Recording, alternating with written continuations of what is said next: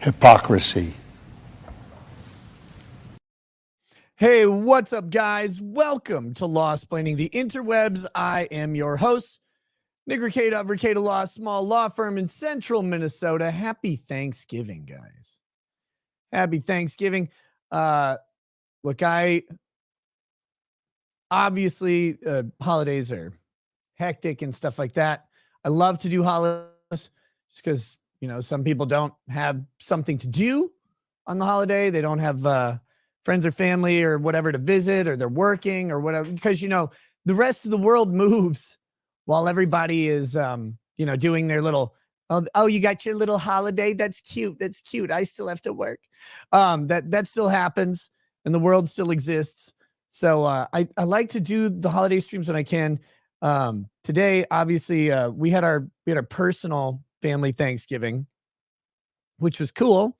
Our big one is coming up with the extended family, but we just had our personal one.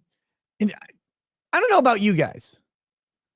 Hey, what's up, Tom? I'm going to throw you a link in a minute if you want to join. By the way, if there are any of my creator homies or whatever in the chat, tonight's show is really chill, relax. It's just like a hangout. Be thankful for stuff. Talk about whatever's going on. I'll try and monitor the chats and stuff, and if people want to like pop in or just come, we're just gonna do an old-fashioned live chat react, whatever you want to call it, stream. Again, very low key. It's not gonna go forever. We're not gonna do a Rumble flip. We're not gonna do any of that stuff. We're just here for a little bit. We're just here for a while. But yeah, we had I was kind of complaining about this yesterday. Whenever we do the big family get-togethers, and this has been since I was a kid, and I thought like when I got married that maybe my family was weird. No, it turns out they all seem to be. Everybody I know, they do their Thanksgiving dinner at like 1 p.m. I'm like, well, that's not dinner. That's lunch.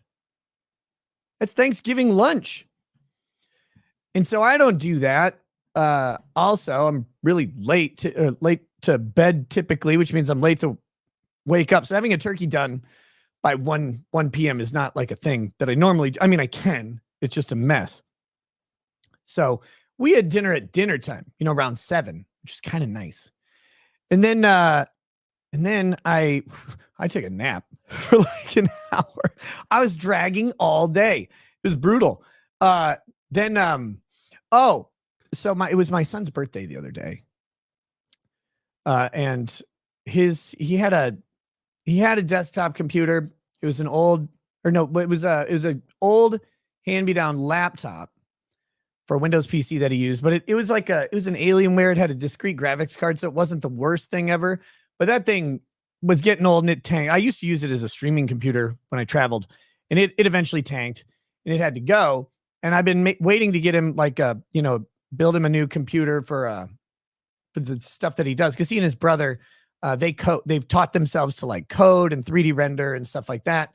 So they do a bunch of that. And so for his birthday, I got him all the parts for this computer. And I'm bad at that. I'm bad at buying computer parts, because we started building it today. This is where the story's going. We started building it today, and I realized I was like, this fucking computer's like better than mine. Because I'm bad at buying mid-range computer parts. I know a lot of you guys are like, yeah, I can build a great PC on a super tight budget and stuff like that. And I'm bad. Like I'm just bad at it, because I'm like, well, but there's a better thing. There's a better thing. There's a better thing. And then I'm buying like, so he's got a 7950X in this dumb thing. It's like, geez. The only thing I didn't have to buy, which I was thankful for, this is why I was able to keep the cost down on it actually, was I already had a nice graphics card. That was my previous one, because I'm using a 3090 Ti or whatever, 3090. Did they do 3090 Ti's? It's either 3090 or 3090 Ti. I don't remember. But before that, I had a Radeon 6900 XT. And so I had that just sitting around. I had that just sitting around. So that, that cut, you don't have to buy a graphics card. That cuts so much cost of it.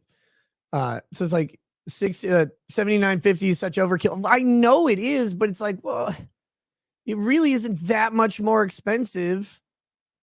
It's like another $100 or whatever, $200, $200. Like, I don't know. Yeah, the 6900 XT is still a great card. The reason so it has 2 HDMI ports and 2 display ports. There's something about my monitor setup that it did not like. That's why I switched to the 3090 Ti, because the card was fine. It worked. It was great. Like, I had no complaints about it, except for specifically my setup. It may have been my drawing tablet monitor. I think that's what it is, because I think 3090 also has a USB-C port that I use, but I don't remember. I'm not sure exactly what the issue was, but that's why I upgraded it. And for me, not for my kid's computer, but for my computer, I get used to buying the top of the line stuff because it's all a business expense, right? It comes off of, it's a tax deduction effect. Well, not a tax deduction, but it's a business expense. So if you're trying to reduce income to get, taxes down, someone said $100 or $200, no big deal. Well, I mean, usually that's like how my brain works on this stuff, because, well, it's not that big of a deal. It's all a tax write-off. So actually spending $100, $200 is typically preferable on it, which is a weird way to do it. And I hate the way it sounds, because it sounds like you're like, oh, you're just a snob. Well, one, yes, but not because like whatever. I would actually just buy a mid-range PC and upgrade it, but I'm literally just bad at choosing where the stop point is at any given time. Because I know you really don't need like a great. There are plenty of great processors. You don't need that much horsepower for most things people are doing. And I would prefer to invest in the graphics card normally, obviously, if I was doing that. But I don't know. So then I was out buying the parts for the computer, and I was like, I'm just gonna get this one. It was fun. It was great. But so then we were building his computer. We got it mostly done, and I realized that well, he doesn't have a keyboard because he had a laptop before, and he doesn't have a monitor. I have a spare crappy monitor. It's like just a 1080p monitor. It was like $100 that I got 2 years ago or something.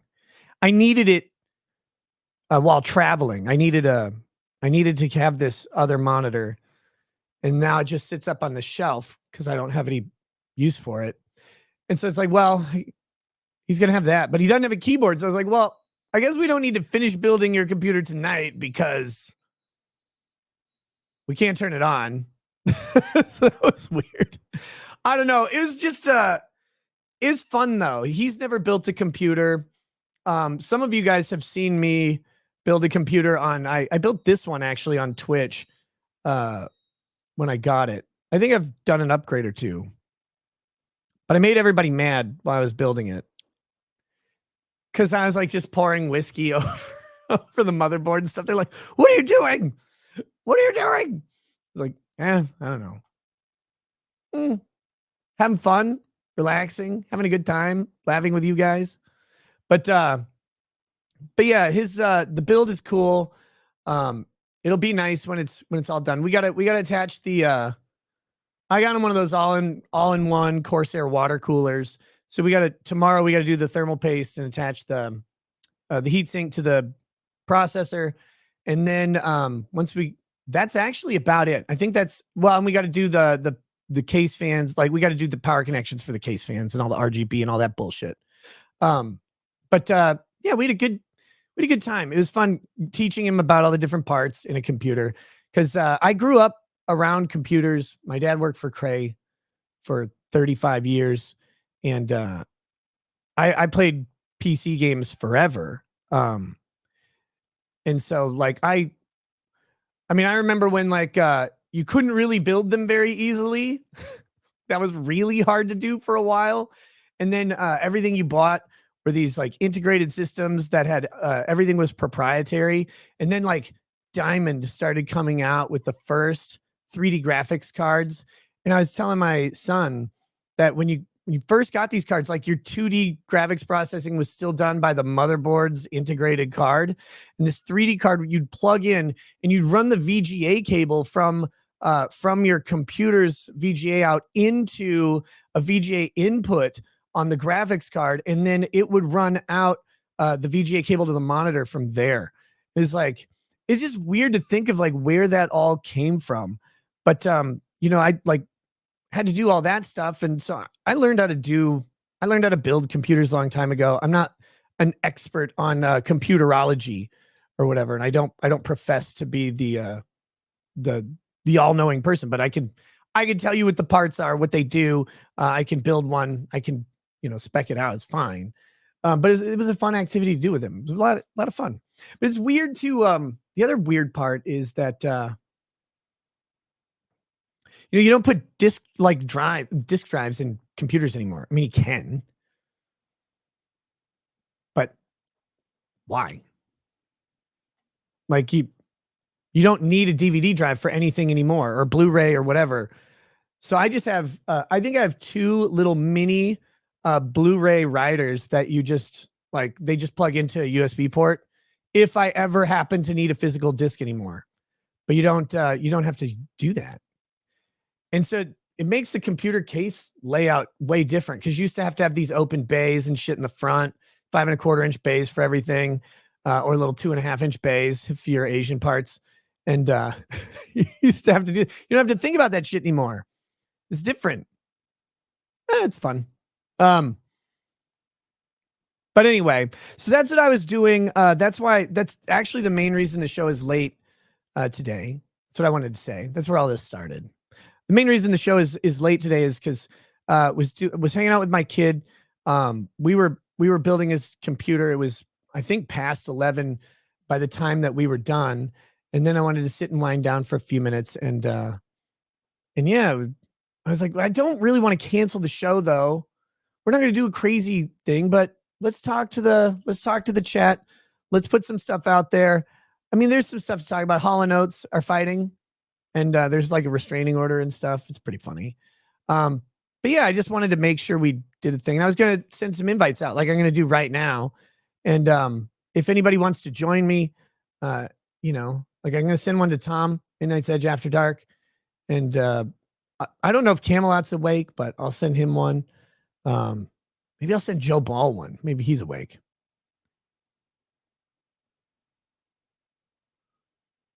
But yeah, I'll send some links out, and we'll maybe get some people in here. We're just gonna have a nice chill chat, man. Not everything has to be serious fucking news all the time, does it? Here we go. Tom, I just dropped you a StreamYard link in your Twitter DMs. Let me throw my headphones on. I mean, yeah. Who's on your list of guests? I don't really have a list. Good Logic was on earlier. Yeah, I told him I was going to send him one. I was expecting to start earlier. I didn't know if he's still awake, but I'll send him one. And I said, no pressure, man. I'll send one to Dick Masterson. That way, in case he shows up, I can get, in trouble. Here, if you want to join for any time. Let's see. But I hope you guys had a good Thanksgiving. Oh, Tom, look at this man is prompt. Hey, what's up, buddy? Hey. You're muted. Oh, there you are. Yeah, sorry, I was actually just sitting here chilling, eating an apple, and I'm like, oh, threw me a link. Cool. Yeah, I just happen to be sitting here. You have your voice modulated down like 7 octaves. Were you like? Oh, sorry, I had some other thing I was messing with earlier. My bad. I was like, what is happening here? I was very confused. My balls finally dropped. Oh my God. I thought you were just doing black voice. That too. Here, we'll send some problem links out. But yeah, what do you So how was your Thanksgiving? It was really quiet. I was about to ask you the same question. You know, do that whole like small talk thing. But I don't know. It was really quiet and chill. I made a turkey and some mashed potatoes. That's all I made though. I didn't go. You know, we're gonna do the big family get together where like everybody's bringing everything. And I didn't want to do much today, so I just did turkey, mashed potatoes, and gravy. I love gravy. Actually, gravy is my favorite part of Thanksgiving. I think I like turkey, but you just drink it. Yeah, I could. It's so fucking good. No, I worked most of the day, and my mom worked, so we didn't do nothing. So I just stayed home, and I was kind of depressed because I was going to do, you know, a pathetic bachelor Thanksgiving, but I went out to the grocery store at Walmart, and they don't even have those turkey loaves in the metal dishes anymore. I'm like, what the hell? I can't even do this proper. Wait, they don't have those? No, they didn't have them anymore. At least they didn't carry them at my Walmart, so I was upset. So I got some other turkey thing, and I made turkey and potatoes and stuff like that for myself. But yeah, it was all right. Those things are like robbing a blind homeless person. Like it's like a quick hit. It's great, and then you feel really bad that you just ate that thing. Like it's it's just chock full of sodium. Yeah, I know, they taste so good. I used to that's the stuff that I kind of miss, and I don't know if it's me that's changed or like my family life or whatever has changed. And I know, well, some of it is, but I think also the times have changed. When I was growing up as a kid, my parents made me TV dinners all the time, like TV dinners, right. Those turkey loaf things. You'd have that fucking like shitty frozen meatloaf or whatever. Oh yeah, lasagna. Yeah, and a long time ago, I stopped buying frozen and canned foods almost entirely. Like I tend to make everything fresh. I used to live right by a grocery store, so I would, on my way home from work, I'd stop at the store and buy whatever we were going to eat that night. And I've been the cook. I've been the cook for me forever, but I've always been the cook of our family. So it's kind of like my relaxed place, you know. I get to wind down and cook. Cool. And so I started buying fresh food all the time and got away from all of that stuff. And now I'm like, oh, my kids are so damn food spoiled. But in a way, they're not, because they don't know the joy of eating that salty, brine-filled, processed turkey loaf. Like, if you haven't had healthier than we were as kids, though. Yeah. Yeah, I feel like yeah. That's where we're gonna leave it. They definitely are. Because it's like we ate bullshit all the time. I mean, those rock hard lava brownies from the fucking TV dinners, where if you ate them right away, they were soft. And if you waited even 10 minutes, man, it was a brick, and you're like, you couldn't even get a fork through them. Nope. No. It was like clunk, clunk. Yeah. Yeah. But I kind of miss that stuff, though. It's like, it's such a comfort for me. The last vestiges of that I have is I don't normally, but I can crush an entire box of Kraft mac and cheese, that old classic. It's that stuff still tastes good. I think the boxes are smaller than when we were kids, but I could be wrong. But some of them are, and they changed the recipe. They made it a low fat recipe where they took out most of the butter, and it's like now, like it's like this third of a tablespoon of low fat margarine and skim milk, and you're like, what the hell is this? No, I still use regular butter, and I use whole milk for it. Obviously. Oh yeah, I don't use anything but butter. I hate margarine. Yeah. When I found out it was basically a couple molecules away from plastic, I'm like, yeah, no, I'm never using that again. Right. It's like, if this didn't go into my mouth, this is going into Jill Biden's Botox. Some people out there like trying to figure out what a turkey loaf is. It's maybe just an American thing, but basically it's minced processed turkey meat. Yeah. In a big slab loaf, right? Like they just press it together, kind of like Spam, but with turkey. It comes out of like a toothpaste tube into a metal bread pan. Basically, yeah. I'm gonna find.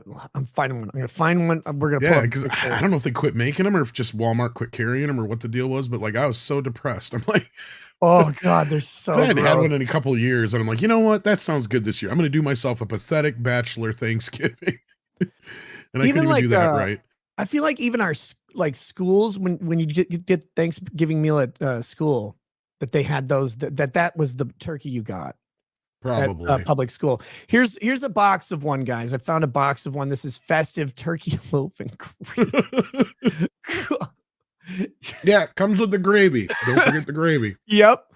It's got like, and you slice, it looks like sliced bread. And they take 10 years to cook. That's the other thing. Yeah. I wonder how long this thing. I think it usually takes like 3 hours to cook these things from my memory. God, they're so weird. But man, if you've never eaten one of these, you did have a deprived childhood. They are something special. I mean, they look bad, but once you taste one, you're just like, next thing you know, the whole pan's gone. And you're like, what happened? They taste really good. It's hard for them not to. It's like ramen. It's just so much salt and so much fat that it can't be bad. It's impossible. Okay, so ingredient. Yeah. The ingredients of the turkey roast. First, white turkey. Okay, cool. At least it's real. Containing up to 30% of a solution of turkey broth, modified food starch, salt, sugar, sodium phosphate, and flavoring. Whatever flavoring is. That's the ingredient list on the turkey. Up to 30%. Right? A full third of this, guys, is a mixture of turkey broth, food starch, salt, sugar, and preservatives. God, that's all the taste, man. Let's see. How do we because now have you seen the other ones where they're half and half, where they have half dark meat and half white meat? Yeah. Oh, weird. It's like those fish cakes. If you ever go to like a ramen place or an Asian soup place, it's this pink and white fish. Like it's the same thing. They just grind it all up and then they spit it out in a tube and like steam it and put it in a thing and then they sell it to you and you can do something, whatever you want with it after that. God, it's gross. But it's like, it's barely fish. They're like, oh yeah, eat this fish cake. It's called a fish cake. I don't want to eat that. I don't like that at all. But yeah, I miss those foods though, because there's just something satisfying about them. They're like they're just salty and filling and fatty, and they're all the things that you probably want. Got MSG in them too. That's probably another reason why I like them so much. I got a big thing of MSG because I think MSG is a maligned food. Actually, I've heard it's not as bad as they were trying to say back in the day. Yeah, and I think Guga Foods did a thing with MSG where they were putting on MSG on everything to test it out. Maybe it wasn't him. Maybe it was a Way of Ramen guy. But like, there are certain foods where MSG really does particularly enhance flavor, like really well, and then others it's basically like a weaker salt. But some types of foods MSG is really good at it. So I tried it out. Oh no, we're joined by another guest. Hey man, how's it going? What's up, man? I just got back from Thailand. Oh, really? Yeah. It's unironically, they're actually trying to arrest me for murder. I don't really want to get into it, but in Thailand? Yeah.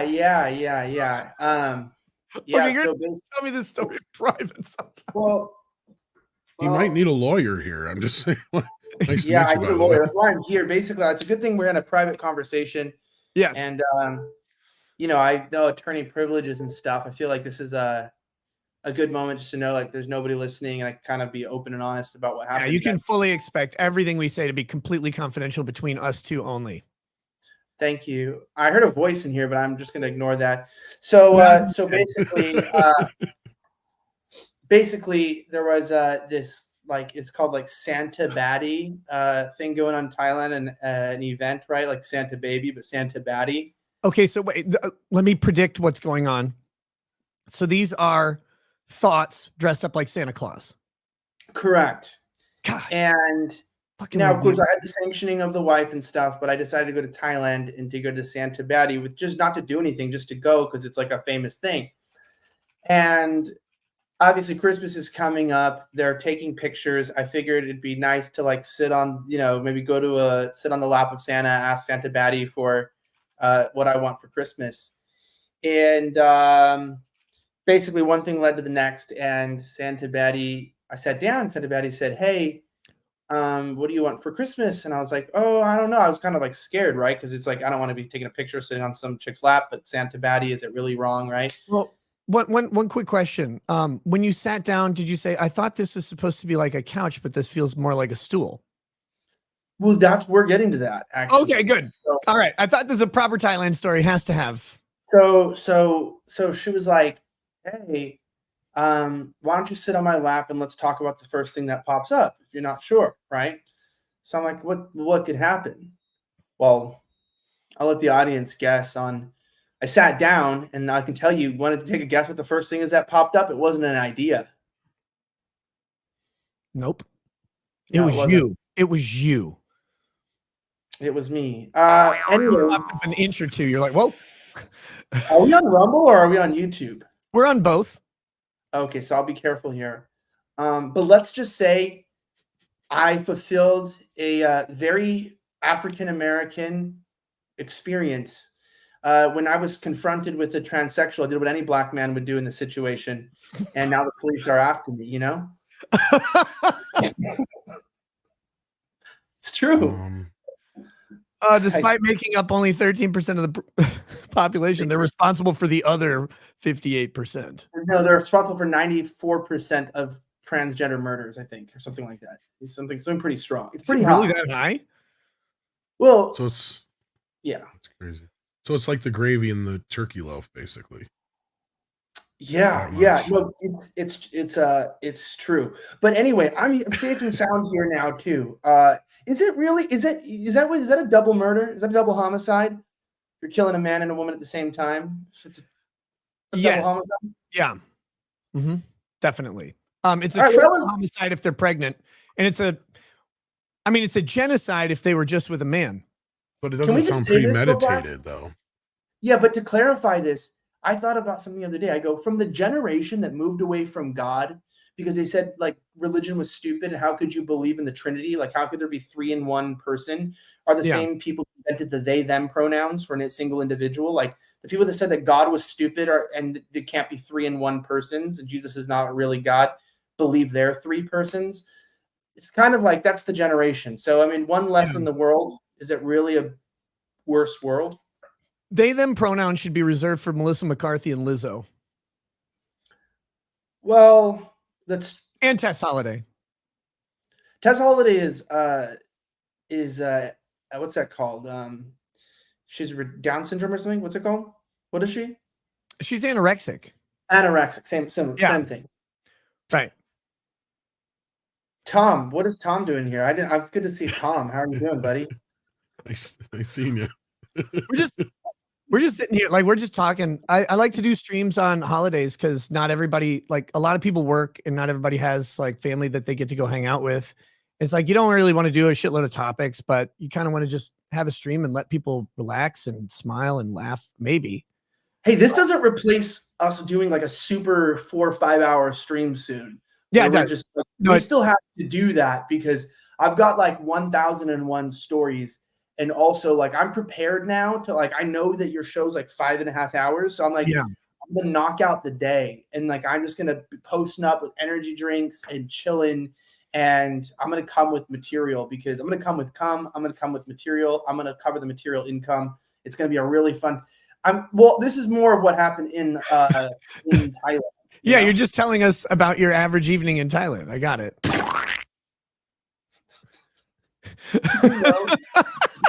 There's some right-wing drama bitches. Like I don't really listen to women in general, let alone on the internet. But there's like some drama channels that there's this drama channel, some bitch, and she was like, I found out that Elijah's gay. I unearthed this video. Like I found this video, but it was just a clip from your show. Like, and I think it had like over 100,000 views. And she was like, acted like she had discovered something. So I got to say, we've made some gold in the past and we've got to make some gold in the future. You know what I mean? We got to get on that. Yeah.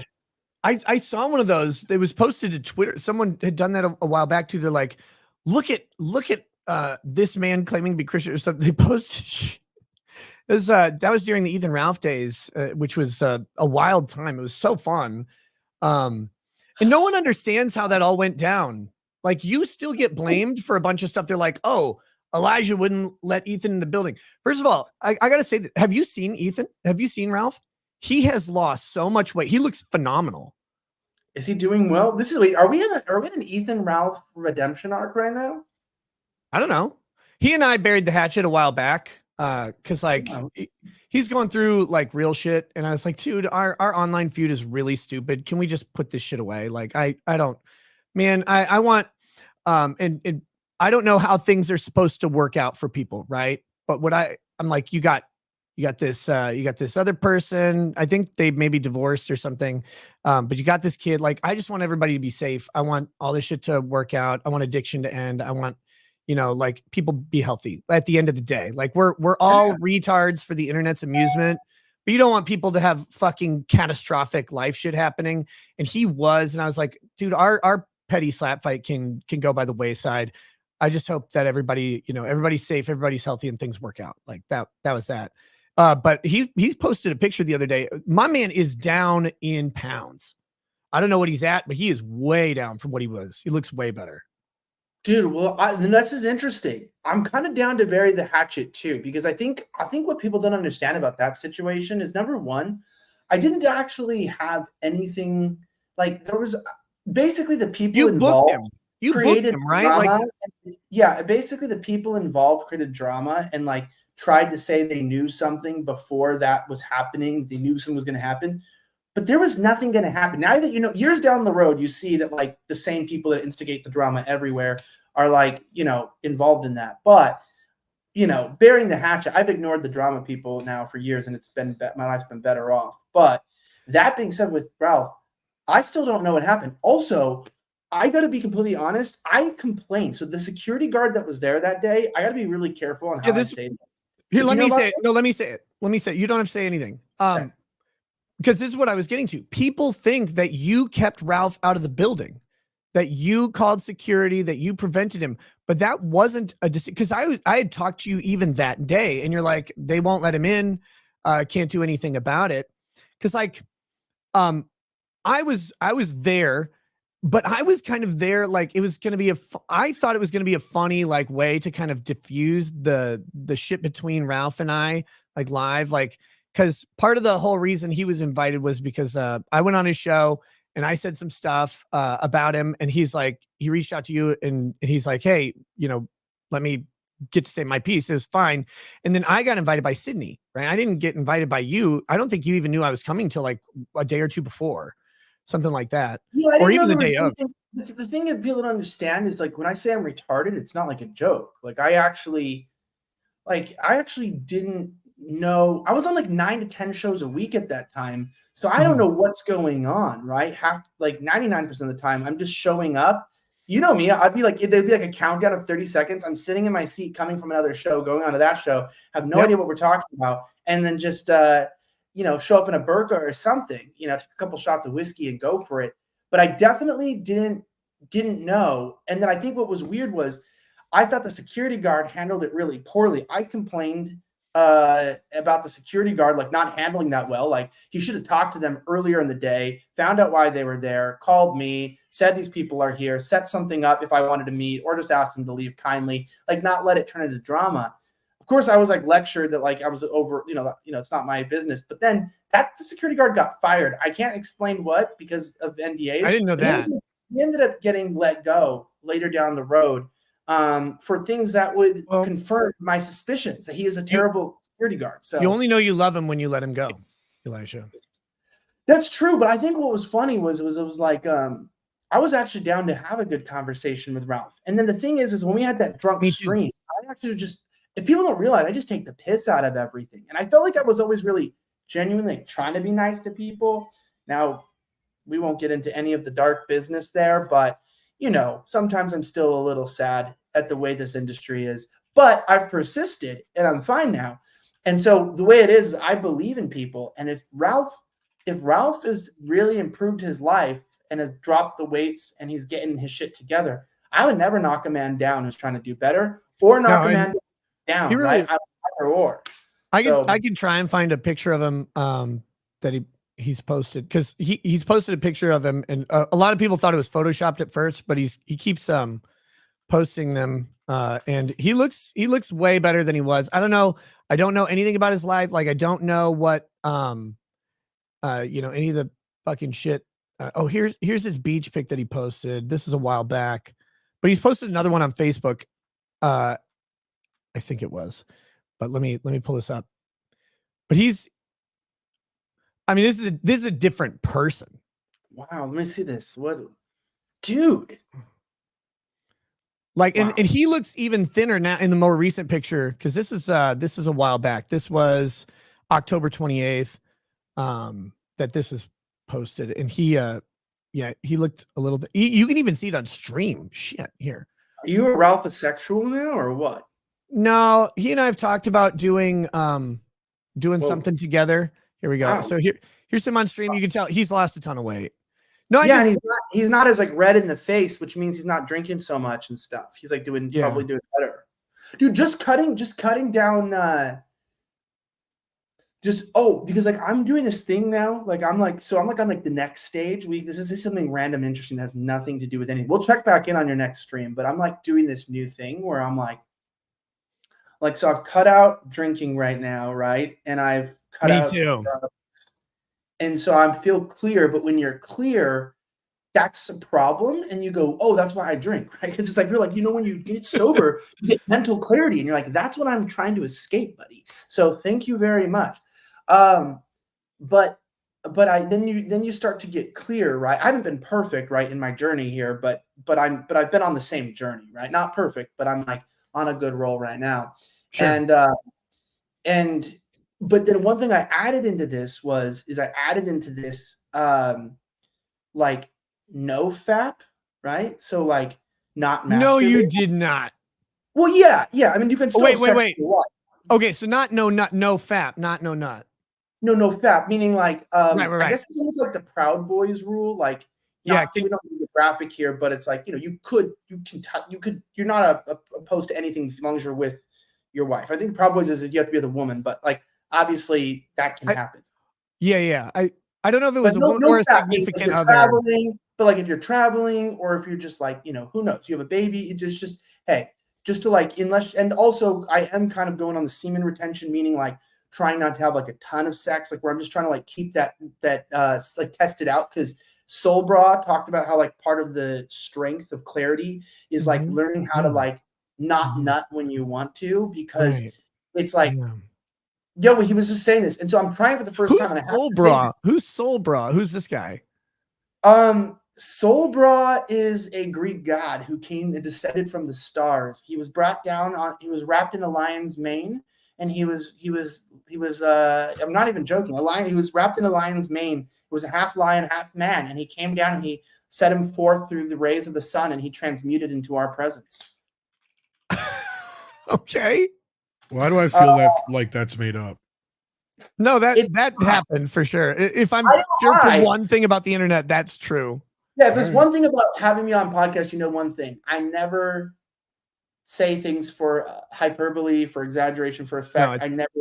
Everything's 100% accurate, So no, but so is he like a YouTuber? Is he I've never heard of him. On Twitter. Go look him up right now. His name's Soul Bra. He's like the number one like is Twitter natural real? Like redhead?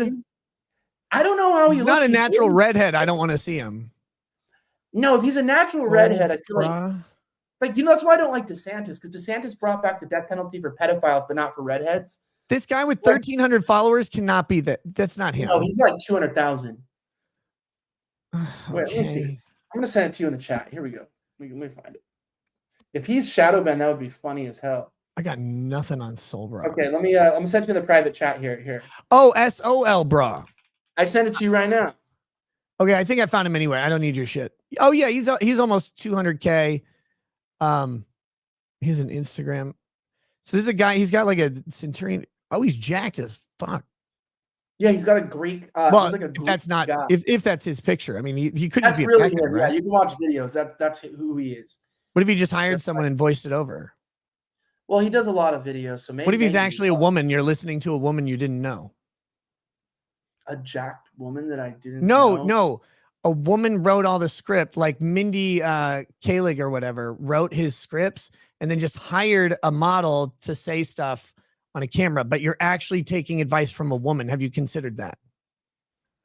Well, I don't think I'd be able to hear it because I feel like I've so hyper-tuned my ears to not be able to pick up female opinions anymore that I don't even like when women speak on movies, it's like mute for me. Like I don't even, it's actually the frequency is at a point now where it just passes through. I mean, it's a guy talking though. Like it's just a woman scripting the guy talking. It's like using an AI voice to read your, dinner menu or whatever. Well, yes. The truth is that, like I would hire Tom. If I was a woman, I would hire Tom to narrate stuff for me. Tom, can you nag Elijah for me? Can you do a woman's nagging of Elijah, but as you? So you don't want me to use another voice. You just want me to you don't take me out enough anymore. You don't tell me how pretty I am. You never buy me flowers. Why don't you buy me shoes?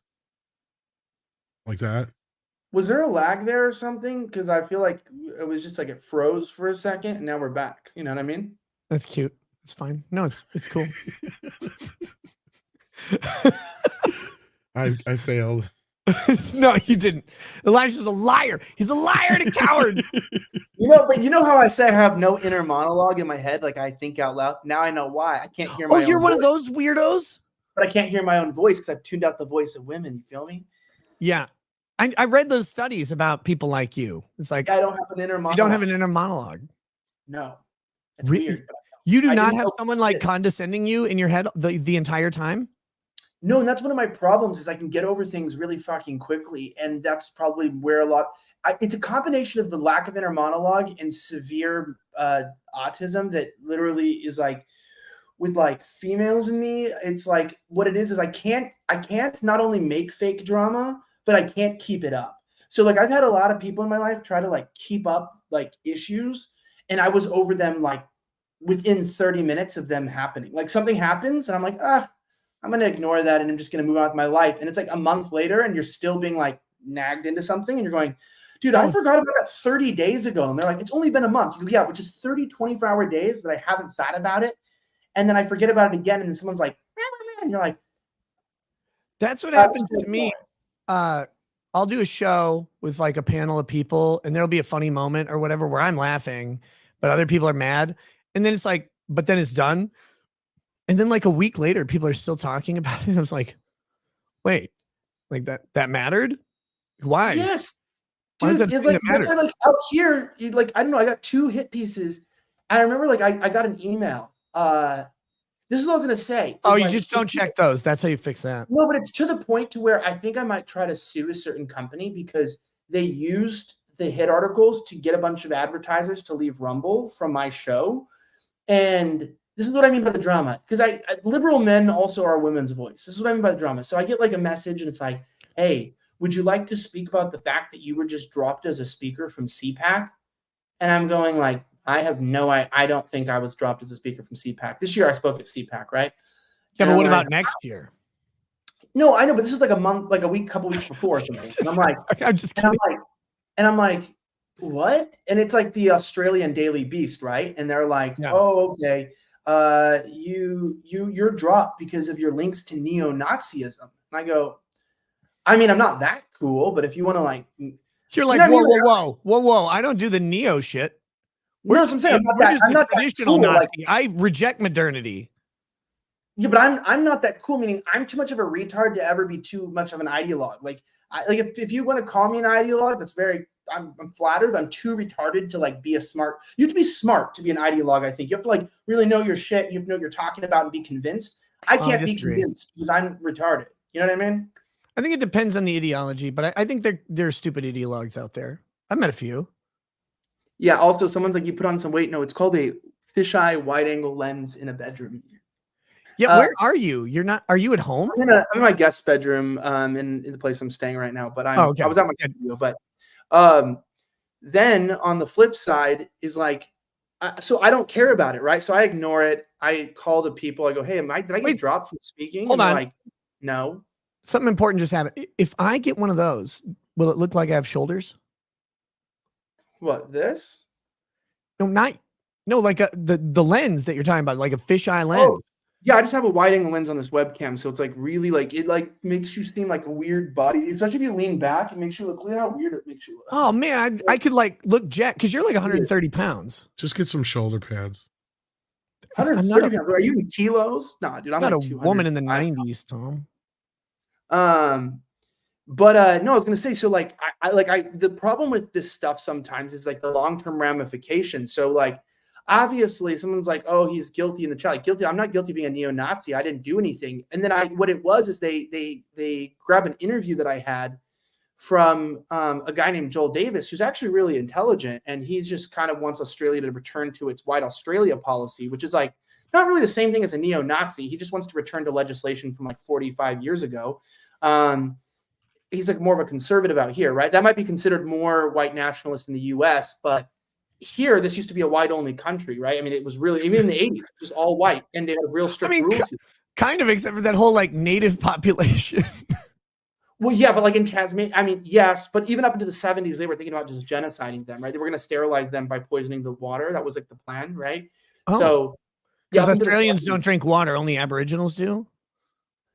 Well, I have to be careful because the ABC News out here did an entire hit piece as well on once I didn't get dropped from CPAC, ABC News, the primetime news out here, did it's the biggest news station, government funded, right? It's like the BBC, but out here. And they did a whole hit piece on me and said that I'm known for using abusive language towards Aboriginals. Dude, they actually have my favorite I remember that. They have my favorite thing that I've ever read about you at all. Or I guess I listened because it was some guy complaining about you on a news story. And it said that they quoted you as saying Aboriginals were your least favorite minority. And they were so mad. And I was like, that's pretty funny, though. Like, that's a pretty funny line right there. What the hell just happened? Skype? Why does I fucking hate? Hold on. My Skype window just popped up out of nowhere, so I gotta task manager that shit out of existence. Someone just asked if my wife kicked me out. Yes. Yeah. No.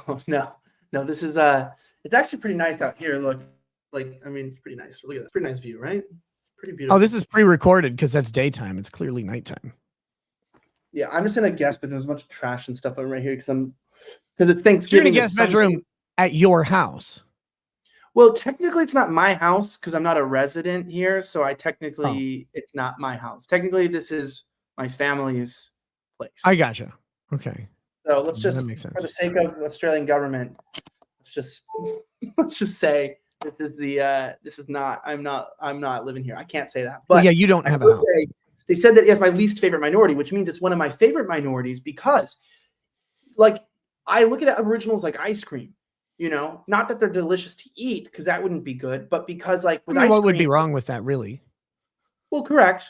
I mean, you can chop your kid's dick off. I don't know if there's anything less moral than that, but I'm saying like, if someone said, "Oh, strawberry ice cream is my least favorite ice cream," that doesn't mean you don't like strawberry ice cream or you don't like all ice cream. There's probably not a major flavor of ice cream I don't like, but I would prefer not to have strawberry if I was going to. But if that's all there was on a hot day, I'll take it. So when I said they're my least favorite minority, it meant on the minority scale of favorites, they're at the bottom of my favorites, but they're still on my favorite list. The reason why I like Aboriginals, and I'll explain it in 3 reasons. Here's why I like Aboriginals, and I feel like the mainstream news got it wrong. Number 1, they really like to drink alcohol, and they don't care if people point out they drink too much. I like that. Like, yeah. I like a shameless person who's like, I drink a lot, and not only am I not going to care that I'm stereotyped that I drink a lot, but I'm going to just embrace it, and then I'm going to have the liquor stores, Dan Murphy's and Liquorland, literally become lobbyists for Aboriginal rights. So I'm going to like weaponize the liquor stores to start fighting for policies because we spend so much money at liquor stores that I'm going to weaponize the liquor stores. To me, that's pretty fucking cool, right? Don't just drink so much that you're not shameful. You drink so much that you have political power. No, I like that. I think except for you. No, I'll take that up. I think I'm going to take that up. I think that's a good idea. So, okay. So the first reason you like Aboriginals is because they drink so much. What's the second reason? The second reason why I like them, they're all shorter than so you can defeat them easily because none of them are. No, what I like about them is that look, they're violent to each other, some like domestic violence, but they leave white people alone for the most part. Now, if you go to their neighborhoods and stuff, like like if you go to their neighborhoods, obviously like the school children, they'll like kick you and beat you up and stuff like that, like on the bus, and they won't do anything about it. You get beat up by school children? God, you are. Well, if you're a school child, if you're a school child, I mean on the bus, right? They'll like come by and punch you and spit in your face. This is a real problem here of the Aboriginal kids beat. I thought you were like the guy in Hostel who's scared of like a bunch of kids running around these Eastern European countries. I'm like, why would you be scared of them? Just fucking kick them, stupid kids. You can beat them at everything. Beat up by Aboriginal children. This is the truth. This is why I'm insecure. I'm getting beat up by Aboriginal kids. Tom, how many Aboriginal kids have beaten you up this week? 3. Fucking pussy. I've only had 1. Fucking pussy. Dude, I got beat up by 1 only this week. But number 3, I really like them because of this. They're the most advanced minority that exists. Now, I'll explain to you why. So when you think of the ultimate Parisian, like developed Westerner, the most white activity I can think of that's just like, it's not harmful, it's productive, it helps the economy and is not unhealthy would be picnicking, right? Which is setting up food outside, bringing some drinks, hanging out with the family and friends. You're buying food. You're helping the economy. You're getting sunlight. You're playing outside if you have kids. I do not do picnicking, but I understand it. Like I've read about it in books. Yeah, but I think of like the French, right? Of like with baguettes or croissants and like the picnicking. Now here's the thing. French baguettes vibrate. Your black people shoot people and loot. Wow. Our black people That's presumptuous. Drink in public parks and pass out, which essentially is picnicking without the blanket. Oh, so I see what you're saying. Yeah. They're picnickers, you know? I fucking hate you. I hate you so much. I hate you. I hate you. I fucking hate you. God damn it. So there you go. There you go. Picnickers. I totally don't get it. When you come to Australia, I'm gonna fucking kill you. Yeah, I'm gonna bring this on the airplane. When the TSA checks my checked bag, when the one time they're like, "Oh, I thought he'd never go to Australia because it's fake." When they check it and they find the axe in there, it's going in your skull. Cannot believe you. That was the longest setup I have ever seen. Well, because you got me at the end of the day, right? I've already made 2 shows and like 3 videos for social media and shit. One-man band. But also, by the way, guys, if you want to see, I did a full hour special with Glenn Greenwald on the state of rise of right-wing populism. Go to censored.tv. Use my promo code OFFENSIVE. Join, support independent media and journalism. But are you in support of Glenn Greenwald or against him? I don't. What is there? People? Do I have to take a side? Is there people that No, are? No. I'm just curious the tone of the. Dude, here's the crazy thing. I've lost like 80% of my contacts in the last 7 weeks. Like, despite the craziest shit that's gone on the last 5 years of my life and whatever you might call a career or the lack of it, what actually like broke down my connections with like a lot of my key like people who like were really like big names in the industry was the fact that I wasn't a huge backer of this Israel war. And I believe October 7th was a 9/11 2.0. I think it was an attack that they let happen. I don't think it's fake. Like, I don't think 9/11 was fake. You can watch the video. I don't think people didn't die. I just think that they had intelligence from what I've seen, intentionally ignored it, and that a majority of the people that were killed were a combination of IDF soldiers, and they killed their own people with the Apache helicopters and their tanks. You know, I mean, I've read the reports. I've seen it from people who are pro-Israel. They fired indiscriminately for several hours, and they talk about this. They didn't know who they were shooting at. That's why the cars were all burned down. You know, Hamas didn't really have that kind of firepower. So I think it was like a fucked up response to a real attack, right? I think Hamas is fucked up too. But because I just like happened to question it and like, you know, come in and just go, hey, I don't really know if the information we're getting is accurate. And I kind of want to look at the thing. Guys, I'm just asking 6 million questions. I'm just asking 6 million questions. That's what I'm doing. Yeah, it was actually 6 million questions. Why would you join the stream after I said that? Why would you do this, Joe? Yo, how are you? He couldn't help himself. 1 second, I got like a volume issue here. Yeah, good. I'm glad you didn't hear what I just said. I really didn't. Joe, I said I was just asking 6 million questions. That's all I said. No, is that what he's really? I was kidding. No, Man, welcome. Hey, how you doing? Have you met Elijah Schaefer? On your stream once, I think. He was much taller. Yeah, than we all thought. he's taller on stream than he is in person. Right.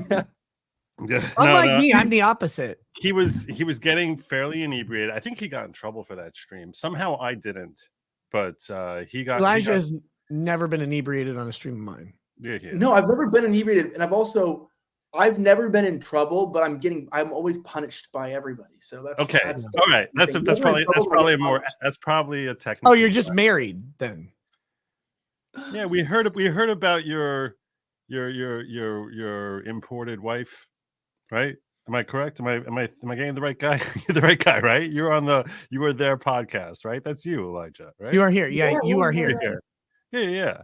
I remember. I was thrilled to be on a show with you. So yeah, he was thrilled to be on a show with you. He's not anymore, though. No. You kidding me? Anything that anytime I can meet. I respect your talent, brother. So we used to openly drink on my shows. We used to have like actual it was a part of the show, and it was a nighttime show, and there was like actually like bottles of set, and we used to drink on set, and it was actually a lot of fun. This the first time air, by the way, live on air. Yeah. Every episode we would have it live on air, and it was a ton of fun. But I think you were the one who got Jack Murphy exposed. You're like you're the guy. Don't give me credit because I didn't even know. Dr. Dickenballs gets credit for that. Dr. Dickenballs. Yes. No, do you remember the first time I was on your show was somebody had sent you like 3 or 4 bottles, and one of them was a smoke wagon, and that's what I was drinking that night. That's the night I got roofied. That was hilarious. The poison. I feel why I got roofied? By the way, your fucking fault. Your fault. Fuck you, Elijah. Because I didn't go with you. Yeah, you're like, oh, I gotta go build a computer. I'm a nerd who I'm gonna have sex with the USB port or whatever. Like, and I'm like, I'm down in Texas for to hang out with you guys. And Sydney had a migraine that day, so she didn't show up. So we had Zuby Music, who's cool, but he was like busy. And then you're like, I'm gonna go plug in pin components into gold pin slots. And I'm like, what am I supposed to do? And you're like, well, I don't know, talk to Sav or whatever and see what they're doing. So she takes me to this bar where you can't talk because it's so goddamn loud. And then I ended up getting roofied. Fuck you. I'm mad at you. See, I'm glad I was able to clear up everything here, Well, like, is having regrets that you ended up at his house really goes away? I got back. Do you understand? Do you realize that I'm serious when I say I got roofied on that trip, right? No, I believe you. I only believe you because you went to Red River, which is like kind of like it's like both the coolest and scariest like Western club because there's so many people, so it's cool, but also anything could happen. And I think it's one of those places where if there was a shooting at a club, it would be that one. You know what I mean? Yeah, and but no one would know because they'd be playing fucking Luke Bryan songs so loud that you wouldn't understand that someone was getting shot. No, but the good news about that was I woke up on the bathroom in the handicap stall, which is funny because even though I was roofied, I still had the foresight to go into the handicap stall. Like I'm a man of luxurious taste, and I'm going to take all the room I can get. I woke up on the floor of the fucking handicap stall, and all my credit cards are out of my Ridge wallet. They're just splayed out on the ground, but all of them are there. And my anus didn't hurt, so I didn't get raped and I didn't get robbed. It was amazing. I'm amazed that you're such a professional that you threw out Ridge wallet like that in the middle of your story. I'm just saying, I'll do promo. Are you sure you just didn't get like? Because I feel like I feel like I did not get just the tip, Elijah. I did not get just the tip. No, there's a certain combination of like drugs, like like if you just happen to party, and I won't name anything by name, but it's like if you happen to do a couple of the wrong things, I feel like you can 100%. No, all I was doing that night, I could tell you with pure clarity. I had a couple drinks on your show, and I was not hammered at the end of your show. I was in a good place. And then we got to Red River, but it was like 2 hours after the show that we fucking got to Red River. And I had 3 drinks at Red River, and I was perfectly fine. Actually, I I posted on Twitter that I was there. I was like, hey, if any of my fans want to come hang out, come find me. And these two dumbasses who I love very much, I don't even remember who it was. They came and found me in the middle of this Red River bar. And that's when like Sav and John Doyle, and Sav was with some hoes that I don't remember their names. But they were like, they're these young women. So I'm like, I don't even know you. I don't care who you are at all. And they left, and I'm talking to these two guys who are like, we came to find you from your Twitter post. I'm like, why? That's funny. And then I was like, oh shit, I feel awful. I feel really bad. I got to go to the bathroom. And I was like, I have not drank enough to throw up like this. Nowhere even close. Cause I know roughly how professional I am at liquor. And I was not anywhere near that. And then I think I fell because I had a bruise here. I hit the toilet with my face. Roofied or dude, it's like, hey, roofied or that's, dude. It could have been GHB or something. Do you think what was someone trying to rape you? Rohypnol? No. I was buying drinks for like groups of people at a time, like including our Bill group. Cosby. I was buying drinks for like Sav and whatever chick she was with, and John Doyle was there, and there were like two other girls. And I was like, I'm bored, and this is all business expense, guys. I'm buying liquor all night. And I got the bill. I thought I was going to be fucking murdered. I got the bill of $60.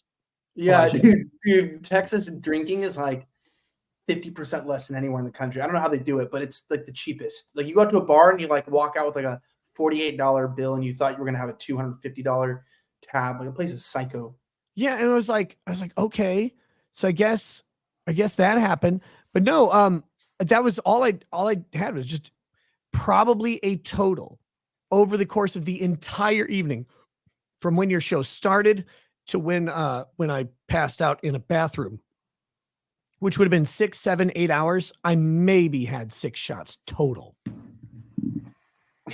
Dude, I like how everyone's saying, but was your throat sore? Is the No, it wouldn't be sore until the next day when I started vomiting like crazy. I had the worst. It was coated. It was like coated. It was. I had a hangover that next morning that I've never had. I've had a couple epic hangovers. I believe you because somebody that worked for me sometimes to make my thumbnails recently died, from a drug related overdose in the last several weeks. Yeah. What drug? An opiate or something? Or something, right? Like fentanyl or something. And I didn't know George Floyd was doing your thumbnails. I didn't think you could use a computer for that. Maybe that's racist to me. Why do you think they say that my thumbnails are heavenly designs? You know what I mean? He's like seriously, he's up there and I can hear him crying out with the, with the children from Gaza, and he's screaming down. It's not that's a fucked up thing I just said, but I mean it genuinely. It's George Floyd is my hero, but I also mean on the flip side, no, but not joking aside, right? This is all really fucked up, but you weren't joking about George Floyd. God. No, but I mean, but joking aside is I'm saying like the seriousness of going out of your mind is like I'd recently ruptured my Achilles tendon and broke my heel, and I damaged my Achilles tendon on the other foot. So they put me on narcotics for 30 days. I've been off of them for like almost 2 weeks now, but I was on like heavy narcotics, right? Like Tapentadol, Oxycontin, morphine, like shit. Like that was like, I was fucking such a pussy. I had a ripped Achilles tendon, and I might have to go do surgery. By the way, I didn't walk for 3 weeks, so it was pretty bad. Like it was that kind of injury, where you're stuck in bed. You can't. Oh, you walk. hear this? You hear this cope-splaining? Because you know what actually happened? He got roofied in a black bar, and that's why he can't walk for 3 weeks. That's what really. Basketball American bars, sir. It's Basketball American Friday. Okay, Basketball American Friday. No, but I was gonna say is one night I went ahead and I had taken the pills. And I was standing in the shower, because I hadn't stood a lot. So I finally, towards the end, I stood in the shower, and I started feeling like my heart was shutting down, and I started not being able to breathe, and I had to use cold, ice cold water to shock myself back up. I didn't even take over the amount, but just that many weeks, I'm like, shit, man, I don't know. I just remind you when you're in those situations, whether you get roofied at a bar or something like that, not to fuck around with certain stuff, because it's I just reminded when it comes to certain drugs like ketamine and GHB or opiates and shit, that's a sure quick way to fuck up your whole life, fast. You know what I mean? It's not just having a couple drinks or smoking a little weed or something like that. Shit is, I don't know, that just scared me, man. I never had that from a drug before. We're like, and then I stopped taking them. Now I'm not on. Yeah, I've had 2 knee surgeries. I've had one. I had a tooth replacement, so I have an implant up here because a dog knocked my tooth out. That was cool. And then I had my wisdom teeth. Those are the 4 surgeries I've had, and they gave me I had one oxy once, and I never took another one ever again. I'll take ibuprofen and Tylenol. One, I'm a man, so like the pain isn't that bad. Like, oh, you tore your tendons or whatever, that's fine. Some guys tear their tendons and they complete their workday, but you needed to not walk for a couple weeks. It's okay. But no, so I don't do the opiates. I won't fuck around with that at all. It's gross. Does anybody? Someone said Elijah likes poppers. I never really tried a popper, but Mark Lobliner, I think he sells poppers. Are those Speaking of poppers, have you seen that Matt Rife is getting canceled? Yeah, but it's for a good reason, because women are offended by everything, and they got offended in his stand-up because he just made fun of everything that Joe, do you know who Matt Rife is? No. So imagine a stand-up comedian. He's young. He's got to be under 30. Imagine a stand-up comedian who's he's in good shape and he's handsome. And he's also funny. Mm.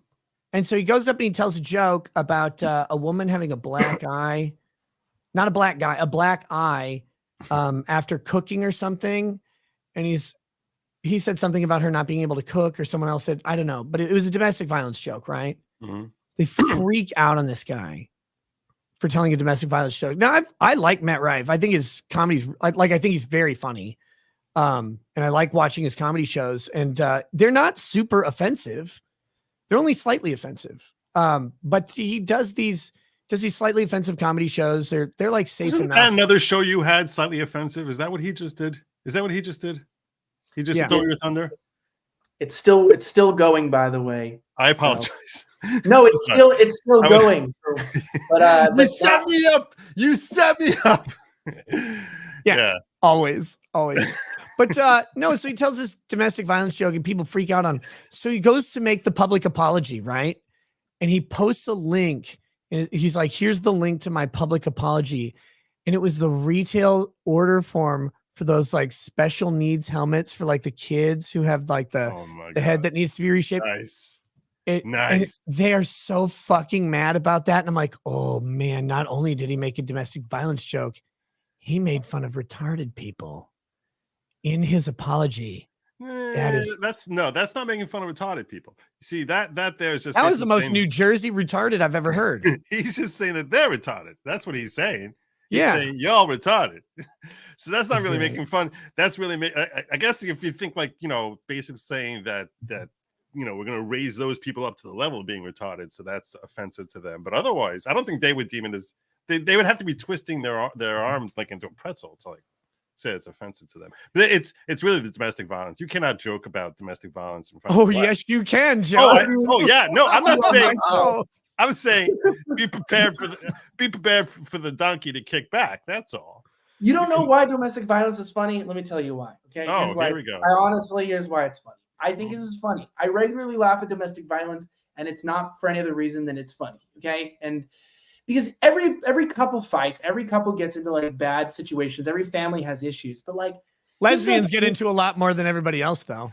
Correct. That's why their sex is called scissoring, because everything, no matter what it is, involves some sort of a sharp object and blade, everything except for a dick, and it always ends in somewhat of violence. So they're always beating each other up. But think about this: like, you've been in many fights, you've been angry, maybe you've left the house and stuff, but somebody like grabs like a plate and fucking just gets to the point, just goes boom, and just like breaks a plate on someone's head. It's kind of funny because I mean, it's just like it's at a level of ridiculousness. Like you're in a relationship and you fucking broke a plate on his head. Like also stabbings too. Like think about it. Like someone's just like mad at you and just like stab you with scissors. Like that's to me, I can't wrap my head around it. Lady Raggeds lit me on fire. I think it's funny that people are that ridiculous that they just start domestic violence each other. Like some dads get home, like I'll get home and kiss my son, and some dads come home drunk and just go like, boom. boom, start beating the shit out of their kids and stuff. Is it funny? Not really, but is it kind of like hilarious that the world is that fucking ridiculous? Kind of, yes. And that's what I'm saying, is that it's if you can't make fun of stuff that's really serious, then you're not, like, that's kind of how you have to cope with, like therapy is. Well, yeah, I mean, if you violence, comedy would be. If you, right? I mean, if you go golfing with the boys and they make fun of you because you put a 112 on the card, right? Make fun of you, then you have to go hit your wife for not letting you golf enough. Like, you just have to do it. Yeah, a little. It's called a loving backhand, right? No, with a club. Oh yeah, dude, it's true. And then if she splits her head open, then you have to have an alibi. You know, she fell or whatever. But it's she fell on this golf club. She got roofied. She got roofied at the bar. No, Lady Raggets lit me on fire one time during one of our fights in our first year of marriage. It's one of the funniest stories that I like for us. Like, we laugh about it all the time. But we were fighting. It was getting kind of elevated. And she had one of those, those lighters that has like the long, like for lighting a fire or whatever, like a campfire. And she pointed at me like a gun, and she's just like, she wanted to diffuse the situation with a gas lighter. No, it's just a little tiny flame. It's just got an extended. I know what you're talking about. Yeah, it's basically like a lighter. It's basically like a big lighter, but it's like a long tube on it, so you can like light a fire. Right. So she points it at me like a gun, like an Acme, like a flag will come out and say bang or whatever. And the flame, I think she like held it a little bit, which starts releasing the gas before it actually hits the igniter spark. And the flame leaps from the edge of it, and it goes right at my beard, and it just burns my beard off, just off one side of my face, and like it just goes, and I was like, and I go like this, and all the ashes just fall off, and I was like, you burned me. So she's like, what the hell was that? And then of course it completely diffused the fight. I mean, she 100% won, but she literally treated me like a Tibetan monk, like I was on fire. It was weird. Wow. I'm really happy that you guys survived it. Imagine if she stabbed you. That'd be kind of funny, right? Like, we're not Latino. I know, but like, that's why, one time I was fighting with my wife, and I think I said the worst thing. I was like, you're lucky I'm not black right now. She was like, what? I was like, because black men at this stage would have just started beating their girlfriends. You're lucky I'm a white guy because I don't beat up women, but you're lucky I'm not black. But I was joking because honestly, black, because I like black guys I knew in college and high school used to beat their girlfriends. I'm not joking. That's a real thing. It's a real thing. Domestic. It's a real thing because of your anecdotal study, your anecdotal longitudinal study. Joe's like, why did I join this stream? Why did I do this? I've asked that question for the last 10 minutes. Like, oh my god! It's called paying the coal tax, right? Oh like, no! Come on. There's a certain threshold as a white man that I get to, where I can be really angry, but it's not going to turn into like me beating the shit out of a woman. Like that'll never happen. But all of my domestic violence clients were white. Oh wait, that's not true. Clients? So the victims? No, as a defense attorney. Perpetrators. Actually, one of them was not white. He was a black guy, but he didn't do it. The wife hired me to defend him because he actually didn't do it.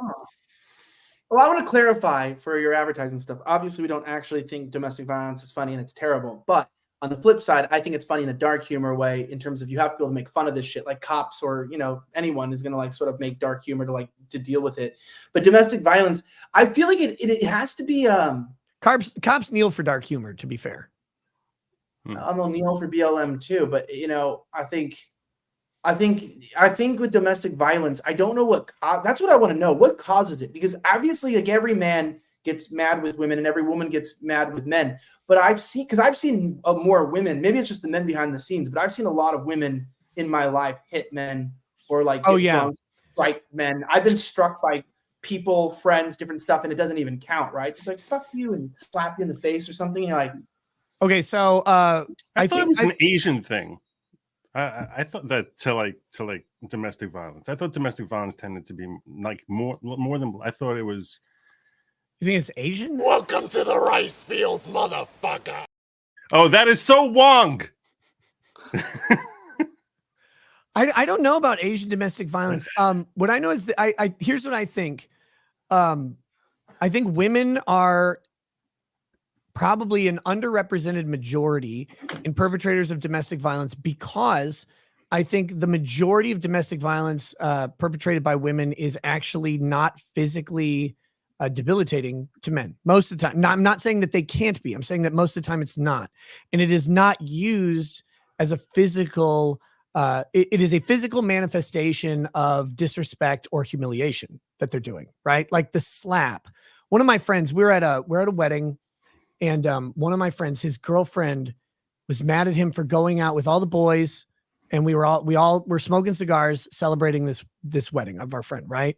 We were just sitting out there having one cigar, and he had apparently told her he would not smoke a cigar that night. And he goes out, I think he had half a cigar or whatever. Who fucking cares? He goes back in. She stands up in the middle of the reception. She slaps him in the face in like this dramatic telenovela style. And everybody in that fucking place looks at him. And he just looks at her and he says, "We need to leave. Let's go to the car." Very calmly, right? Like they go to the car and leave. But her thing, the slap was definitely physical violence. It's definitely domestic violence, but it was like, he's not dying from it. He's not even hurt. It was the attack on his pride, his character. It was emasculating. It's humiliating. And I think that's where a lot of the female to male domestic violence goes. I do think when a dude who typically outweighs, well, these days I'm not so sure, but typically you think of a guy outweighing the female in the relationship, having more muscles and all that stuff. And so when they raise their hands, it is to actually inflict violence. And that's why you get the to really inflict damage as opposed to pride. Physical damage as opposed to pride. Right. You get that. And I think that's why guys might be slower to actually engage in it, unless they're broken in general. Like, I can't imagine raising hand to Lady Rat. Like if I ever got to the point where I would hit her, she is so much smaller than me. Like I would actually be afraid to harm her. And I'm not a big guy. A dude who hits a woman is a beta. It's a real beta sign that you don't have your crap together. Then it's like if you're so desperate to control the situation that you have to try physically damaging a woman. I think it's a reflection of deep insecurity. And you're right, probably a troubled upbringing. But I cut you off there. I apologize. No, I just think there's something that has happened, and it doesn't excuse it or whatever. I don't understand it that much, because I can never, and we've been in some real bangers of fights. Like, where you're actually. I don't think you should use the phrase bangers when you're talking about fights with a woman. You know what I mean? Like, we were getting fucking banged up. You know what I mean? I mean, not physically, but like, dude, banger of a fight. You have those fights sometimes, though. Like, joking aside, where you're like, "Where is this going? Like, this is not where I expected my day to end up this morning or this month or whatever. Where does this go afterward?" And then, of course, you resolve it. Everything's fine in the long run, but it's like. They're those ones that make you question like what's going to happen the next day. Your sanity. And never in my life have I thought, you know what I'm going to do? I'm going to just punch her right in the goddamn mouth. Never have I thought that, because like that's foreign to me to do that. And it's kind of funny. Like that's my point. Is it funny because it's ridiculous, and it's funny because it's ridiculous, and it also. People do go that far, right? That's what's funny about it. Is it's like how could like you in your mind, it's like if you think to somebody, you hate somebody, you're like, "Oh, I'm gonna fucking kill them," or as you say something ridiculous like that, that's not true. Like somebody will say something like that, and there are people who have dreams, or they like think, "Man, if I could only kill the person," but they're thinking about it in hyperbole. They're not really thinking about like planning how to kill someone. They're just like, "Fuck, I wish that person went away." So it's like that's fine if someone thinks that about me or something. I don't really care. Obviously, if they were really planning it and tried to kill me, I'd be mad. But I think the domestic violence thing is like, because in my own personal life, I don't get how it gets there. But I could see too, like if people have substance abuse problems, right? Maybe like they just get drunk or like they get fucking out of control and maybe they just like lose their shit and they have low impulse control. Like I don't really know how it gets there, honestly. I don't think that's actually funny. I'm thinking back on it. For all of my reputation, I don't think I've ever been in a fight with Lady Rackets while I've been intoxicated. Well, that's good. It's not that she like. There have been times where she's been like, I've done something stupid or whatever. She's been mad at me, but I've never been like, I'm a happy liquor, right? Like I'm not going to be angry. And if she's like, what the hell are you doing or whatever. I'm like, I had no idea. I'm just being me. Like, I'm just being stupid and having a fun time. And she's like, go to bed or whatever. Like, be quiet. I would never think to fight her at all. But yeah, some dudes do. They and one of my friends was a violent drunk. I don't know if he was a violent drunk with like significant others, but the first time I ever saw him drink, he kept like hitting me out of nowhere. It's like, stop. This is really weird. Why are you fighting me? I'm not fighting you at all.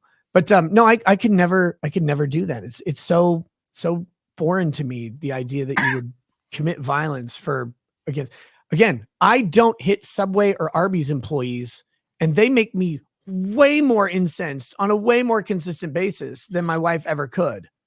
Uber drivers, when they Uber Eats your food and drop it off at the wrong address? No, I'm sorry. I don't get mad at Middle Easterners, so I cannot be mad at Uber drivers. Dude, that nothing makes me more incensed than that. But I also agree with you. First of all, thank you for telling us that your friend used to spank you when he used to drink, and that's weird, but that's good to know. He used to just, it was violence. He choked me and called me a dirty bitch and spit in my mouth. Well, I liked it. People are liking the stream so much that some of your chat, Midnight in Exile, said, I think this stream is where I cross over into actually hating Elijah Schaffer. People love me in here too. And then Randall McCallum said Elijah actually is stupid racist and not funny racist. Gordon Quick said Elijah is the most unfunny mid he's ever had on the show. He is worse than a woman. So I'm feeling like, the audience is in my corner now. Wait, guys, name the women that Elijah is worse than on the show so I can DM them and be like, you moved up 1 point. No, I was just feeling like I was reading that and I was feeling a lot of love because honestly, some of the nicest things people have said about me in the last several years. So it's good to hear that the support is still there. Camelot, get in here and talk about domestic violence, you bitch. I sent you the link. I'm in here. Let me leave the stage. I'm gonna light up a cigar real fast because it's between now and a class I gotta go to. So let me go outside. A class you gotta go to probably on domestic violence sensitivity, right? I'm going to domestic. No, I'm going to a Christian fellowship thing, but I gotta. That's what I said. Repent. I'm trying to learn how to be a Christian. Not doing a good job. How do I do this? No, well, there you go. I think that resolved the situation. He's like, he's walking somewhere. I think he's gonna come back just with a cigar. Are you a cigar guy? I can't call myself a cigar guy. Like I can enjoy a cigar, but I can't like a friend of mine. He loves, like, he categorizes them. He like knows everything about him. I'm like, which is, I guess, more like what I do with whiskey, although not to the crazy level, but like I can appreciate different whiskeys differently, but cigars are all mostly the same. Like you either have the acid ones, which are really sweet, and those are for women. And then you have the ones that just taste like smoke, which are for men, apparently. And I did smoke a Cuban cigar once, and it was really like a tightly rolled cigar, and it actually, like, it kicked my ass because I don't ingest nicotine. But you're not supposed to inhale it. No, you don't inhale it, but nicotine is absorbed in the mouth. Are you saying it gets absorbed to the? Oh. Yeah, so you can sit there, you just kind of take it in your mouth and you breathe it out or whatever. But the Cuban cigar in specific, like that one actually kicked my ass. But I don't smoke, so I don't know if you would ever like, because you still smoke? I vape instead. You vape now. Yeah, right. I vape. Was that when you decided to be a woman? It was when I decided I didn't want to die, basically. No, I think everybody who smokes should vape, obviously. I think it's a better option than smoking. I don't know that everybody should vape. I tried to get addicted to vaping. I can't do it. It's like, it doesn't work for me. Yeah. I mean, I had a friend who was an athlete until he blew out his arm. He was a pitcher on Vanderbilt. Yeah, me too. That's when I was an athlete until. Yeah. I know, for like all of like 12 seconds in a dream, and then Lady Rackets told you to like stop spitting in her ear. But he told me that they all chew tobacco because they can't harm their lungs. And he's like, that's how they get the nicotine. It is so, chewing tobacco to me is like the grossest thing in the world. That's like literally like an animal. It's like the drool coming out and the turns your teeth black. It's the grossest thing in the world to me, chewing tobacco. Elijah's back. You were just moving so you could smoke. That was the thing. If your wife won't let you smoke, like or whoever you're staying with, have you tried domestic violence? Like, I'm just saying, we were talking about this earlier. It's a solution to most of these problems. Tom is smoking like a Frenchman. Nice. Well, Tom's smoking like a 90s Frenchman. If he was smoking like a 2023 Frenchman, he'd be a lot darker. Is Tom smoking domestic violence? Tom, is that a wall of CDs behind you or DVDs? Well, these are all movies, man. Yeah. Do you have ones on the shelf? Are they all bad? I got some toys up there. I got like Ninja Turtles and shit like that. The original? What about Well, the they're the third big Ninja ones. Turtles where they went back in time to feudal Japan? Of course. I like that movie. I was actually really mad at you the other day. I was legitimately upset. Actually, not at you, but the women you had on your show, particularly Nina and that other chick. Yeah, when you were talking about American Beauty. Yeah. Yeah. And they literally just don't even get, like, they don't understand what is happening on screen. That one, that movie that is like artfully crafted and carefully story told.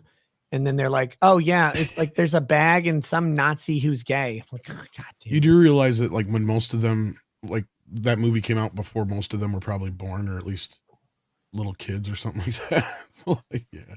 Never talk to me again, Tom. Just telling you the truth. Everybody goes, oh, that fucking bag scene. I'm like, that's the least important scene in the movie. It's not even good. It's the worst part. That's why they make fun of it. Never mind. Never mind. I like the movie. I've never had a problem with it. I know. I heard you say that. So I wasn't actually sad that Jesus died for you. Can we talk about one thing real fast? I think it's really ridiculous. Is it how many people Kevin Spacey has killed? That's not ridiculous. That's a well-known fact. Are people not mad at Kevin Spacey killing men because they're gay? I feel like he earned back his card from being gay by killing men. You know what I mean? Because it was like, well, it's kind of like if you're like emperor, it's like, well, he was gay. It's like, but he was also the emperor of Rome. You know, so it kind of cancels. He's kind of like doing more man shit than most people. How Chad are you when you go, actually, I choose to live the rest of my life as a gay man, and then your murder count starts going up? Like, that is the most base take you could have on the planet. To have a literal body count, you mean? To have a literal dead body count. Kevin Spacey had murdered 0 people. You have to understand this. Kevin Spacey, if you're like, hey, Kevin, how many people have you murdered? He'd be like, well, I don't know. A long time ago, I took up acting. I was a very serious man. I took classes. I did work. But what really got me in there was sucking dick. And that's when I became a gay man for the first time. But now I choose to live my life as a gay man for the rest of my life. And up until that moment, he had never murdered a single person. And now his body count is 3 dead gay guys. That's crazy. But I'm saying it's not a horrible thing. Joe, how many gay men have you killed? This week? None. Yeah. None? None. Not any this week. Are you even a good gay man if you haven't murdered at least one gay? I've never professed that I'm a good gay man. No, I've never. We'll have to work on that. I've never made that claim. No. You're not an ally. Is that what you're saying?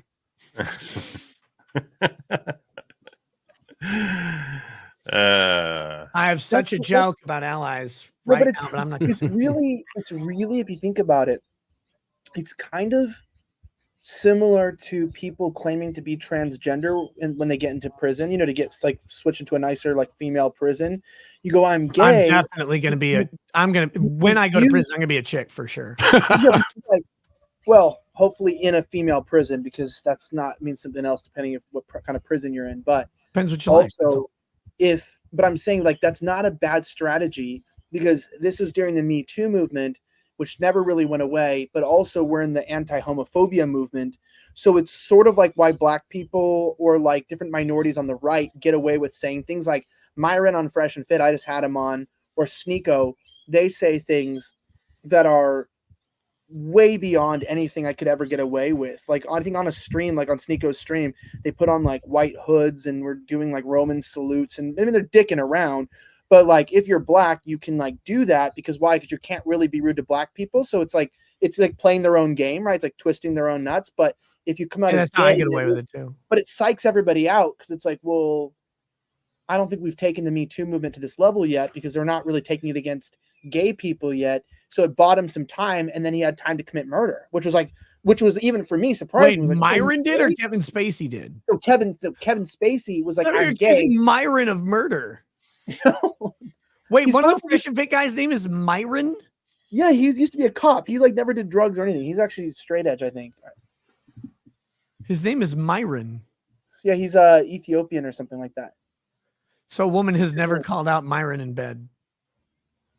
Well, I'm just saying, like, he gets like it's the clause though. He bought himself like 2 to 3 weeks of time because the media didn't have an arsenal of like ready to attack a man from like a gay man for Me Too. They didn't have that yet. Yeah. So that it was like, so he didn't have the apparatus had to come up with like, how are we going to spin this? And then he just started committing murder. And it was like, hey, it's not like Myron's the Fed. Okay, Myron's the Fed. Because I think that's the one that Legal Mindset knows is Myron. He's a Fed? I don't know about that.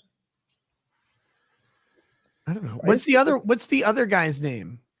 Fit or whatever. Is he fresh or is he fit? I legit don't understand how these dynamics work. I don't understand I never understood the name. Can someone explain the name to me? Do you one of started out as like a men's like I think they started out with like helping people like pick up artists and like men get like healthy and like being I'm pretty sure like years ago, if I remember the channel, being fresh means oh, see, I thought Fresh and Fit was like Abba and Preach, like one of them is fresh and one of them is fit. Like I thought that was the Myron is fit. gag. Myron's fit, but that's because he's a Fed. Because I would have assumed fresh meant gay. That's what I would have assumed. So look, I know that Feds shoot dogs. I know that white chicks an explanation here. White chicks fuck dogs. So if Myron's a Fed and he bangs white chicks, does that mean he shoots their like the dogs? I don't, I feel like you'd have to have a lot of game to shoot a girl's dog and then have sex with her. Have you had him on your show before? No, I'm gonna ask him. Yeah, you should. I think I might be going down. They're in Miami. I might be going down to Miami sometime soon. And if I am, I was going to reach out and see if I can get like connected to them so I could pop on their show. Well, just tell me. I'll just give you his number and just text him and ask him to go on. Well, yeah. I just have to figure out if I'm actually going down to Miami or not. If I am, then I will. If I'm not, I'm not going to bother them. No, can I ask I want to ask people here a question. So this is actually really funny. This is to the panel. Okay. This is what to the audience here, what do you call your followers? What do you call them? Who's viewing this right now? The unfortunates. I don't know. What do I call them? Those who either family are passed out drunk or you're drunk in your room trying to pass out watching this right now. Here's my modus operandi. So I noticed every social media site is like different. And obviously I do a lot of videoing and I really do like cigars are one of my favorite things that I just enjoy. Some people like movies, some people like, different things, but cigars are something that I enjoy. I've been very open about why I enjoy them. Number one, they buy you time away from women and kids usually. So they buy you time by yourself, right? No one wants to be around the smoke. So it's like nice isolation time. And women don't want to kiss you the entire next day because your mouth tastes like a sewer. Well, you have to do certain mouthwash and I'd scrape your tongue and shit, but if you want to change that, but also it's become like a very relaxing thing where it's just like people don't realize it when you learn how to like smoke them the way you like them, you still get relaxed, you feel good, the nicotine hits the gums, whatever.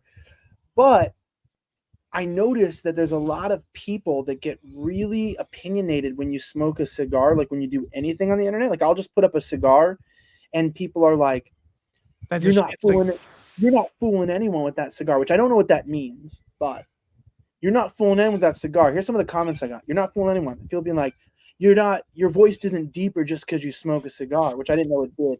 And I noticed there's this whole it literally can get deeper from smoking cigars though. Like they're scientifically incorrect. But there's a whole side of people used to be a tenor that think that people fake smoke cigars to do male-to-male transsexuality so that they look more manly. And then if you put up a cigar you're enjoying, just like you do anything you're enjoying, someone always thinks that you're lying and that you don't like cigars. You're trying to show off what cigar you have, which I am, but not because it's cool, but because I like to enjoy cigars, just like you talk about what whiskey you have. If you're online and you do something, someone asks you what it is because someone cares. Like someone's like, oh, I wonder if he has a cigar that I don't have because he lives in a different place, because he knows different people, goes to a different store, whatever it is. That's what if I just pulled up a brown liquid in a cup every day, people would eventually be like, what whiskey are you drinking? Because they'd want to know if they've had it. They're just interested. It's not even anything special, right? Like, yeah, but I'm saying, but what's weird about this is I didn't know until I never used to read the comments on my cigar posts, and I started reading them recently. Someone's like, do you notice that people are like really insecure about this? And there's like a dilemma that a lot of people think that nobody really enjoys cigars, and they think that like they're just like a prop that people use or something like that. Oh, that's a lot of people judge, and and everyone tells me, I get all these people like, you don't smoke cigars right, and I go, my brother, you smoke cigars the way you like to smoke them. I light them with a butane torch. Because I know you're supposed to light them like they're like, oh no, use a match. And I'm like, well, first of all, I don't have a book of matches because I haven't been to a male strip club lately. Second of all, if I sit there with a match and try and sit there and suck on it while I'm lighting it with a match, it's gonna take me years, and I'm bad at things, so I won't get it done. If I just take out the butane fucking torch and just go for 10 seconds. Yeah, plus you live in an Arctic Circle. You would have to use like 4 books of matches to get one cigar lit. That's like, people are so judgy. There you go. Those are pretty cool too. I use a puncher in it. Look at that. Wait, look at that. That's a puncher built in. I have a big one. Like I'm talking like the big ones that you use for like home projects. It's got the big fucking butane, or not butane, is it like acetylene or whatever? It's like a big fucking canister of something I can't pronounce. It's yellow, and it's got like a torch head, and it's got a red button that you have to like turn the safety off of and click. The flame's like 4 inches long. And I didn't know this was going to turn into a whole lighter measuring contest. Yeah, well, you with your Bics. I mean, we Americans, Yeah, but it's like, people that's gonna kill the taste of the cigar. I'm like, well, the cigar tastes like ass. I'm just trying to get nicotine into my mouth. But I think I hate to say this, but I feel like just like whiskey, it's kind of weird that like you start to enjoy the burning. Like it's like feel like it tastes like gasoline, and you're like, yeah, but the Aboriginals never had a problem with huffing gasoline, and they seem to like it. So why can't I too? You know what I mean? Aboriginals only like to smell gasoline because they couldn't invent it. Isn't it? Do you think petrol, right? Like unrefined petrol, like in the ground, like actual black, viscous liquid. Do you think it's a renewable resource, or do you think it's really a finite resource? No, I think it's a recoverable resource, and here's why. Because since it's black and it's been elusive, I know that actually it was the parent of some other resource that just left for milk a long time ago. I so knew where you were going with that. Of course, it's a renewable resource. Of course it is. It was created by natural processes. And every time, like every year in the quiet years, if you pay attention to the science articles, they find out that petroleum products, crude oil, has been produced at a rate much higher than they expected, much faster than they expected by processes. Like they used to say it's dinosaurs or whatever. There's like an I fucking love science article, which those people, they don't fucking love science. They love the idea of Greta Thunberg having an OnlyFans. Like that's what they love. They are sitting there. God, no. They are waiting for that girl to post nudes, but to post nudes in a cold climate. And they're sitting there even saying, yeah, actually oil is not dinosaurs. Oil is not dinosaurs. She's over 18. They can wait for her. I don't know. I'm not a judge. She has to be over 18, right? I think so. I want to look. I'm not waiting for nudes. I hope she catches on fire from petroleum products and dies. But Greta Thunberg. A video game. She's 20 years old now. She's 20. She's had an OnlyFans for 2 years. Stop fucking coming after me, guys. She's already expired for OnlyFans. She's 2 years expired. Yeah, the wall came for that. The wall came for her at birth. Let's be honest. Dude, do you know, I've been watching. What nationality is she? She's like Swedish or some shit, you know? I thought Swedish chicks were supposed to be hot. I want to, not autistic Swedish chicks. Yeah. Stockholm, Sweden. Oh, see, people get this wrong because they always go, oh, Swedish chicks are like tall, blonde, blah, blah, blah, blah, blah. No, that's not actually true. The Swedes were like brown haired and short typically, and they look like goblins. They look like Rumpelstiltskin. If Rumpelstiltskin was a woman who could nag you, that's Greta Thunberg. You need the Norwegians, I think, is what you were talking. Literally anything other than Swedish women.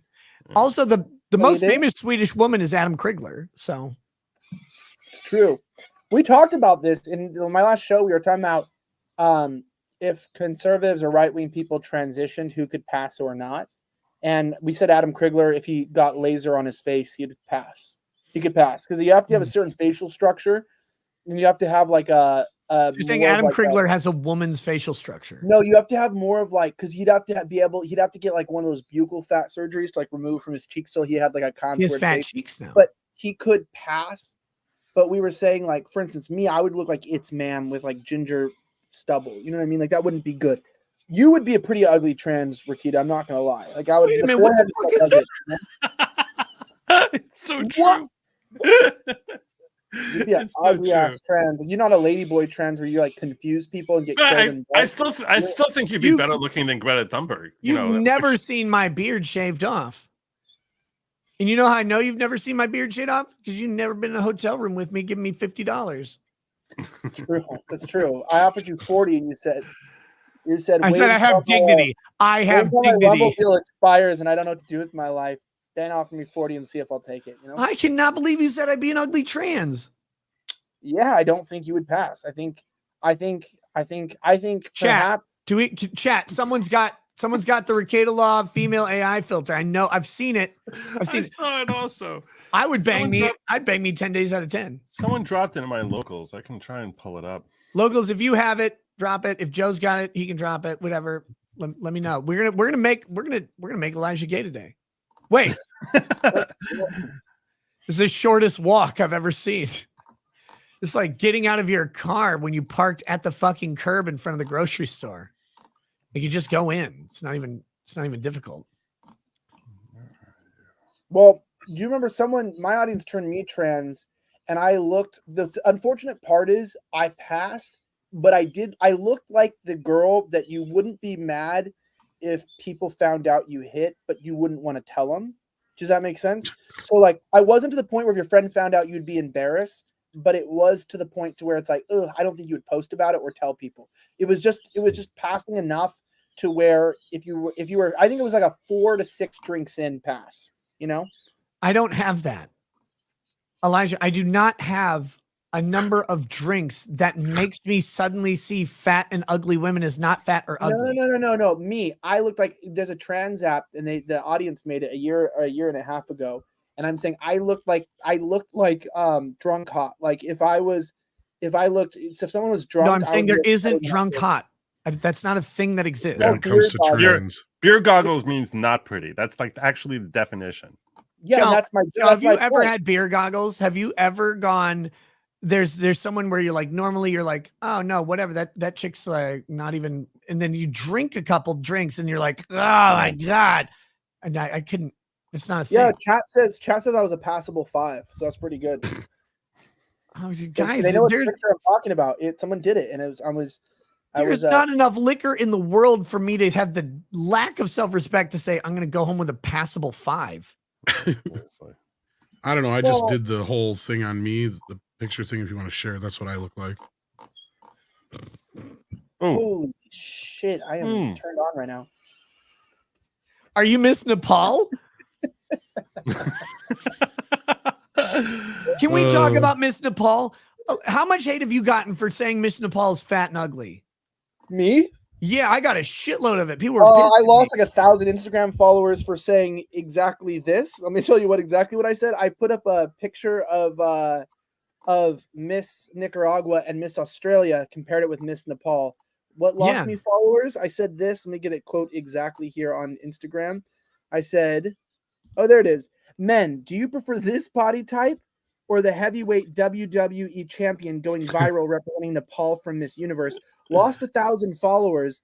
I'm okay with that. Watch. Let me see. Yeah, here. You didn't want them anyway. They were never your friends. I know, but here, watch. Go to this video. I put them together. I put the videos together. So people, I edited them people together. Have to understand this. Look, I'm not saying that this chick is Titanic. I'm just saying that she's Titanic. She is the Titanic. Click on the link and show them. I got it's them together. Miss Nicaragua versus Miss Nepal. Miss Nicaragua is the chick who won, right? I think so, but watch this video with sound on. I'm gonna hold on. I'm gonna refresh it. We're gonna start it over. So here we go. So this is Miss Nicaragua right here. This is not Miss Nepal. If you notice, you can tell it's not Miss Nepal because they don't need a gigapixel lens to get her in frame. And they really get a lot of angles of her because they know that she's actually attractive.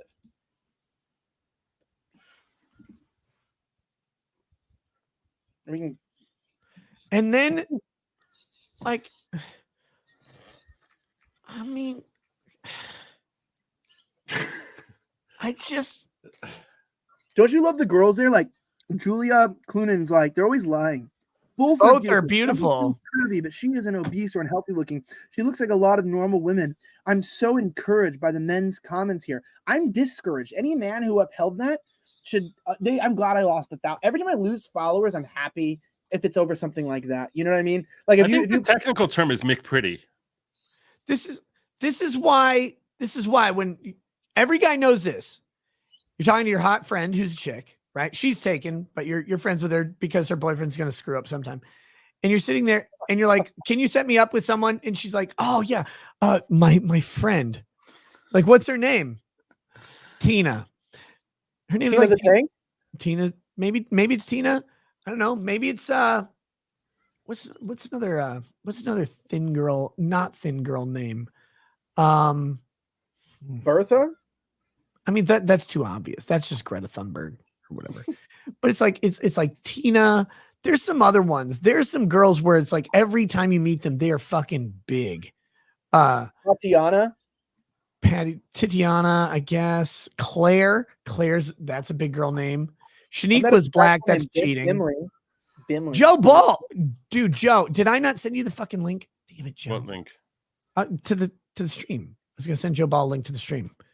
Oh. I thought I did. Someone said Kathy and Brenda are big girl names. Kathy is a big girl name. Yes, every fucking time. Unless they're old. No, unless they're old though, because like I know a Kathy in her 60s, she's very thin and she's like from a different generation. But like if you're 35 to 45 right now and your name's Kathy, you are big for sure. So I'm sitting here and I'm like, this girl's like, they're both are beautiful. That is when you're friends with a chick who's like an 8 or 9. She's taken. You're like, God, like you're cool. Like you probably know some cool chick who looks decent. And she's like, oh, I'll set you up with my friend. She's so cute. And you're like, oh, great. And then you meet her and it takes you a literal daytime rotation to go from her left arm to her right arm. Like it is. You heard what happened, right? With Miss Nepal? What, did she go back to Nepal and they realized she was bigger than the country? No, she won Miss Universe because when she was walking back at the speed she was going, all the other contestants started getting pulled into her gravity field and started orbiting around her. And so she became the universe and she won by proxy because it was like you couldn't deny the fact that all these skinny girls are just like fucking spinning around her. And you're like, that is the universe, you know? It's wild to me because like these, I don't know. I meet guys. I've never understood this. I must be an enigma or whatever. Emphasis on the nig. But like I meet guys who are like, well, when you're drunk or when you're in a dry spell or whatever, I'm like, I've never been there ever in my life. And I know I met Lady Rackets like early, but you have to understand, we got married when I was 22. I met her when I was 20. And like, I think I'd had one girlfriend before her because if I wasn't going to pull a chick who was hot, I wasn't going to pull a chick. And I'm not saying that I was a catch. That's why I had one girlfriend before Lady Rackets, right? Like I found a way to hoodwink and manipulate some pretty girl into like marrying me, which was goes to show that women have no good decision-making skills. But like I did that, but I wasn't going to ever bring like a Miss Nepal to the dorm room. That was never going to happen in college. No matter how down and out I was, there was always suicide as an alternative. Yeah, fat women. I can't say much, but I'll say this. I don't understand why they can't say much either because they're eating. It's like I saw this video of this girl that was like, she was like, I'm fat and I'm going to do something about it. She was really big. And the comments were like, good job, marshmallow woman. And like, good job, jiggly wiggly. And everyone was like both kind and rude at the same time. Right. Like, good, like you go fatso, like everyone was so really proud of her for getting into this competition and getting so far. Why? Are you proud of her? She got so far because she's fat and everybody else is skinny? Or are you proud of her because that's the farthest she's walked in her entire life, obviously? Like, which pride is it? Nepal's known for its mountains, and they sent one, the runway. It's like she wore heels and the mantle wasn't pierced. Elijah, volcanic activity did not occur. Night, so they sent her.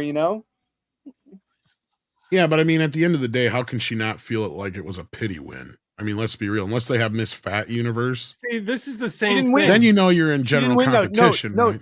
She didn't win though. Like, I thought you said she did. She had to win something to Miss become Nicaragua Miss Nepal, won. didn't she? Oh, okay. What did she beat up all the other Miss Nepals? All the other potential Miss Nepals? No, she ate them, Joe. She absorbed their energy like they were Dragon Ball characters. I assume there's a competition to get to that stage, right? I mean, the same way the Miss America contestant is the one who competes in the Miss Universe, right? Isn't that the way it works? Hey, what's up, Joe Ball? How you doing? No, I don't know how you get Miss Universe. My God, you guys! Somebody has to white knight here. For are you gonna white knight for Miss Nepal? Bro, you can't carry that weight. You can't do it. Spike Spiegel was wrong. You're not gonna carry. I can't do it, and I won't. Nick, do you know how many heavy things in my house I have lifted because of females? Dressers, heavy things, chairs, in your house. That chick is couches in your house. Look, I've got this chick on lock. It's no problem at all. Okay, Miss Nepal is smooth all over. You guys can't deny that. At least she's smooth all over. Come on, a little love for our plump girl. We can't be a little bit nicer. She's lathered in butter, brother. It's not the same thing. By that you mean is that when you say smooth all over? I mean, really serious. Do you mean that her biggest attribute is that she has no Y chromosome? Is that what you're trying to tell us? Sure, why not? It sounds good on paper, and butter tastes good. To your credit, Nick. Can we deny butter and a big juicy woman at the same time? This is winning combinations here. We can deny a big chick every day. I've done it many times. Can you click on that from Graduated Ben? That's Miss Australia. Yeah, let me pull this up. I'm in Australia right now. Look at Miss Australia and compare that to Miss Nepal and tell me if you had to choose between Miss Australia and Miss Nepal, who would you choose? Because this was who represented Australia. You know what made me mad about Miss Australia? Why is this the only footage of her? I don't know. Wait, God damn it. Hold on, I pressed the wrong thing. Hold on. I think Miss Australia did a lot better. Here's Miss Australia. Make that big, can you? Did you say make that big? I thought that was her job. Here we go.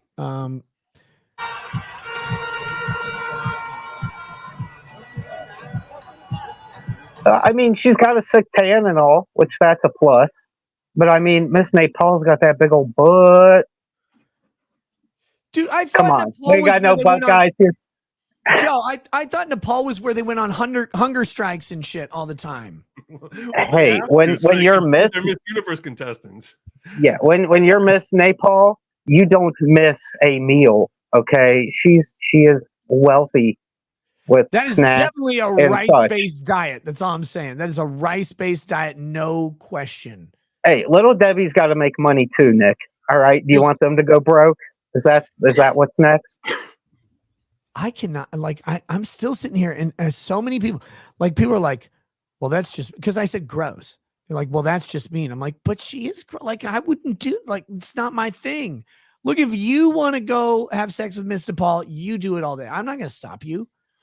I don't care. Hey, Miss Nepal has sex with you. You don't have sex with her. She has sex with you. That's how it works with Miss Nepal. All right, I'm trying to figure out how long I can keep this going. But I'm just going to roll with it at this point. I'm in too deep. She should be Miss Napalm, and we should, take her back to Japan like we did in the 40s before the nuke.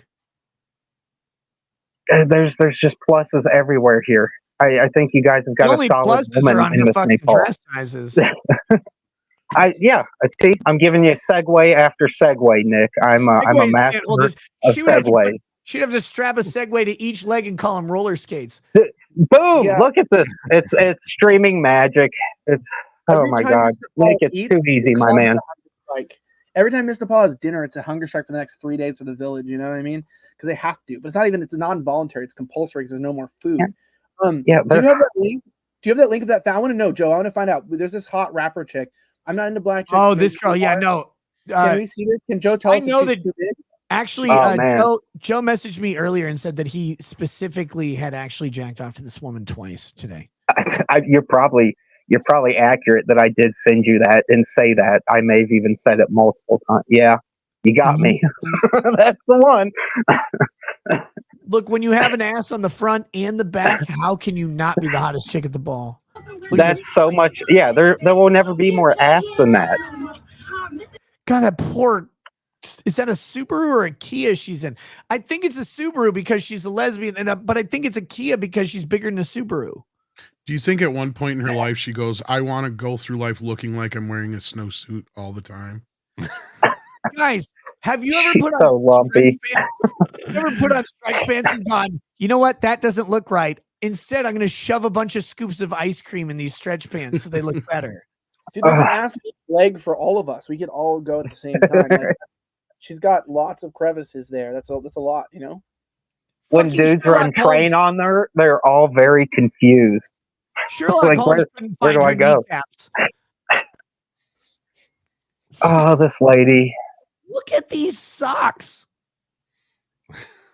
I mean, you feel bad for the shoes, the car, the pavement. Oh man! She'll probably eat that dog if it gets too close. I feel bad for special relativity. What is going on there? It's horrifying. It's critical mass, Nick. Critical mass. Critical isn't enough syllables. She moves.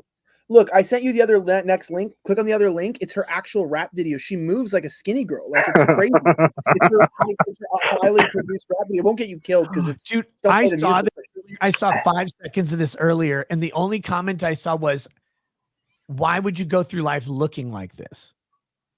And that was from a woman. So I was heartened for just a minute. Look at that. Oh man. Have you guys? You know they talk about waist to hip or waist to shoulder ratio. Have you ever seen a more drastic slope than the slope from the front of her gunt down to her ankle size? And you guys have to realize this. Her ankle size is NFL linebacker thigh. That's all. They don't even have measurements anymore. Look at how big her ankles are and know that what is happening above that tornado of human rising up from the Iowa plains of her foot, because her foot is the entire Iowa plain. Like that is it's catastrophically large. Dude, that's it. What, play it. Watch her. Look at her move. What she moves. She moves like. It ain't no capping me, ain't talking about shit. Why hoes be mumbling? Pay fat queen. These bitches under me. Worry about who? Which one gonna bother me? I want to know what produced those pants. Those pants, the children who wove those pants into existence are worth more than every Foxconn kid making iPhones ever. Like that fabric could launch a shuttle to the moon. She's clearly not fat because of how she moves. She's just big boned. No, Joe, she's fat. I She's haven't seen her move yet. She hasn't moved. She kind of lifted her arm for a minute. Elijah was right. She moves like a skinny chick because skinny women don't move either. Wow, it's so big. When your job is to be professionally hot and skinny or whatever, you just sit around and people come and take pictures of you. Like you don't have to go anywhere. What's amazing is she makes the woman standing next to her look skinny. Yeah, these women would all be. You wouldn't go home with any of these women. All of these women cleaned out a Waffle House right before this video shoot.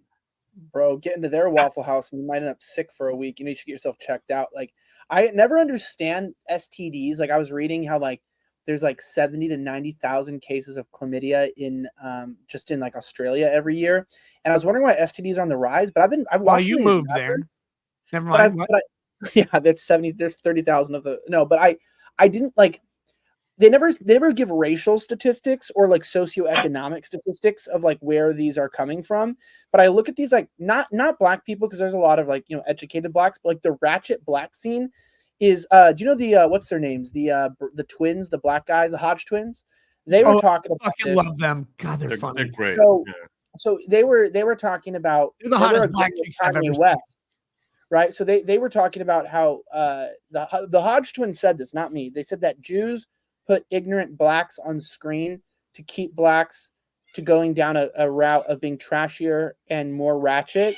Now, that's not my quote. I don't know how. I don't know how they get away with saying shit like that. It's because they're black. That's cool, right? I wish I was black, but yeah, you know, the Jews, and he's like, you know, they put the ignorant blacks in front of us, and they, you know, make us look stupid. So they should have a white guy pop in and go.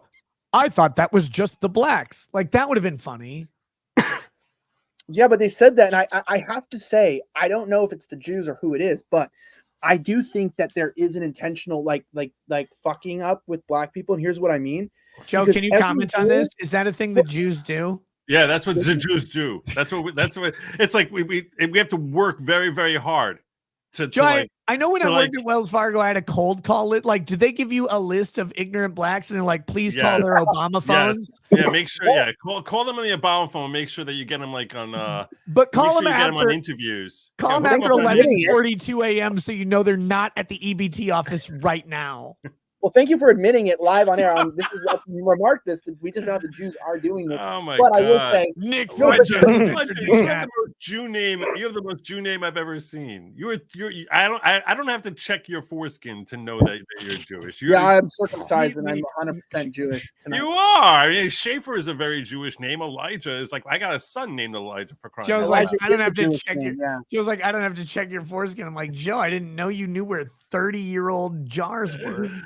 Nah, I just No, like but- I don't even understand. Like, dude, No, you're not- what I don't know if you're trying to blend or what. I don't know what the deal is, but you're no less Jewish than me. I'm positive of that. I'm positive. No, yeah, but here's the thing. I didn't say it about the Jews. The blacks said it about the Jews, and Yeah. they're allowed to say that. Like, Kanye got away with it, even though he lost his deal. He got it back, I think. But I will say, I don't know if it's true, because I do know we just found out here right now that that someone on the show had a list, and they put the ignorant ones at the top. But Yeah. on the flip side, it is true though. You have to admit this. Whoever's controlling this shit, like once Nicki Minaj got onto the scene, I didn't think we could get worse. And now I hate to admit this, but oh fuck, look at this shit. Look, that's a fucking wild turkey running right there. We have so many turkeys that live in front of my house. That's a wild What turkey. country are you in? That's a wild turkey running away. Joe, It's Joe, daytime by him. What country? we have literal gangs of wild turkeys by my house, Joe. Like there's like 30 of them running around right now. I'm saying it's daylight by him. It's like freaking 3 a.m. here. Oh What- yeah. He's in Nepal right now. He's actually on the ass cheek of Miss Nepal. Yeah, there's an entire ecosystem. No, I was gonna say, but like Sexy Red. Do you know who that is? Hmm. Sexy Red? Yeah, so like I thought it couldn't get worse than Nicki Minaj, but then they have this new rapper that they're forcing into everybody's face. Let me see if I can find a clip. Yeah, let me find a clip and send it to you. This is the new rapper, and I feel like there's an intentional destroying of black people by Hollywood. Genuinely, like look at this. I'm sending you this clip. This is the new like most popular rapper out, and this is where rap music has fallen to. And I really, Oh no. dude, I might put myself in a concentration camp. If I'm guilty of making this real. Did you see my reply to your video? I just said I can't believe they believe in segregated housing. That was- Free my nigga. Free my nigga. Only if he knew that this ass getting thicker. Free my nigga. Free my nigga. Gone for too Great. long, need to get home all of them are the dad. They're like, we don't have to pay. Sorry. quicker. Free my nigga. Free my nigga. When I visit him, nigga, free my nigga faster. When I visit him, oh my god, this is the greatest song I've ever seen. That's like one of the top charting songs. Like that's like not a. Why would that not be one of the top charting songs? That's the funniest thing I've seen today. Today, I don't know. I just feel bad for black people that's like who they make famous because Free it's my like nigga- kind of What? sad. What's sad about it? Do you know how rare it is for a It's like- chick it's to like- stick with you through prison, to show up and do conjugals with you and your boys? Well, I don't know. I don't know who's in charge of it. I'll ask the Hodge twins how they know it's the Jews. I'll find out because if it's me and Trump, if it's me and us right here, Good Logic, and we're then responsible for this, then I need to know. Maybe I need a domestic It's all violence. my If my fault. wife is responsible for this, then I need something's gonna have to happen. No, I want to know which people like Jews are putting out there. Like does he Anderson mean Cooper. Kanye? No, he's saying that, like the dumb, like which black people do you think are like being put out there who don't have some level of talent, who don't have some level of talent in rapping they've or been whatever open about this.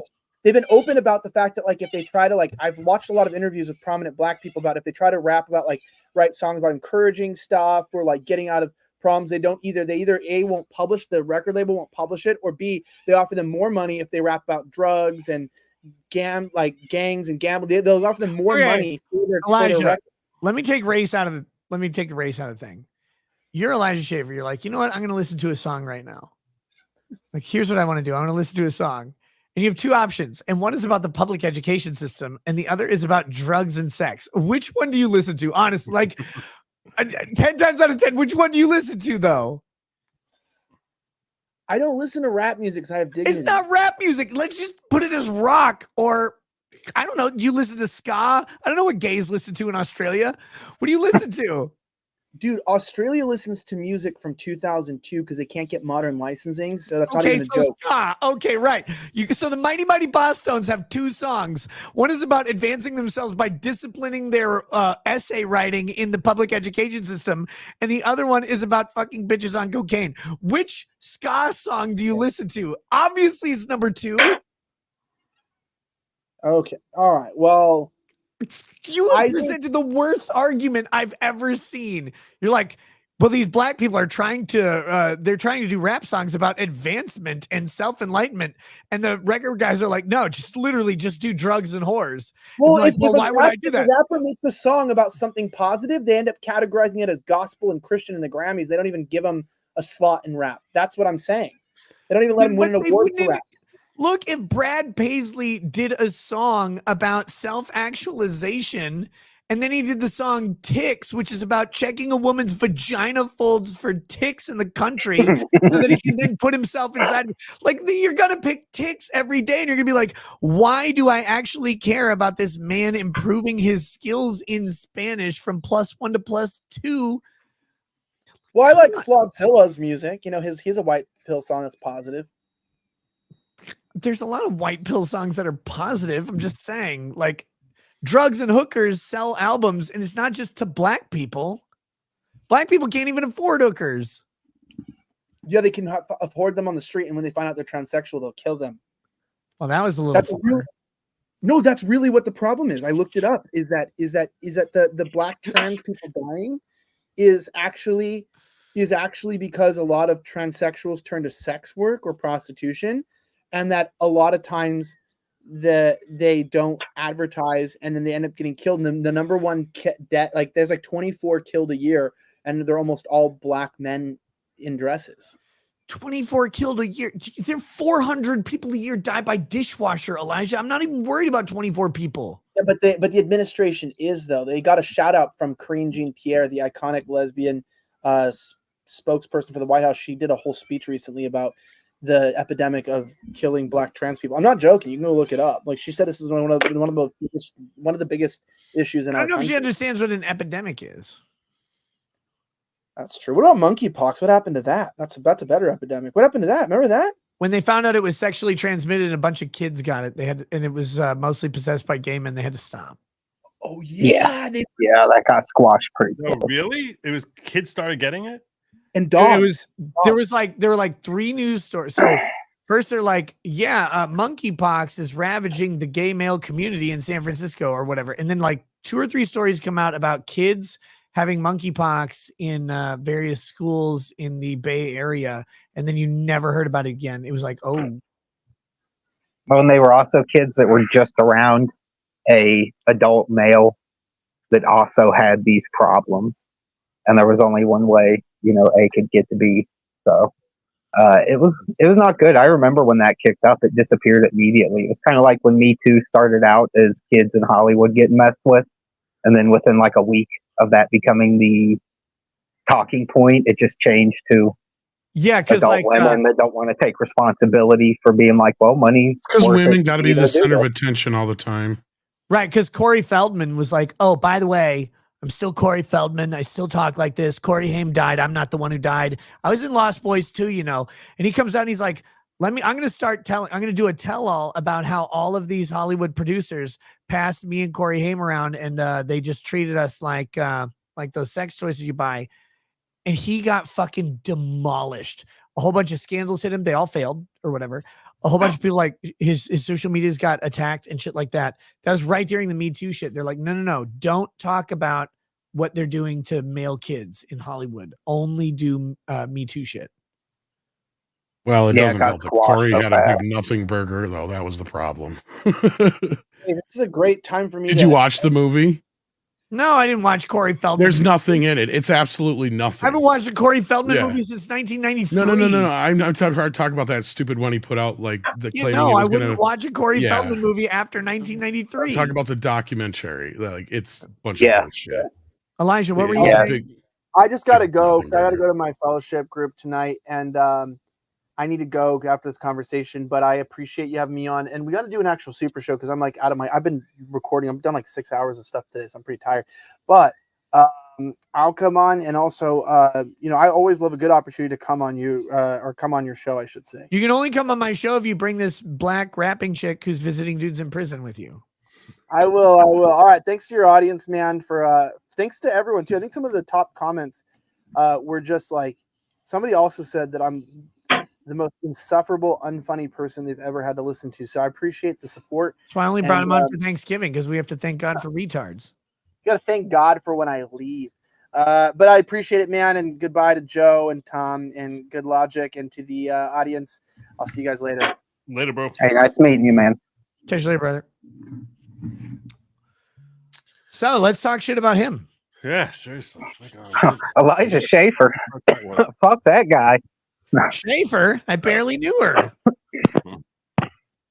Talk about Jews. Have you seen Eric? Or no, Eric. Finally, we got Elijah Jews off the show. No, I think ultimately what it boils down to is it doesn't matter who's in charge of a rapper's career, whether it be an agent or whoever has influence over them. The point we're at with rap music is going to be that way, either way. I don't care if it's what walk of life the person comes from. If they're in the music industry and they know what sells, no matter their religion or ethnic background, they're probably going to encourage people to do the thing that makes money.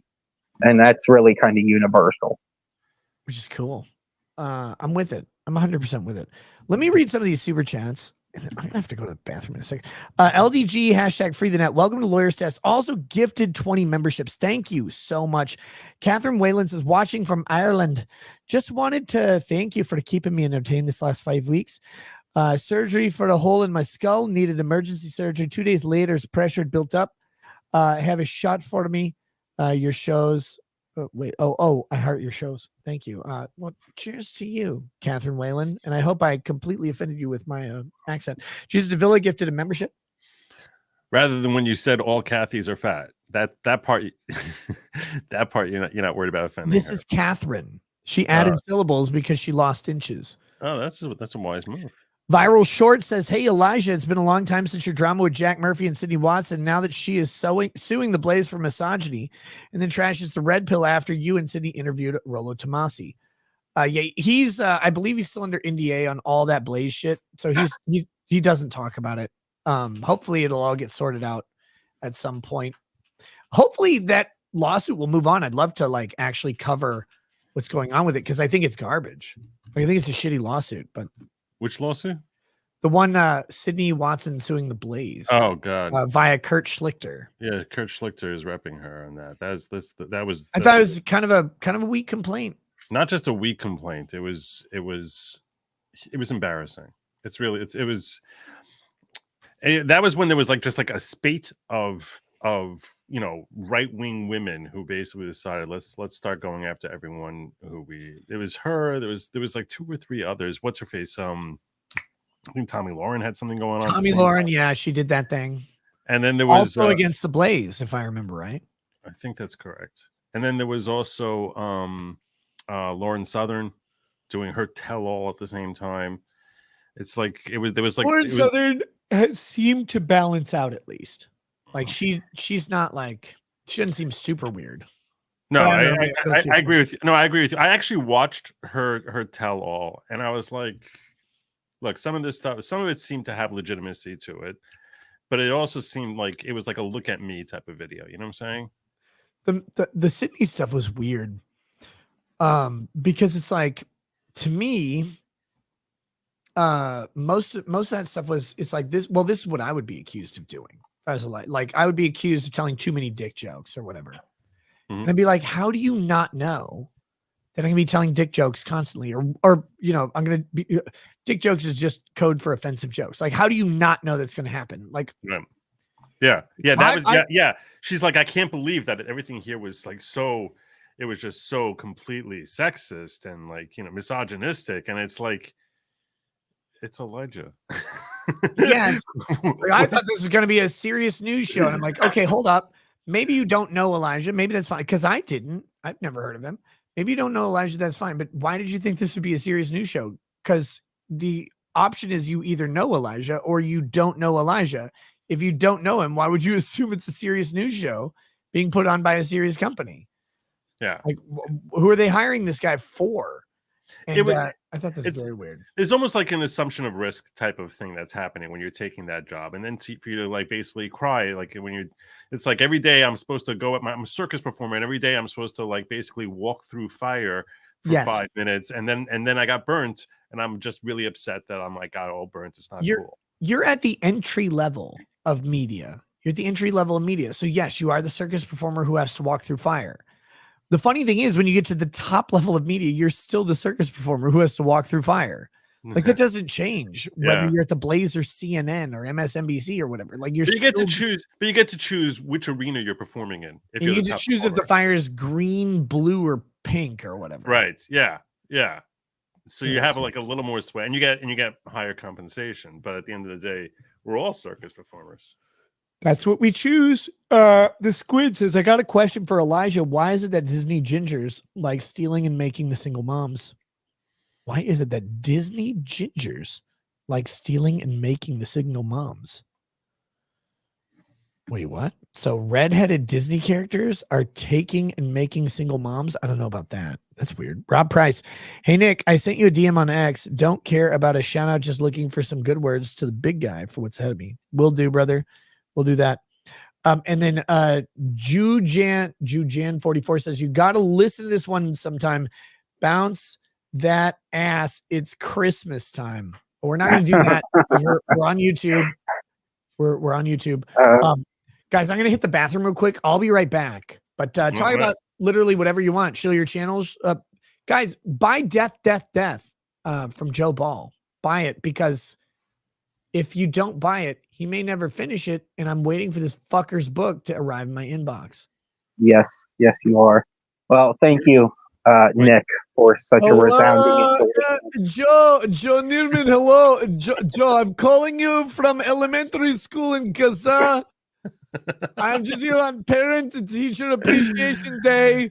I'm giving you 5-minute notice that we're bombing you. So. We're appreciating our children participating in role-playing games, RPGs in the schools in Gaza. Role-playing games, RPGs in schools in Gaza. Hamas provided them. Look at Joe. Thank you for being good sport. You didn't like music festivals either. No one does. Oh my God.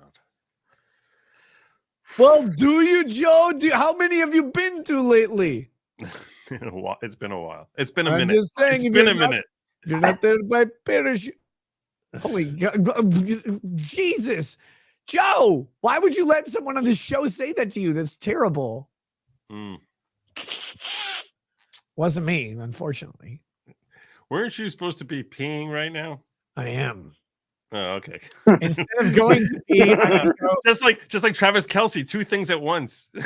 I was supposed to go pee. Now I'm gonna go clean up. That's all I'm saying. Craig says, "Hey, brother." Seen those gay ads by Travis Kelce for.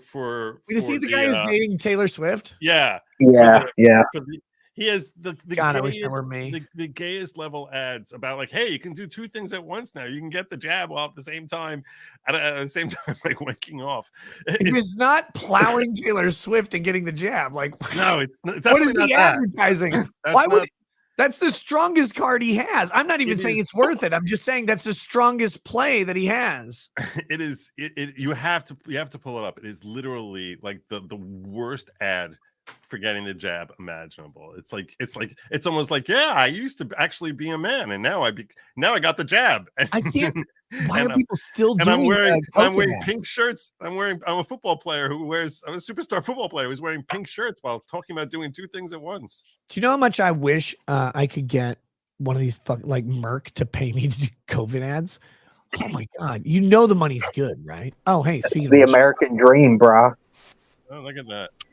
I would take so much Pfizer money to do a fucking COVID ad. Let me read this, and Austin can talk to you guys. Austin says, hey, brother, this is from Craig. Hey, brother, just had my VA disability increased from 60% to 90% on appeal. $800 per month. Thanks for keeping me in comedy. Thank you, brother, and I hope that that amount only gets bigger or whatever you need. Guys, I'll be right back. I'm going to go to the bathroom. Austin, welcome to the show. Make fun of Joe. Not go near me. Your audio is crapping out. Oh, good. It wasn't just me. Okay. I was worried it was my internet. Well, look, it's not my fault. Good. Now it's good. Mossad is after my fucking audio after the joke about Hamas. Yeah. Rightfully so. Nice going, Nick. Yeah, seriously. Yeah, look at Nick. Now he's got the Jews after Rakeda Law YouTube show as well. What's the world coming to? Even Rakeda's show isn't safe. I just sort of assumed that Google worked out he had an ad blocker installed and was throttling him. Have you seen that shit? That they're actually admitting that they're doing that now? No, what are you talking about? I mean, I haven't had a look. I haven't had a chance to investigate it fully, but I saw a few posts that YouTube has more or less admitted that if you have an ad blocker in place, more or less, they're going to be restricting your internet capabilities from their end. So really? I don't know how legit it is. I don't know. I don't care. It sounds like the sort of commie bullshit that they do. But hang on, let me crack a beer. There we go. How you doing, Joe? I'm awesome. How are you doing? I am brilliant. It is Friday evening for me. I have finished the work week. Do they have a Thanksgiving type of deal in Aussie then? No, but I do want to say I'm very thankful to you guys. Your international impression on the rest of the world, Thanksgiving has had an impact because no doubt. up until like yesterday and today, I have not. We make fun of fat girls. That's what you didn't realize. That's. Hey, I got no issues with that. I got no issues with that whatsoever. One of our poultry production companies used to do like turkey thighs that you could just buy and chuck in the oven. Thanks to you guys, because of Thanksgiving, they now put them out once a year. They got rid of it for the rest of the year. So I get to be thankful for you guys because I get to eat my favorite turkey leg once a year. You're welcome. You're welcome. Entenmann's we'll colonize your holidays. Do not doubt us Americans. We will colonize your holidays, your pop music. We just can't get enough of it. So, Joe Ball, I don't know you at all. What's your deal? I take it from what Nick was saying when he was signing off that you're like a graphic novelist. Yeah. I do comic books for a variety of people in the indie comic book realm, and I do my own book called Death. It's like a mix of like Transformers and Bible lore and Berserk, and it's just like if you let an artist kind of run wild and say, what would you do if you could do anything you wanted? It's like me just throwing everything at the wall I've ever wanted to do into one story. So it gets pretty out there. But yeah, that's the long and short of it. Like there was a time when I was doing tons of YouTube back between like 2017 and like 2020, and then I kind of eased off because I just got so overwhelmed with workload that I could not keep up on. It's almost like one of those things where it's like you can't do anything well if you're trying to do too many things at once. You're just kind of getting by on all of them rather than any of it being a good job. So luckily there were still guys like Nick that were like, hey, I'll do the YouTube part. You show up and you can still get you a little YouTube time in between trying to just keep up with drawing pictures, because it actually takes a lot longer than a person would expect. So cool. But yeah, I got my own book. It's up on Indiegogo now. Like, you can't find it through their search. I couldn't tell you exactly why. I don't think I'm known enough for shadow bans and all that, but if you just look on my Twitter, you can find the link over there. It's like in my pinned tweet. So what's your Twitter name? Joe Ball? Comic Art Master 1. But yeah, you can look up Joe Ball King Toad. That's my company, is King Toad Inc. That's our publisher name. Give me a link in the private chat, and I'll try and spam the Rumble. Oh chat. yeah, for sure. Hang on, I wasn't even thinking about it because I'm working at the same time here. But yeah, give me 1 minute. Why would you be coming here like at 3 a.m. and like wasting your time here if you're not like pimping yourself, brother? Come on. Well, usually I try to wait for the appropriate times, but I appreciate you encouraging the activity. It is. You're correct. That's what I'm rolling with it, my dude. Right now, this is when you come out here and you're like, hey, let me tell you about why you should check out. Look, if you like wild comic books, giant mech, monsters, Bible lore, weird mishmash of stuff like that, you will 100% dig this comic. It's about the family unit trying to survive during wartime, and it's all caked in the weird lore that I'm giving it. All right, I just dropped the link in the private chat. So I'm on a phone, or I would do more of this myself. I'm gonna be hitting you up in Rumble because that's where you got more people there. So this is thank you, man. I appreciate that. That's very kind of y'all. Of course, Joe Ball's But yeah, death. It's a 300-page plus graphic novel. I draw it, I write it, I color it, I letter it. It's the one project where I cover every aspect of it rather than just drawing the pictures like I normally would. So it's definitely like my baby project, and it's one of those books I hope to keep going for a long time. It is late, without a doubt, but I am crushing away on it, and people can see the quality in the work, so I think they'll be happy it's taking me a little longer once they have it in their hands and they've got 300 pages of insanity to be looking through. It is death, right? Yes, sir. Yes. No, someone else said black. black. I was like, wait a second, is that really what it is? Still on YouTube, so I can't say that one. Never mind. No, the artwork looks really good. It's yeah, cool. Did you want to weigh in on Miss Nepal, Aussie? Oh, yeah, what's your take on her? You like how I worded that question? For me, she's a 15 in blackjack. I have no idea if I'd hit it or not, but that's not the point. It depends how many beers I've had. I think that she probably ate a few other contestants in order to achieve Miss Nepal. Do I think that she should have won? Absolutely not. Not when Miss Australia was there, let alone anybody else in that competition. So. Yeah. Oh wow, she won? I didn't know she won. I thought it was just okay. No. I meant never mind. That's not what I meant. No, she didn't take it out. God. You guys almost re-shocked me all over again. I was going to be like, okay. I know we're letting some things slide by letting her in. We're all trying to be nice here. But if we're going to throw the crown and the sash on her too, come on now. Let's be reasonable. There's girls that have worked their butts off to be there. Come on. Apparently it was Miss Nicaragua who won. Oh, good. Well, good for her. She's banging. That chick's next level. Yeah, Wait, which were the countries that the two had Y chromosomes?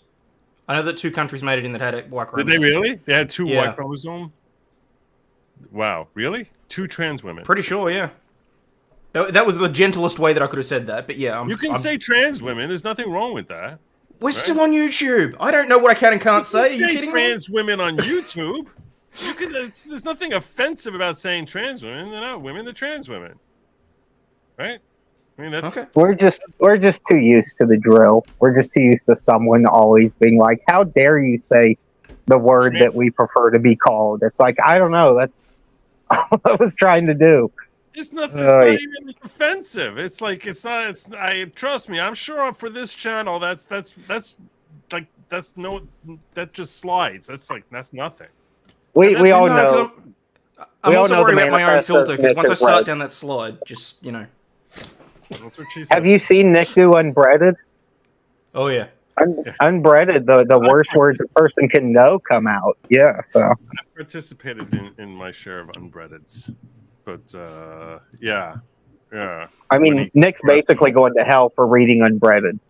I don't think so. I think that was a public awareness type of thing. He was trying to enlighten the public as to, like, it's one man's thoughts, one man's thoughts about Binga.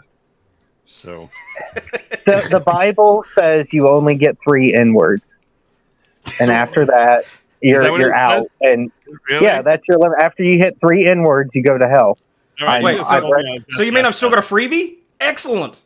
You've got one left, brother. So make good use of it. Don't just waste it on a joke at the office where you're going to get in trouble anyways. Save it for when it counts.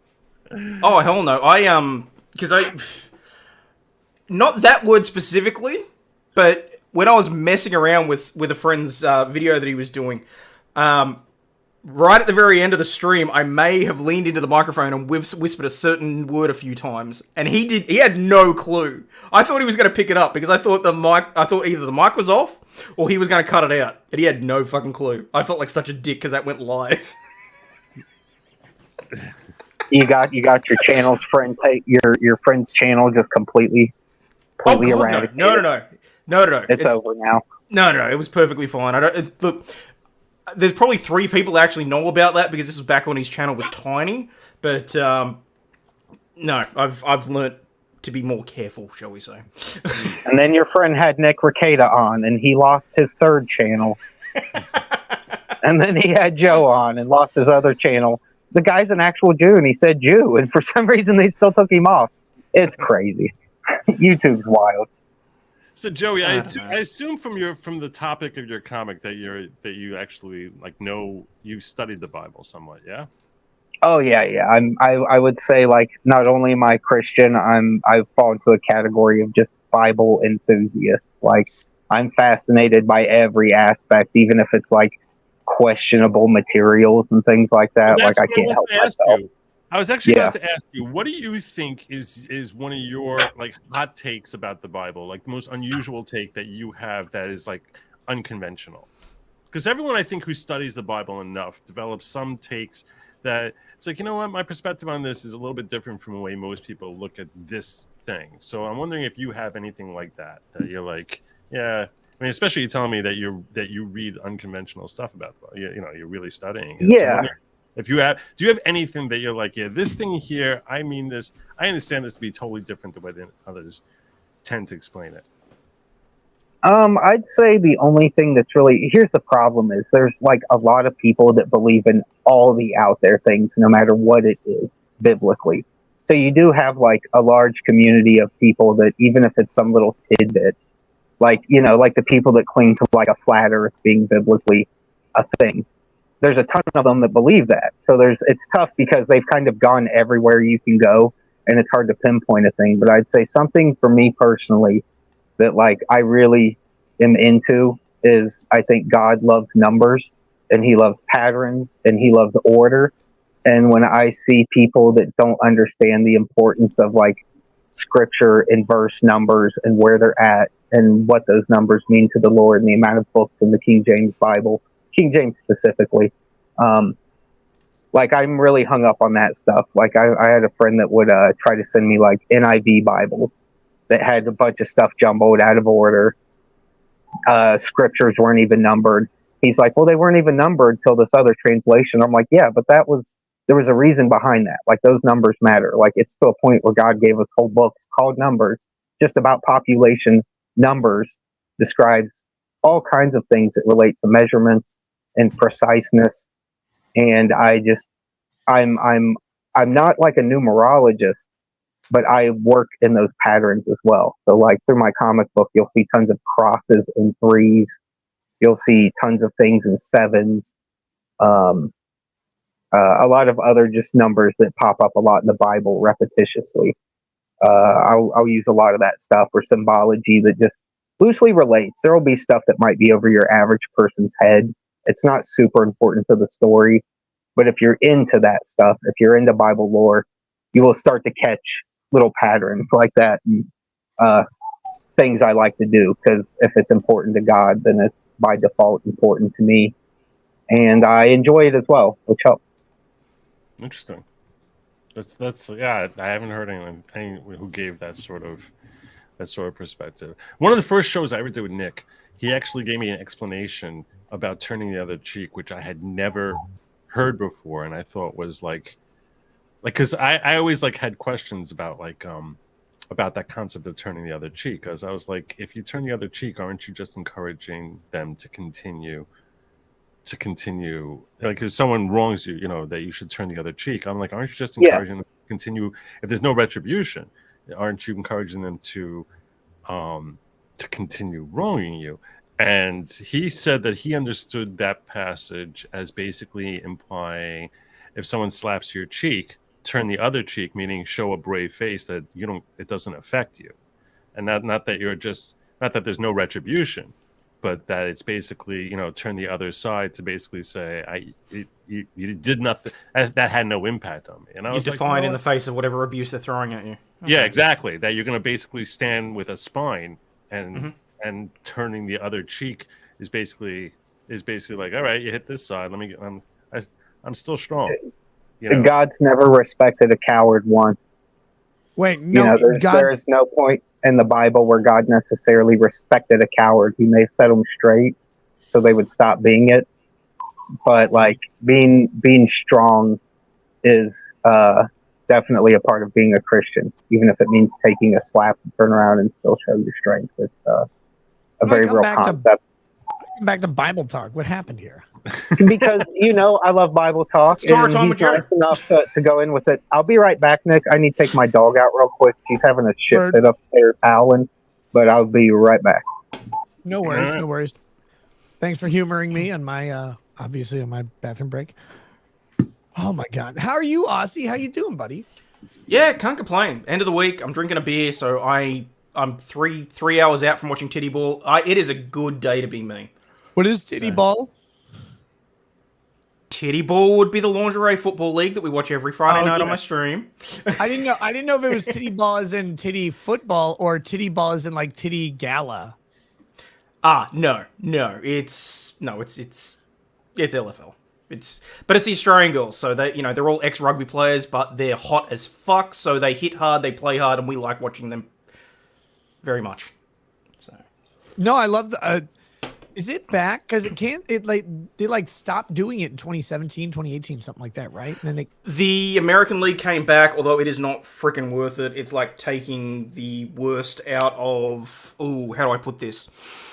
The chicks that are built like a brick shithouse and have no definitive figure to them whatsoever, and they've put them into regular blokes attire. Okay, so it's almost they don't let them wear lingerie anymore. Nope. It's almost worthless. They've got the short shorts. Lingerie? No, it's literally they've got short shorts and they've got short shorts under the short shorts so that there's no accidents, and it's completely ruined it. No, we've actually been rewatching the 2013 season because there was one season here in Australia. And then a bunch of Karens decided it'd be a good idea to bitch and moan, and then there was issues with televising it and all sorts of things. I've actually got the photographer from the season. I'm going to be having him on the channel soon to talk about his experiences during the season, which I think is going to be good. See exactly what he got up to. But, it's amazing. It's amazing how these fucking women can ruin shit. It's like, oh wait, we'll have all these sports where guys are in the tightest clothing or tank tops or whatever. Their muscles are fully on display. And we know that men's achievements, their successes, that's actually typically the more accurate measure of male attractiveness is what they've done and what they've accomplished. And so it's like their prowess on the court or field is on display constantly. Their figures are accentuated by the clothing. And they're like, this is fine. But you put chicks in lingerie, and they're like, well, this is too far. It's like, this is too far. You don't watch this shit. What you're worried about is the guy you're trying to fucking coerce into being your husband is watching this shit. And he goes, well, if you wore lingerie, I'd plow you too. Because the thing that pissed me the most off about it was because they put together this whole petition and it got so many thousand signatures or whatever. But in this petition, they had a 14-year-old boy. In that, he wrote. It was so obvious that it was coached by his 2 lesbian parents, just to explain why he thought it was such a travesty to be bringing such a horrid sport to Australia. And I'm just like, no 14-year-old talks like this. No 14-year-old would be balking at the opportunity to see chicks in short skirts. And it was just never. No, it was pathetic. Honestly, it really was. But anyway, so that's what we do on a Friday on my streams, people. That's 10 a.m. my time. I think it's like 8 a.m. Eastern. Yeah, looking forward to that. Guys, yeah. I have to tell you, I got a message from the Baldo CEO. Yeah. Oh, did you? I did. I don't think people understand that life is not normal for some people. And I don't know if I'm talking about me or to the CEO of a sex toy company that's motto is fuck people with your balls. Like, I'm not sure which one of our lives is less normal. But he said, hey, we got the Vibaldo in, which is the vibrating Baldo. Mm-hmm. And I was like, okay. And he's like, it's great, but. And I was like, what do you mean, but? And he's like, well, we redesigned it a little bit. He goes, so. So now it's great for the butt? No, listen. Oh, no. Listen to me. He's like, he told me some specifics. He's like, well, the cage is redesigned. The cage is where your balls go, by the way. The cage is redesigned. He's like, but the downside of it is, because I guess because the vibrating apparatus, he's like, you need a really deep vagina for it. Like, women might need an actual deeper vagina. And he goes, not the ass, though. There's miles of room in there. And I was like, why is this my life? Why is this my life? The CEO of a multi-million-dollar company just texted me, not the ass. There's miles of room in there. And I'm like,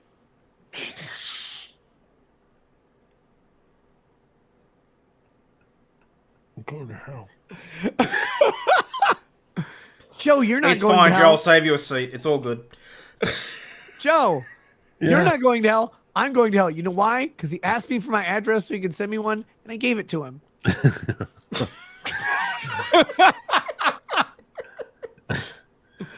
it's the funniest thing he's ever said. And everything he said is funny. When I first talked to him, this guy, I was like, I thought that your product was a joke. He's like, nope, we actually just want you to really fuck people with your balls. It's like, why would anyone say this ever? Why is this a thing that you would say? How are you like? I've got to have him on for a full interview. I've got to find out what damaged this man at some point in his life where he's like, you know what I'm going to do? I'm going to make it my life's goal to have balls go into other people's things. Yeah. Well, what did you say about really balls? late here. Fuck you, Joe. After that, you're bailing. I was like, if you check the private chat, you'll see at 4:30, I said, I got to go in like 15 minutes. Like 3:30. I said, I got to go like in 15 minutes. Yeah. And then like, it's only been 30 minutes. Gone, and then you were gone. And then you came back and you just started talking about Baldo. And I was just like, I should totally bail now. I should totally bail now. Anyway, but I'm leaving you in very good hands here, Aussie. As you can see, I'm leaving you in. Don't try to like. It's almost like when you're walking past someone on a plane. You're like, do I give ass? Do I give crotch? Which way do I turn? Joe, you don't have to make that decision anymore because Baldo has you covered. So, with that, I'm going to go.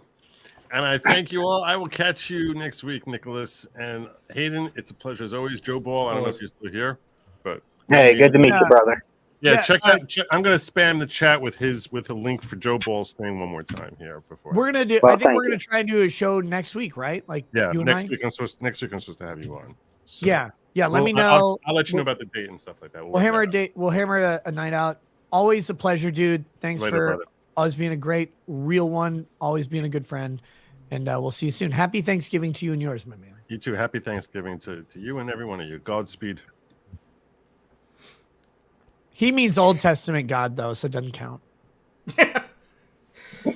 Old Testament God was awesome. I'll take some more Old Testament God, please. What, the wrath and the fire and like cleaning up the place? That'd be nice. Yeah, I would have zero issues with God just being like, you know what, this is impromptu. I didn't tell you guys in the book I was going to do this, but I'm going to get crazy for like a week and we'll just see what happens. So I'd be totally fine with that. If he just goes on a spree, like cleaning house. The Purge, like, Deity Edition. Yeah. Yeah. You just wake up one morning and like all the most worst people you can think of have just disappeared. Nobody knows what happened. They're just gone. It's literally just me disappearing, Joe. And everyone Nick's wonders why they like, haven't been a show for a week. It's like Back to the Future. He's watching himself fade in photos around the house, and he's like, "Oh no, I was told this would happen. Good Lord, I should have never worn the Baldo."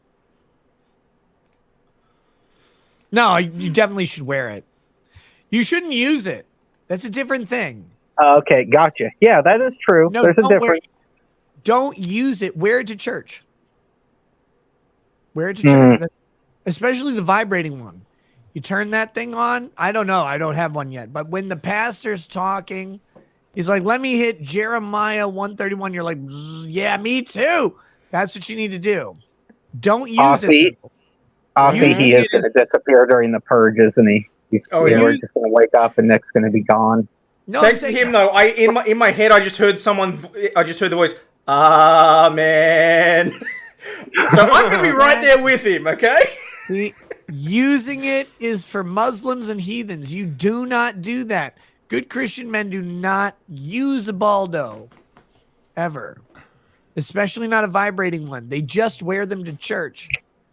Would you not consider that immodest though? You're not wearing it outside. Like you're putting pants on over it. Yeah, he's not Catholic. Aussie, it's like wearing white briefs versus blue boxer shorts or boxer briefs. Like no one knows they're under your jeans or whatever. Mm-hmm. I don't know what you Australians wear to church. I guess I wouldn't know. It has been decades, so I can tell. It's weird because I mean, originally I grew up Catholic, and then somewhere along the line, it's just I don't know, just beaten out of me. I don't know. But yeah, no, it's as long as it wasn't mouthed out of you. No, we need to take you. Wedding. Sorry. We need to take Nick down to Georgia to a nice, proper Baptist church that looks like a fucking shed in the middle of a field, so he can be delivered from the Baldo. If I go to a Baldo deliverance, it's official.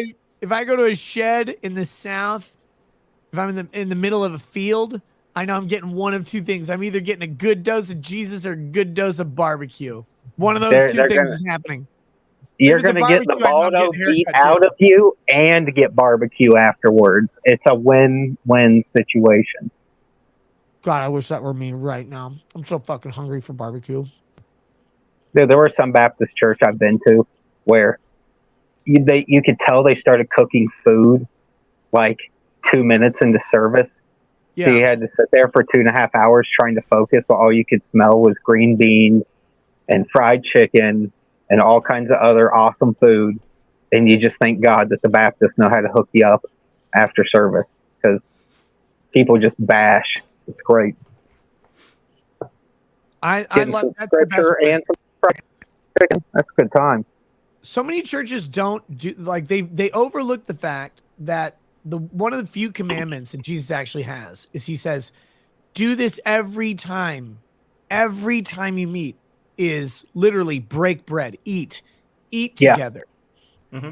And so many churches overlook that, and they're like, well, like it blows my mind because I'm part of a Protestant church, and their whole thing is, where is it written is what is your walk?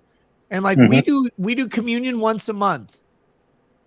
Once a month, we do communion, 1 out of every 4 weeks. That doesn't make sense to me because Jesus literally said do this every time. And that's if you just limit the idea of eating and fellowship to communion. We do this once a month. And I'm like, no. Food is the way to fellowship, to ministry, because it is satisfying one of those critical needs. You're not hungry for a minute. It's taken care of. If you go through the New Testament, this is a little bit of Bible lore for people out there. One of the things that bothers me, again, that Christian churches don't actually focus on this, is when you go through the New Testament and you look at Jesus, but more specifically, you look at guys like Paul and Peter, when they're out there in Acts and they're showing up in places and they're performing these miracles or whatever, before they minister to people, they actually attend their physical needs, usually through some miracle first. If someone is blind, they spit on their penis and they rub it on their eyeballs, right? And then the person's not blind anymore and they go, oh shit, now I'm gay. Like that's what happens. And then they fix their gayness by spitting in their butt with hot Cheetos. Cheetos or what? Hot Cheerios would be gross. I thought they tried to fix it with monkeypox. Yeah, that was just trying to kill them off when they realized they couldn't fix it. No, but they would always minister to the physical needs of people. It's like stand up and walk, you're crippled. Open your eyes, you're blind. Have food, have water, you're poor, you're destitute. Follow us and choose a new life because the life you have has you sitting on a mat in the middle of a metro area and you're begging. Like they minister to those physical needs first. In I think every single occasion, even when they're rushed and annoyed, they'll annoyedly miracle someone. They're like, yeah, okay, fine. You can see, Jesus Christ, I got to get in here. I'm 10 minutes late. And then they go in and they do their thing. And you're like, why don't churches do this though? Like not everybody is blind. Not everybody can't walk, but everybody's got something to be ministered to. And the churches do the ministry second or third or fourth. And they want people to come into the church. They want them to pray first and sing first and drop that 20 in the donation plate first. And they overlook the places where the church can go, oh, wait, you got marriage issues? Oh, your kids are acting up. Oh, God, like you are so stretched thin that you don't have food. We've got people in the church who will make you freezer meals. They'll come by your house. They'll drop this off. You need babysitters because you're between jobs, but you can't go to interviews because you don't have kids. Because your kids are it's summertime and your kids are there at home. Like, where is that? Where did that community go? Because it's interesting to me as I read the New Testament and I go, this is literally the first thing they always do without fail is to minister to the immediate need because they know that the person worried about their kid eating that night is not listening to their message about some God in the future. And churches now are like, no, first worry about if you're going to hell. And then once we've decided you're not, now we will help you with a tiny amount of help. I think that's embarrassing. I think it's a fucking shame that churches do that. It's like a lost things outside of holidays. Like even when I was a kid, because I'm 41, but when I was a kid growing up till at least like the late 90s, it was still pretty commonplace in like churches that were groups of people that had at least known each other for a long time. Like, you know, they'd all attended that place for quite a long time. Like there was always people willing to help babysit or help you out with food. And you didn't have to ask. Yeah. They just offered. You know, that's when I was a kid, I remember so many people we went to church with would help my parents out. And I didn't even realize how much it was till I was old enough to look backwards on it and realize how like uncommon that is now. Like nobody wants to watch kids now. I get it. I got kids. They're difficult. It's not easy. So, and then you got the responsibility of someone else's kids on your shoulders. That's a different kind of pressure. So, but that's what the church is supposed to be. The church is supposed to be this place where like you come, you have your needs ministered to before your soul is nurtured. Because if your needs aren't met, your soul can't be nurtured.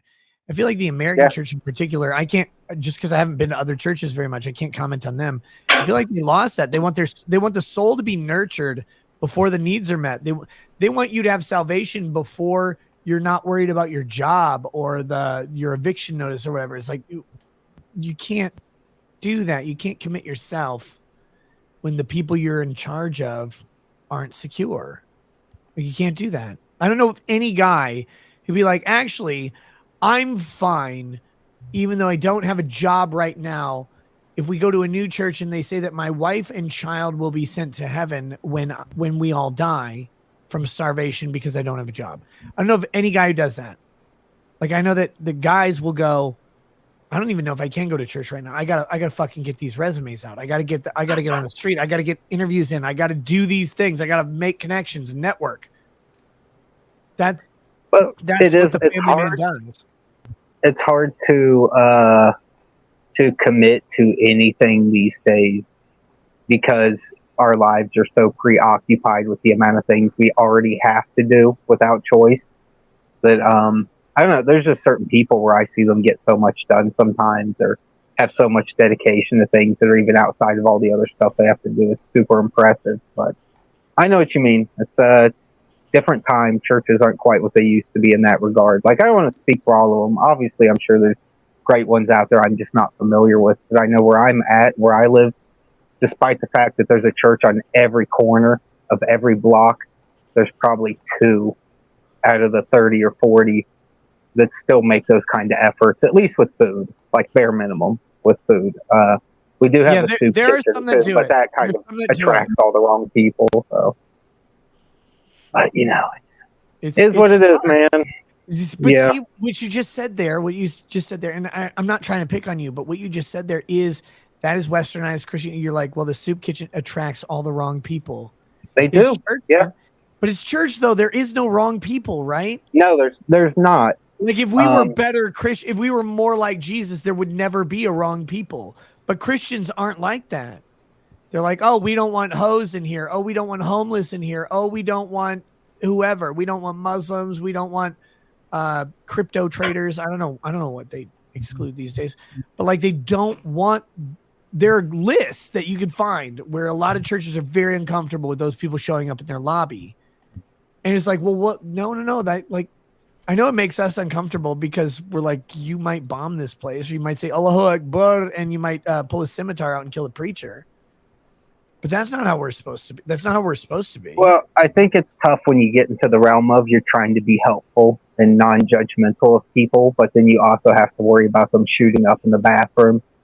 And that's when you get into the weird territory of, is this person really here for honest help and God, or are they here because it's just an easy place to get things and then go back on your way? Which both ways, it's hard to, you don't want to be judgmental. We can't know everything about everybody all the time, like literally impossible. And maybe if you knew more about them, it'd be a little more sympathetic. But at the same time, there's still a godly requirement to keep your own safe and to be sure you're not putting your own kids in danger in the sake of just helping other people. You got to find that fine line and ride it as best as humanly possible. You know, it's tough because you're right, but it's also like you have to be smart about what you're doing and not put the people around you in a stupid position, which is kind of the weird spot we're in around here. We have the churches do good and everything does well, but the soup kitchen, it's literally like we're getting homeless bussed in from like 3 different cities and just dumped off. So it's not that they're all bad or they're all terrible, but you're getting some of the worst at the same time. And then the crime rates keep, like I saw a dude just like in this little Christian town, just in a backpack, tweaking out right beside some bushes outside of a gas station, just took out like 6 or 8 kitchen knives, big ass kitchen knives, and threw them in the bushes, went into the gas station, did his business, came back out, loaded it up. I was like, I get it. If you've been living on the streets, you're going to have something. But the dude's literally just leaving them under a bush beside a sidewalk. You know, there's just certain things that aren't acceptable. You can't be doing shit like that. So, Your DA says Joe's 100% right. Stop judging. I'm not judging. That's the mistake. I'm not saying you're doing it wrong. We're just discussing. It's all valid. Just because no matter the model in first century or pre-first century of Jesus doing these things, just because Jesus did it a little bit different, and there wasn't this thing that goes, I have to keep my community safe.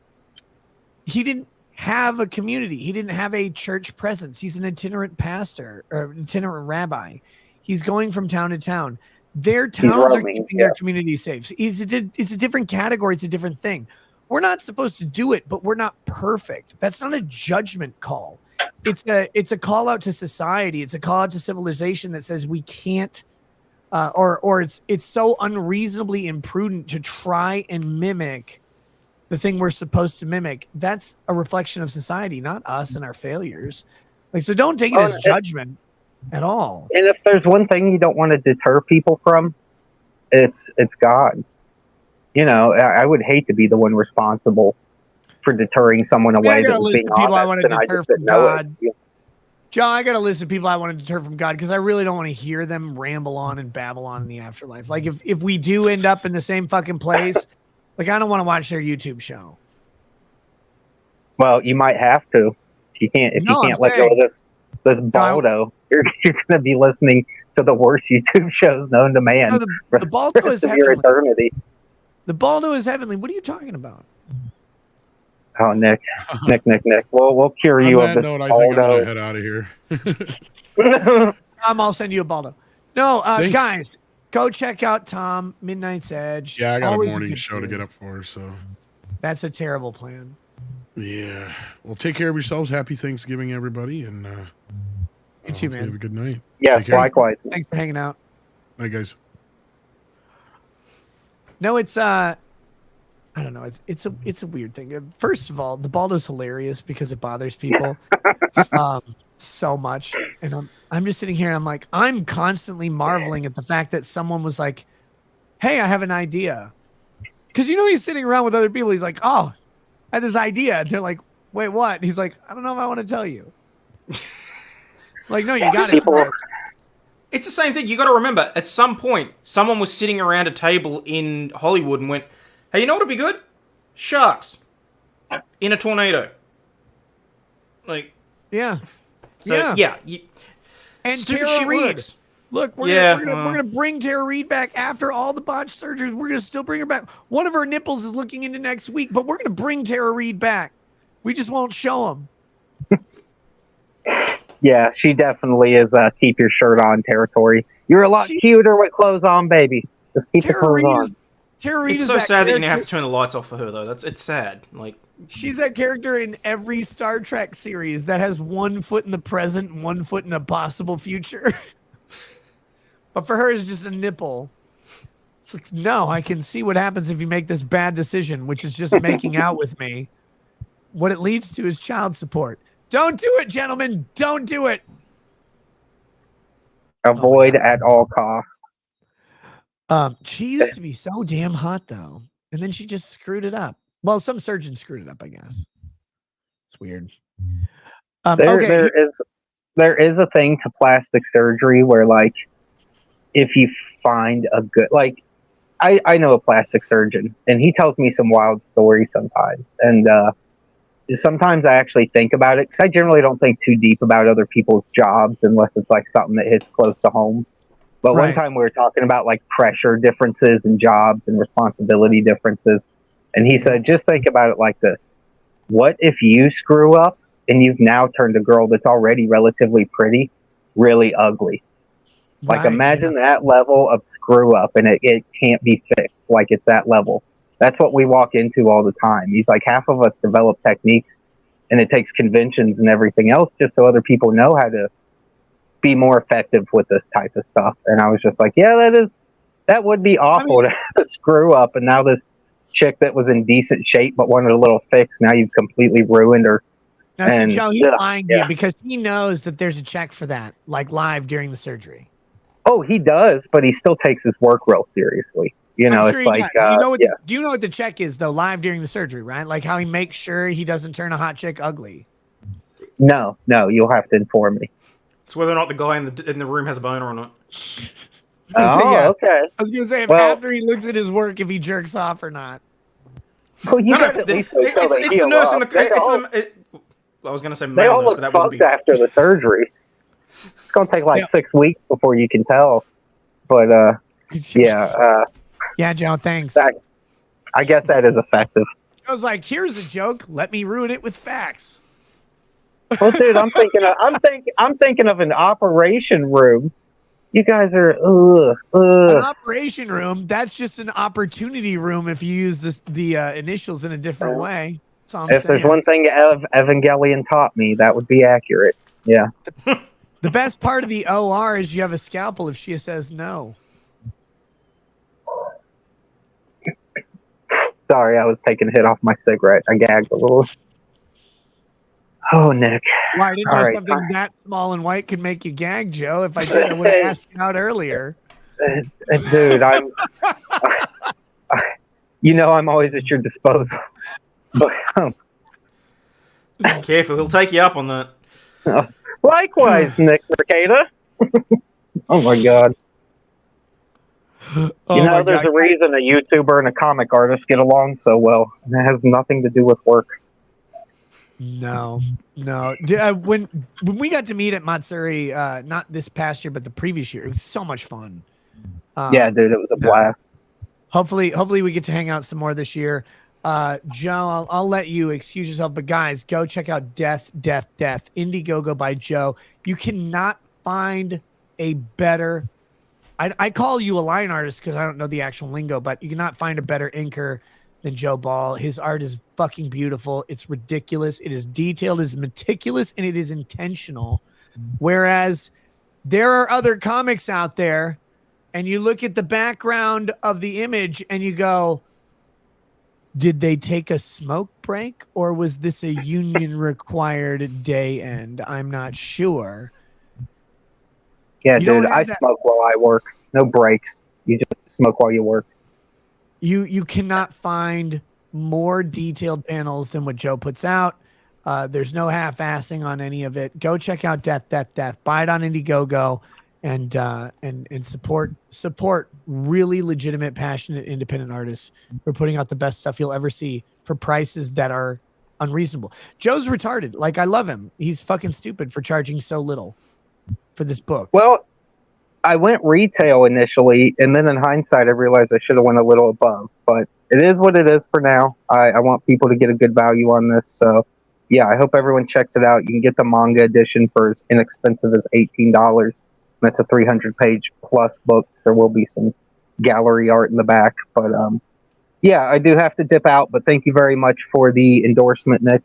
And I look forward to talking to everybody again. Of course, brother. We'll talk to you soon. All right. Have a good night. Happy Happy Thanksgiving. Thanksgiving. To the missus as well. Thank you. And likewise to everyone here. Even though you choke on thin white cylinders. Hey, she loves me either way, my dude. It's God's little blessings in disguise. You know you got a true woman when she says, what'd you do to that guy? And I said, just forget it. Shut up. Anyways, you guys have a good night. I'm so glad God brought me you because I thank God for little blessings every day. Little blessings are the best blessings. Just kidding, man. Have a good night. I'll talk to you soon, brother. All right, later, dude. Peace. Oh, Christ. Awesome. I'm gonna actually I'm gonna read the super chats and wrap up the show. I wasn't even expecting to go 3 hours tonight, and we're now just over 3 hours. So there's not a ton to do. I just wanted to put on a show, just a fun chat for people to go, hey, I'm home, it's Thanksgiving, or I'm at work, it's Thanksgiving. I didn't get to go visit my family today. Maybe you're going on the weekend, maybe it's next week, maybe you don't get to go at all, and you're just you're doing your thing. Or for some people who are working out there, like, because the world keeps moving even when many people take holidays, and it should never be overlooked that you're out there driving a truck, working security, doing delivery, doing a code update, whatever you're doing. I know there's a whole bunch of, a system update on a server where you got to sit there for 8 hours and nothing's happening, but you have to sit there anyway. And the Wi-Fi is down, so you can't even look at Hustler or whatever. Like, I know that you're stuck with me, or you have to listen to someone from Europe, and you definitely don't want to do that. So thanks for that. That's why I wanted to do a show tonight. Aussie, is there anything you want to say before I hit these last couple chats, and then we peace out? Fuck the Federal Court of Australia. Beyond that, no, go for it, dude. It's been a week, people. Holidays are... People may not realize this. First of all, the streaming life is way more complex than just you get online and you work X amount of hours any particular day. It has different stressors. It's obviously not an 80-hour-a-week construction job. It's not the same thing. You have different stressors, and they're ones that you are actually likely less equipped to deal with. The other thing is things like holidays and things like the hustle and bustle of of travel seasons and stuff like that, they rack up on us in a different way because one, you do your shows and stuff like that, and your audience is actually decreased during certain times of the year. Like again, Thanksgiving, Christmas, Halloween, people are out, they're visiting family. They're not sitting watching a retard on stream. And so we have to deal with that sort of stressor of we have direct measurements of our job performance in the metrics that we have displayed to us the entire stream. But so you have that, you're dealing with that, but also, like people are just not there. Regulars aren't there, whatever it is. And you do your stuff either way. But we always like to see the people we know. We always like to see the numbers. We always like to see the comments come in. And at times they're not there. And it's not anything you're doing. You can know up here, but you can never suspect the other. I don't know what you're going through in general, but like these times. So that's the streamer version. But the other version is we still have families. Like we still have families. We still have, some people still have jobs, or some people have other obligations and commitments that they've done. And travel season is always stressful during those. It gets worse when you also have this YouTube show and people have this other expectation. Again, I'm not saying it is the most stressful or difficult job on the planet. It is a better job than I've ever had in any category. But the stressors that come up and challenge you are not ones you expected, and a lot of times are not ones you've been trained for or equipped for in other vocations. That's all I'm saying. I think you can agree with that pretty safely. Yeah, I mean, look, it's without bitching and moaning. Being a streamer, running a law firm, 38-hour week. Keeping on top of family and everything else, it can get rough. It really can. So, but no, it's, it is what it is. So, but, I mean, what more can you say? It's literally you do what you have to make your way through it. And of course you do this for the people that genuinely enjoy watching you, which, by the way, chat. And we love all of you, even the people we tell to fuck off. All right, here we go. We're gonna read last couple chats. There's not very many, and we'll wrap up the show. Thanks for watching. Omar Gonzalez says, build another one. 3D print the noses as fan intakes and custom water cooled loop filled with fine whiskey. Oh, that'd be fucking great. Yeah, a custom computer case that was a giant nose. Toxic Brute says, happy Thanksgiving. Drop Barracuda, wanted for killing that bussy out in Thailand. No one's ever killed bussy out in Thailand. Just a butthole that smelled different. Drop Barracuda says, there are only two other stories out of Thailand. One involves traps and one involves ping pong balls. Yeah. See Goody says, Nick, Joe thinks you're not black and you're going to hell for saying the N-word. Tell him how you are, in fact, a white bread ass nigga. Why would I tell you? Why would I tell you when it's been told by a better man than me? Here we go. White bread ass niggas, man. Every time I see it, it's funny. Every time I see it. Drop Barracuda says, any chance for a quick toast here at the end? Of course. For my brother that ultimately opted out of a prolonged fight with the Big C. I believe he was headed to Valhalla or some such. Either way, he's not hurting anymore. Yeah. Dude. I got you. Drop Barracuda. There's an expression that the police in the U.S. use when an officer dies, and it's end of watch, which I do find to be one of the only charming things police have developed, is this idea that they are ever vigilant, and when the end comes, for whatever reason, the watch is finally over. Their vigilance ends, and they are now at rest and at peace. There's something magical to that. I don't know what your brother's vocation was. I don't know anything about him other than the fact that he was in a prolonged fight that he knew would probably not be successful, a prolonged fight that brought him nothing but pain, and a prolonged fight that removed his ability to be the person that he was for his entire life up to that point. And he opted out. Whatever the opting out means, and that's a broad category. Sometimes it means stopping treatment. Sometimes it means something much more drastic. I'm not sure. But let me say this. A man who carried the prolonged fight against an unwinnable opponent with no measurable gain for themselves and only burden for them, their current experience, only burden for their family, and only a deterioration in the eyes of everyone they knew from the person they had been into the thing that they would become.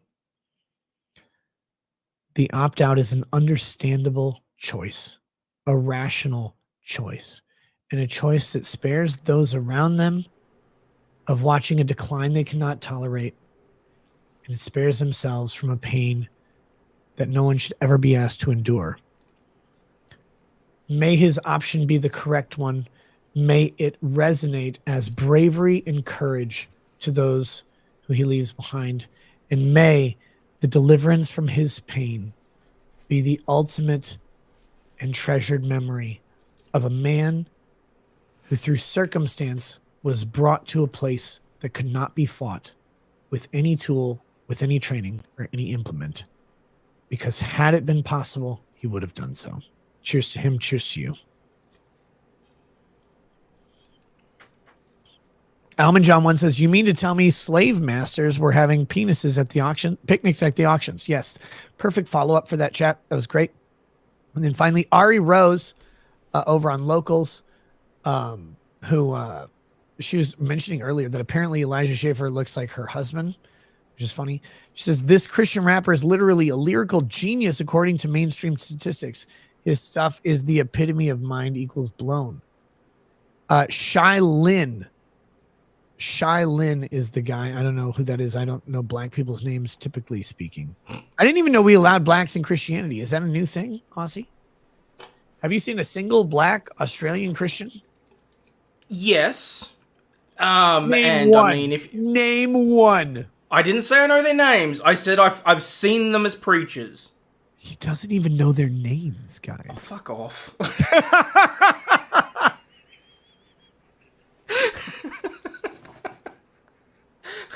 Why would I need to know their names? I'm racist as fuck. Whoa! Why would they need to know their names? You'd be like, hey, bike thief, bike thief. I'm not that bad. I am. Hey, 9 syllables. Demetriquarius is that's a lot of syllables. I'm just saying. Drop Barracuda says, thanks again. On to Locals and dick jokes. Please go on to Locals and tell dick jokes. Please do it. Please cover up for my racism. I'm still on YouTube. Guys, thanks for hanging out with us tonight. It's a pleasure. It's always a pleasure. Have a great Thanksgiving. Enjoy friends and family. I look, I'm going to a family Thanksgiving on Saturday. I know some of you out there, you haven't had yours yet. You will. Eat the pie. Eat the pie and then have a second slice. And when they go, there's not going to be enough for your other relatives, go, yeah, they don't have enough paycheck for me. I don't leave enough pie for them. Fuck them. Fuck them right in their ear holes. Because what are relatives if they're not people who sacrifice their pie involuntarily for you? You have to deal with all of their bullshit. And all you asked was one extra slice of apple pie. If you eat pumpkin pie, you're a faggot. You guys have a good night. Aussie, anything you want to say? Anything you want to?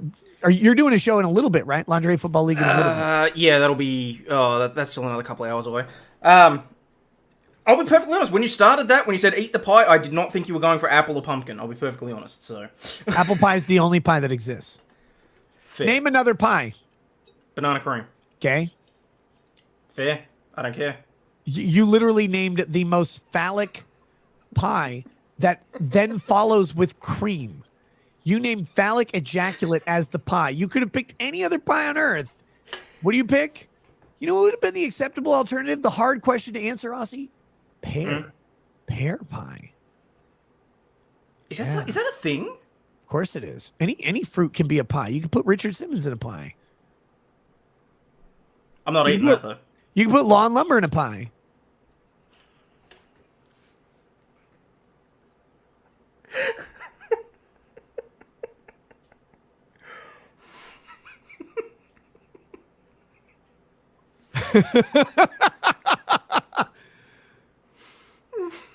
Why would you make a pear pie when you have apples is the question. Like, that's the real question.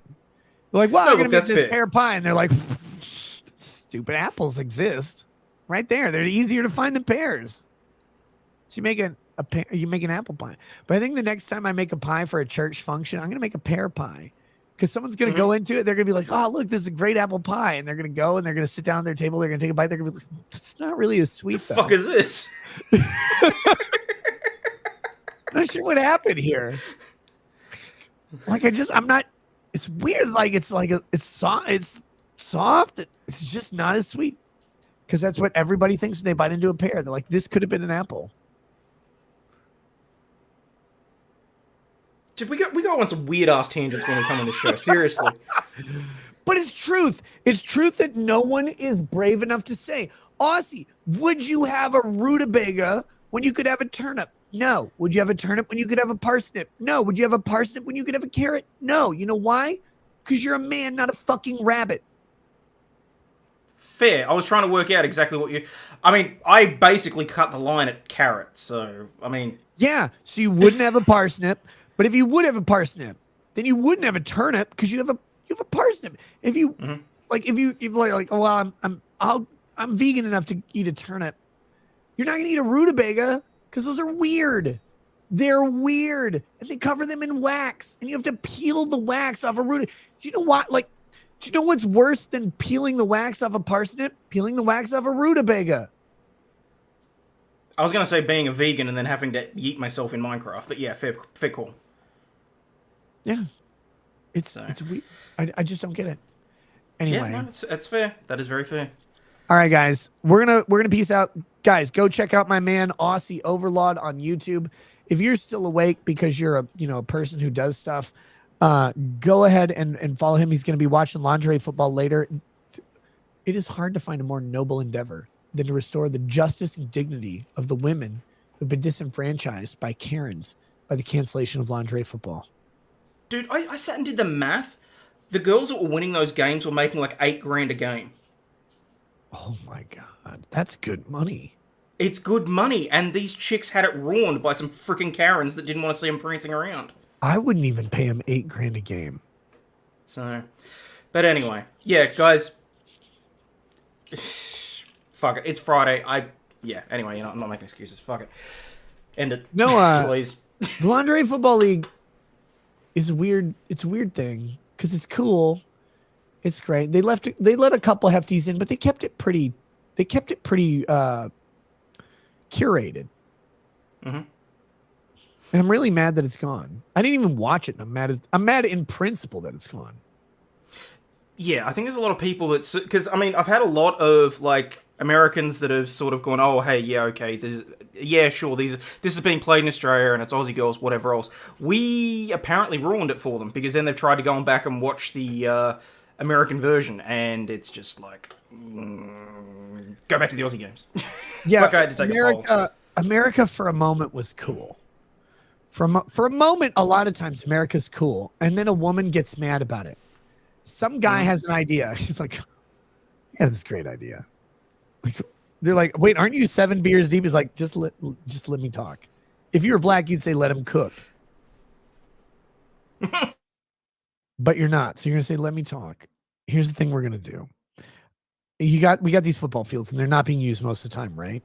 They're like, yeah. Why aren't they being used? They're like, well, because black people are really fast, but only for limited amounts of time. Then they have to recover for a while and do it again. So they can only do 16 games a year. Like, all right. So what do we do with all of the other times that these giant stadiums exist with these football things? Or what about high school ones even? Oh, the enemy is in the room. Yes. I'm joking. Jesus Christ. I was just saying a woman who complained about a lingerie football league. That's all I'm saying is not an actual thing. This is just a joke because I'm drunk. Leave me alone. That's not Aussie's fault. If you watch this later, it's my fault. No, it's guys, like, hear me out. There's these things. They get used for like 12 games a year because some of them are away. Why don't we put chicks in bras and panties on them and have them run around and chase a ball? And to be fair, they worked on the injuries and stuff. Because, yes, admittedly, when it was bras and panties, the women would suffer certain injuries, okay? Strained labias. How many strained labias per season? Didn't check on that stat. Okay. Do they have a herniated labia majoris, like where one is like giant hanging down the like one leg? God, like I hope not. Like when you get the Arby's sandwich, but they cut the meat too thick, like for a couple slices, and it like just sitting there on the one side. It's like, I can't even bite into this. You know, I had a roast pork and gravy roll for lunch today, and now you make me regret it. Well, you had a roast pork roll? Like that can't be thin sliced. That's yeah, like no, it wasn't. No. But no, because they gave him the shoulder pads, but in order to make it interesting, they invented the titty window. Yeah, They shaped it so that there's a cutout for the boobs. Yeah, so you got these shoulder pads, you got the connecting thing to hold the pads in place, and then you got the low cut of the sports bra. It's got to be a sports bra, which we all hated, but you can't have these things flopping all over because they'd be stretched out like Mr. Like Dr. What was the... Mr. I'm ruining Fantastic? this joke. Yeah, Mr. Dr. Fantastic. Yeah, they There just you go. stretched out like Dr. Fantastic after he met black guys. Because he's gay. And because I don't think he could be in pain from being penetrated. That's all I'm saying. Is Dr. Fantastic the best gay bottom that exists? Like, this is now a new thing. Is Dr. Fantastic from Fantastic Four the ideal gay bottom? Well, I think he yeah, is. theoretically, because he's on the bottom, but he can stretch in all directions. I mean, that's the worst superpower to ever have. Yeah. Like, what can you do? Well, I can reach stuff on the high shelf. Like, well, if you were taller, you could do that. He's like, what's the other thing you can do? 6 black guys at once, actually, on the same time. Like, and it doesn't hurt? No, it's like Plastic Man, because he can change like how he looks and that sort of thing. Mr. Fantastic? He didn't even finish his PhD? Oh, I respect him even less now. Reed Richards has his PhDs. For some reason, they just call him Mr. Fantastic. What's his PhD in? A divinity degree? You couldn't even do theology? We had to do a PhD in ministry or whatever? Look. What is Reed Richards' PhD in that they don't call him doctor? I don't know. I think it was genuinely just that people I think I remember reading somewhere at one point that they did it because they were worried that people would be intimidated by the letters. Like, it's just, you don't want that in a comic book, apparently. I have no clue. I could be talking out my ass. How does law school work in Australia? Is it like England? Is it an undergrad degree there? Or is it a postgrad? Yes. No, it's undergrad. Well, I mean, look, so Melbourne University Wait, you have have moved a to the... 4-year education? Yes. You don't have an 8-year education? No. I am so sorry, ladies and gentlemen. I thought I'd bring someone with sacrifice, someone with expertise, someone who'd put in the work. Fuck you. I worked fucking hard, and then I put myself through law school, working in a law firm as a secretary. Well, okay, fine, I already said it. As a legal secretary, that was what was on the contract. Fuck it, I don't care. You're Mr. Fantastic too, then. Got it. No, I respect it because I never worked hard in my entire life. I have a postgraduate. I have a doctorate, right? Like I've a Juris Doctor is my. Yeah, you got the degree. JD. Yeah, but I never worked hard for it at all. I actually laughed at the people who tried. You had to work for this?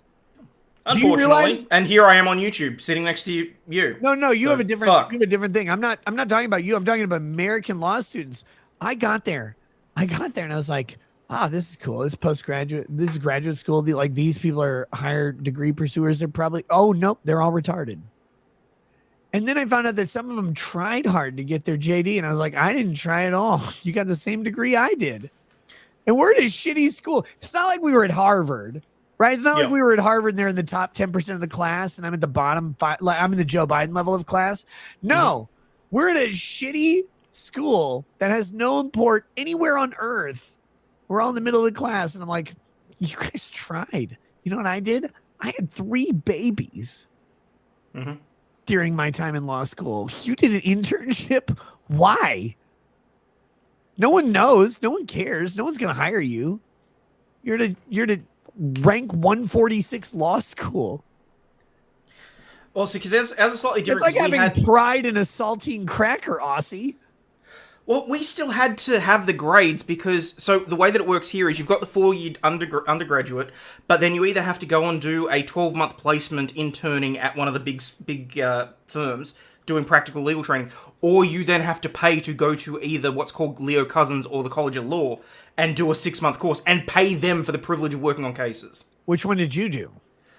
I was already working at a firm, so I got to do my traineeship and apprenticeship for over a year. So thank fuck for that. Do you know how much legal work I did during law school? Zero. Not a single wink of legal work. Zero legal. I didn't do an internship. I didn't do an externship. I didn't do a summer residency. Aussie, I was having babies. Mm-hmm. I had, I think, 3 of them. Or no, I had 2 of them during law. One of them. No, I had 3 of them during law school. And then the last one was born the last one. Sorry. I had 2 of them during law school. I had 1 of them about a month after graduation, which would be the 3rd one. And then the 4th one I had a couple years later. So that one doesn't count. Right. And I already had a kid. You think I was going to do an internship? I had a wife who said, come make me pregnant. I'm not doing an internship. I'm going home. I got my priorities straight. You have 2 options. You can go make your wife pregnant, or you can not do that and you can sit alone wherever you are. For me, it would have been at my parents' house. Oh my God, go home. You're like, why didn't you do an internship? I'm like, what are you, gay? Anyway, but I have no respect for the American legal doctrine. I'm just sad that you guys have an undergrad degree for it. No, well, that's what's really annoying is that more. We've got the undergraduate for most of the schools, but University of Melbourne that thinks it's the Harvard of Australia-ish, roughly. Yeah. They've moved to the JD model where you have to do the undergraduate degree in. I think it's basically you have to do it in arts and then do some sort of specialization, but then you go and do the JD. And I looked at that and it did not look okay to me. Like I was not happy with the way that it was set up. I didn't. So yeah, I was not keen on it. But given that from there I was able to go straight into working as a junior lawyer at a firm, and then basically just went from there. So it really worked for me. That's why I preferred the undergraduate. That's why I worked hard to get into the law school that I did. Imagine working to get into law school. You know the work I did? Can I go part-time but not on weekends because my wife's family does stuff on the weekends? That's the work I did. That's why I went to like one of the worst ranked law schools in the country. The people on Twitter, honestly, they're like, if you qualified to get the practicing certificate, who gives a fuck? The people on Twitter are like, you went to the worst law school ever. I'm like, yeah, it sucked. I know. I was there. It's terrible. What's up, Jeff? Why are you here? What did I miss? You missed a lot. The whole show. Can we start again? We're gonna end the show in just a second. No, you're not. I just got here. Jeff, I'm going to bed. It's 4 a.m. It's Friday at 7 p.m. and I'm loaded with bourbon in my hand. We're just getting started, bitches. What bourbon you got? This is from Salt Lake City. This is from Sugar House Distillery in Salt Lake City, Utah. Did you see? I sent you a picture of this bourbon. Yeah, you did. This 8-year Willet. That looks fantastic. It's really good. It says it's 54% alcohol, but it's at least 73 based on how drunk I got the other night. Well, in my rush to get here, I seem to have forgotten a glass. Oh, I can do that. I know you can. But I just seem to, I mean, I didn't do it on purpose. I just seem to not have one. Howdy, Hayden. Howdy, Nick. Dude, how you doing? You had Danny on your show the other day. Danny's out there. Danny's out there in Squinty Town. She is. Won't you take me to Squinty Town? Yep. I can't. Hey, that was an Australian song. They have a height restriction, and I exceeded. Yeah. Yeah. I want to go to Mr. South On and Korea, Dan, you're here. I want to go to South Korea, but all of their ceilings are at 5'10". I don't know what to do there. Well, mine's that handle that you can handle it because you're shorter than him. But you're taller than me. I am, but I'm also, I'm less good at Florida corporate law than mindset. Well, the one good thing I learned from him: don't take pictures on a hill with him standing uphill of you when you're taking the picture. It just Don't makes do it that. worse. Just makes it worse. Jeff, I'm gonna tell you a Yes, sir. secret about legal mindset right now. No one knows this unless you listen to this show. So he was not at Matsuri this year. He had some personal stuff. That's fine. Mm-hmm. Last year he's at Matsuri. Mm-hmm. And one of my favorite nights of my entire life was this night.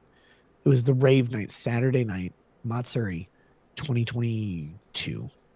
Mm-hmm. And Lady Raggets and I went to we tend to do this. We go to the rave for about 10, 20 minutes and we go, God, everyone here smells and they're anime and they're dancing, which is sad because it's not a good rave. No. Which is not Anime Matsuri's fault. It's the crowd's fault. The crowd is not conducive to raves. Rave crowds are people who are typically extroverted or on enough drugs to be extroverted. Raves at an anime convention, there's not enough drugs to make those people extroverted. So they go and they kind of stand around. It's weird. Not enough people are dancing because, like, if you're trash enough to put on like glow sticks and get a whistle and a pacifier and like a Is this a whistle? What kind of whistle are you using if this is a whistle? No, like a coach's whistle. Not like with your mouth. You know, like one of those, like a coach's whistle. Like you put it in your mouth and you're like, like you have to be sucking on a pacifier, either super retarded or everybody else has to do it. The second one is how most raves go. The first one is how anime raves could go, but most people don't do it. Like they're not there and the crowd isn't enough. So we go there, we stay like 10, 20 minutes. We go, okay, this is silly. Then we go find our friends. So we go to the Dirt Bar in Houston, which is a couple blocks from Anime Matsuri. Mm-hmm. And this is after, because you went to the Dirt Bar while you were there, right? Yeah, we were great there. bar. Great fucking bar. I love that bar. It's awesome. Yeah, it's nice. But we go there. No one knows we're there. It's like Yellow Flash and Anna and Mr. Biggins and Cecil and Legal Mindset are there. Lady Raggets and I show up and I go up to the bar. It's almost last call. And I go up because it's like 1:25, 1:30. Yeah, they finished weirdly early in your part of the world. I forgot. It's COVID fucked everybody. So we go in though, and I've still got my guest badge on from Matsuri. And I go up next to this chick who can only be described as Evita if her name had 8 syllables. She's not a taco bar, she's a burrito bar. That's all I'm saying. So she's a big Latina chick. She's there with some guy, and I assume these two are fucking because they're like chemistry's weird or whatever, and he's like there with her, and he's like, whatever, and they're like having fun. And she looks down at. I go up. I step between them because you always step between a guy and a woman. That's what you do if you want to get hit. And I always want to get hit. I go up to the bar and I'm like, I just want to buy a drink. I'm not actually trying to fuck your shit up. And she looks down. She sees my badge. She goes, anime.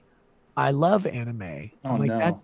That's the most millennial thing you could say. That's cute. And I'm like, well, are you going to Anime Matsuri? And she's like, what is that? I'm like, I don't know. It's one of the biggest anime conventions in the entire fucking country. It's happening right now, literally 2 blocks that way. You're downtown Houston. How do you not know about this? It's like, I didn't hear about this. I'm a school teacher. Oh, of course you are. Right, of course you are. Oh, I forgot about this story. Yep. And I go, yeah, no, I'm you should come. You and your boyfriend or whatever should come to this anime convention. Come tomorrow. It's the last day. It's Sunday, but it'll be fun. If you like anime, you can come check it out. There's tons of merch. Every anime you've ever liked, there's stuff there for it. So you can find something you'll like. And she's like, oh, that's cool. And she's like, what's this badge mean? I'm like, well, this is a guest badge because they invited me to be there because they're retarded. And they invited me and I don't know why, but I'm there. And like, actually all these people over here that I'm with, all my friends, they're all guests at the anime convention too. And she goes, oh, what do you guys do? Oh, she was just dripping all over the floor at this point, wasn't she? So funny. Because I am not emphasizing myself, Jeff. I am in wingman mode. I don't care who is the plane. I am the wingman. And I go, let me take you over and introduce you. And we go over to this little booth. We're in this, when you go in the door, when we were there, we were in the front left corner. This is the back left corner. We had that booth. And we go back there and the first person I introduced her to is Legal Mindset. It's the first person I said, listen, this guy, do you know what he does? She goes, no. She goes, no. What does he do? like Elizabeth like Selma Hayek. Elizabeth Hurley would be British. Elizabeth Hurley. Actually, it was kind of like Elizabeth Hurley, honestly. Like if she was doing a Spanish accent, like she was at a Taco Bell ordering and they couldn't understand her, so she tried harder. And I'm like, this is legal. This guy, here's what he does. He's a lawyer. And she goes, ooh. I go, yeah, he breaks down lawsuits and legal cases and he talks about them on his show, on a live show. That's what he does. And she's like, that is very cool. And the next person I'm going to introduce her to is next to her. It's Mr. Biggins. I won't say what Mr. Biggins does. Mr. Biggins is a way more impressive job than lawyer. He's also looks like Chris Hemsworth.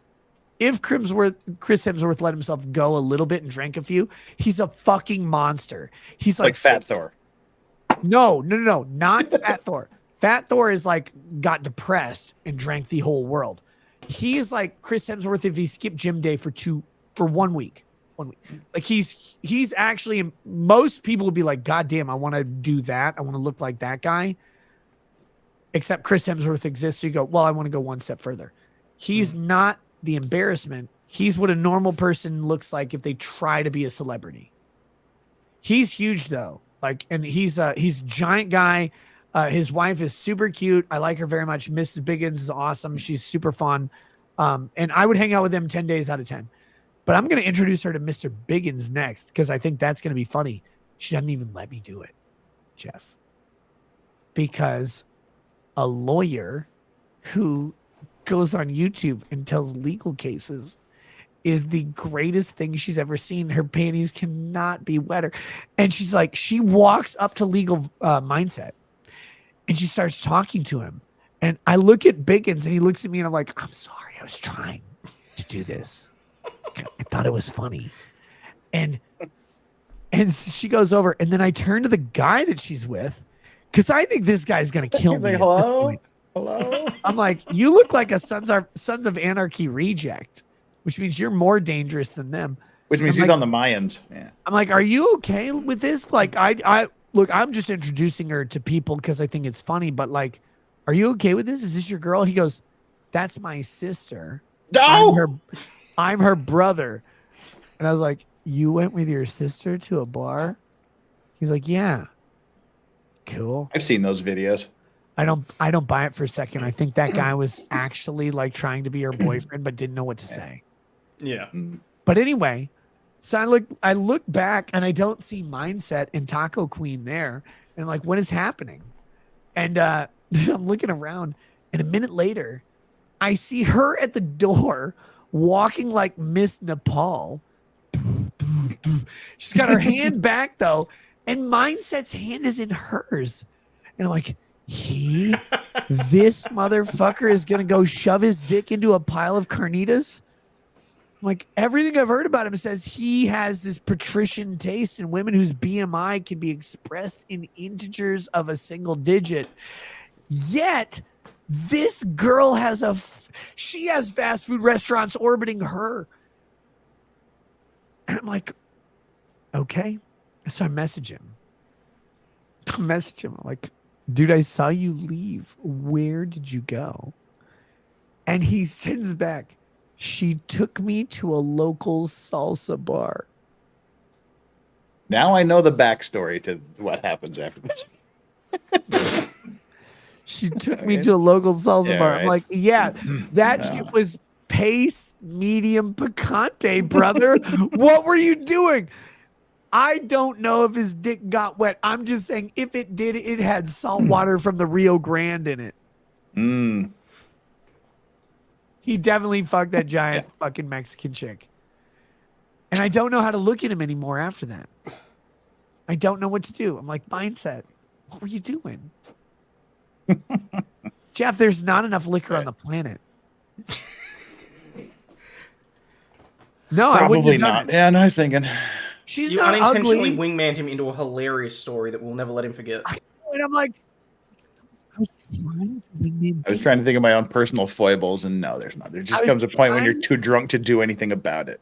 I was trying to find someone that I would have pushed a fat Latina chick onto on purpose because it would have been funnier than mindset. You know, it's the scale. You go, no. The drinks are consumed. No. And then at some point you go, but then by then you're too far into the drinks and nothing could happen anyway. So there's like that point of no return. We're like, what the hell? Oh, never mind. Can't do anything. Guys, have you ever been to Taco John's and you buy that like the 10 pack and a pound or whatever, which is like a combination of 10 tacos and bean burritos and then a pound of the potato olays? Like, because that's how sad your life has gotten. Like, you're like, well, it's 2 a.m. Taco Bell doesn't exist because they have a caulk gun filled with sour cream. I'll tell you, unfortunately, gentrification's coming to Korea. There used to be, this place has been around since the Korean War. Hooker Hill in Itaewon. You have black people there. Why would you gentrify? Who are you getting rid of? Well, there's so many black people in Seoul. It's amazing. It's like, where are they from? Like real Americans? black people places. No, they're like Muslims from Northern Africa, Nigeria, places like that. Speaking of that, did you hear that Hall & Oates are fighting? Yes, we were talking about that last night. How unfortunate! That's not Toto. What does that have to do with Africans? Oh, I see. In my brain, I was like, no, Hall & Oates sang Africa. That wasn't Toto. That was Hall & Oates. Jesus Christ, I'm really racist against white men from the 90s. Yeah, no, there's this place. Hooker Hill is like the greatest place in Seoul. It had character. It was Hooker Hill. You had Hooker Hill, Homo Hill, and then like Muslim Hill, right next to each other, and it's just become so gentrified. But the greatest thing in the world back in the day was to go to one of the 2 or 3 legitimate bars on Hooker Hill, sit and watch about 6:30 in the morning when all the bars are closing. Wait, so Hooker Hill in South Korea? Yes, in Itaewon. Okay, so I have to do this tactfully because, life and stuff. I've seen Instagram. Yeah. And I've seen Koreans on Instagram. Yeah. And they're not real. They're some guy's impression of what the hottest woman on earth would be if they could draw it. But because filters and surgery are awesome. Some guys are like, this false advertising. I'm like, yes, false advertising. You're having children with these women? What are you talking about? Oh my God.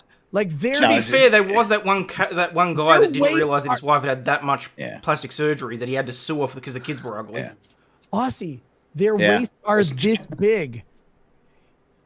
The girth of your penis is half of their entire body width.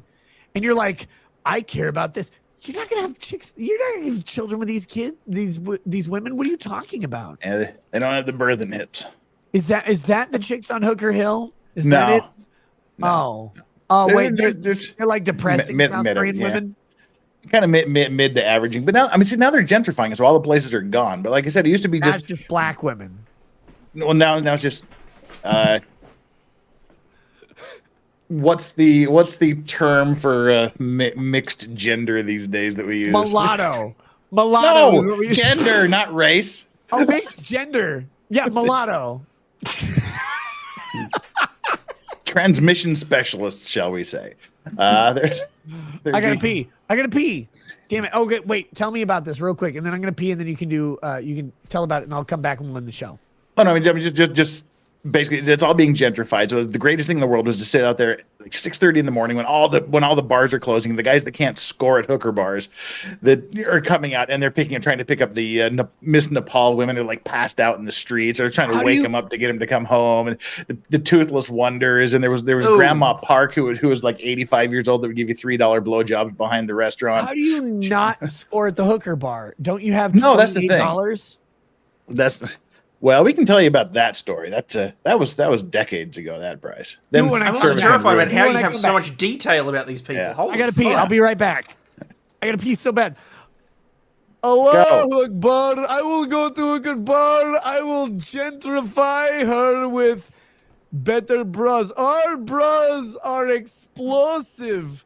You know what I'm saying? We will put bras on women that will blow your mind and your hospital and your elementary school. We We know how to decorate women in proper attire. Man, you want a life preserver? We have life destroyer, but it is virgin created. Wait, oh, he's gone. He's gone. Listen, I'll be right back. Have to pee. Have to pee into the mouth of a woman with suicide vest. So we decorate with the wall with some of her over here, over there. How's your Friday going, Hayden? It's been okay, actually. I was a little bit flat. I mean, obviously, I'm sure chat's going to roast me for it. I was a little bit flat. I came in, didn't talk about pretty much anything. But, which reminds me, people, tomorrow I'm doing Sourced Saturday. I might as well get this in while Nick's going and peeing. If you want to come over and see me get a little bit drunk and stick increasingly spicy things in my mouth, feel free. Starts at 7 Eastern, so... PM or AM? PM? AM. AM. Yeah, no, because I started at 11 here. And just okay, so that's like 11 PM your time. Yeah. Fuck, 11 AM your time. What time is it for us? Sorry? What time is it for us? 11 for me, 9 for you. PM Saturday. Yes. Okay. I may be available. I may be otherwise engaged. Chicken tendies, I'd really rather not talk about Albert Sleazy right now, our international jet-setting prime minister who can suck a dick. I'm so sick and tired of that. He's sitting there going, inflation is well, true.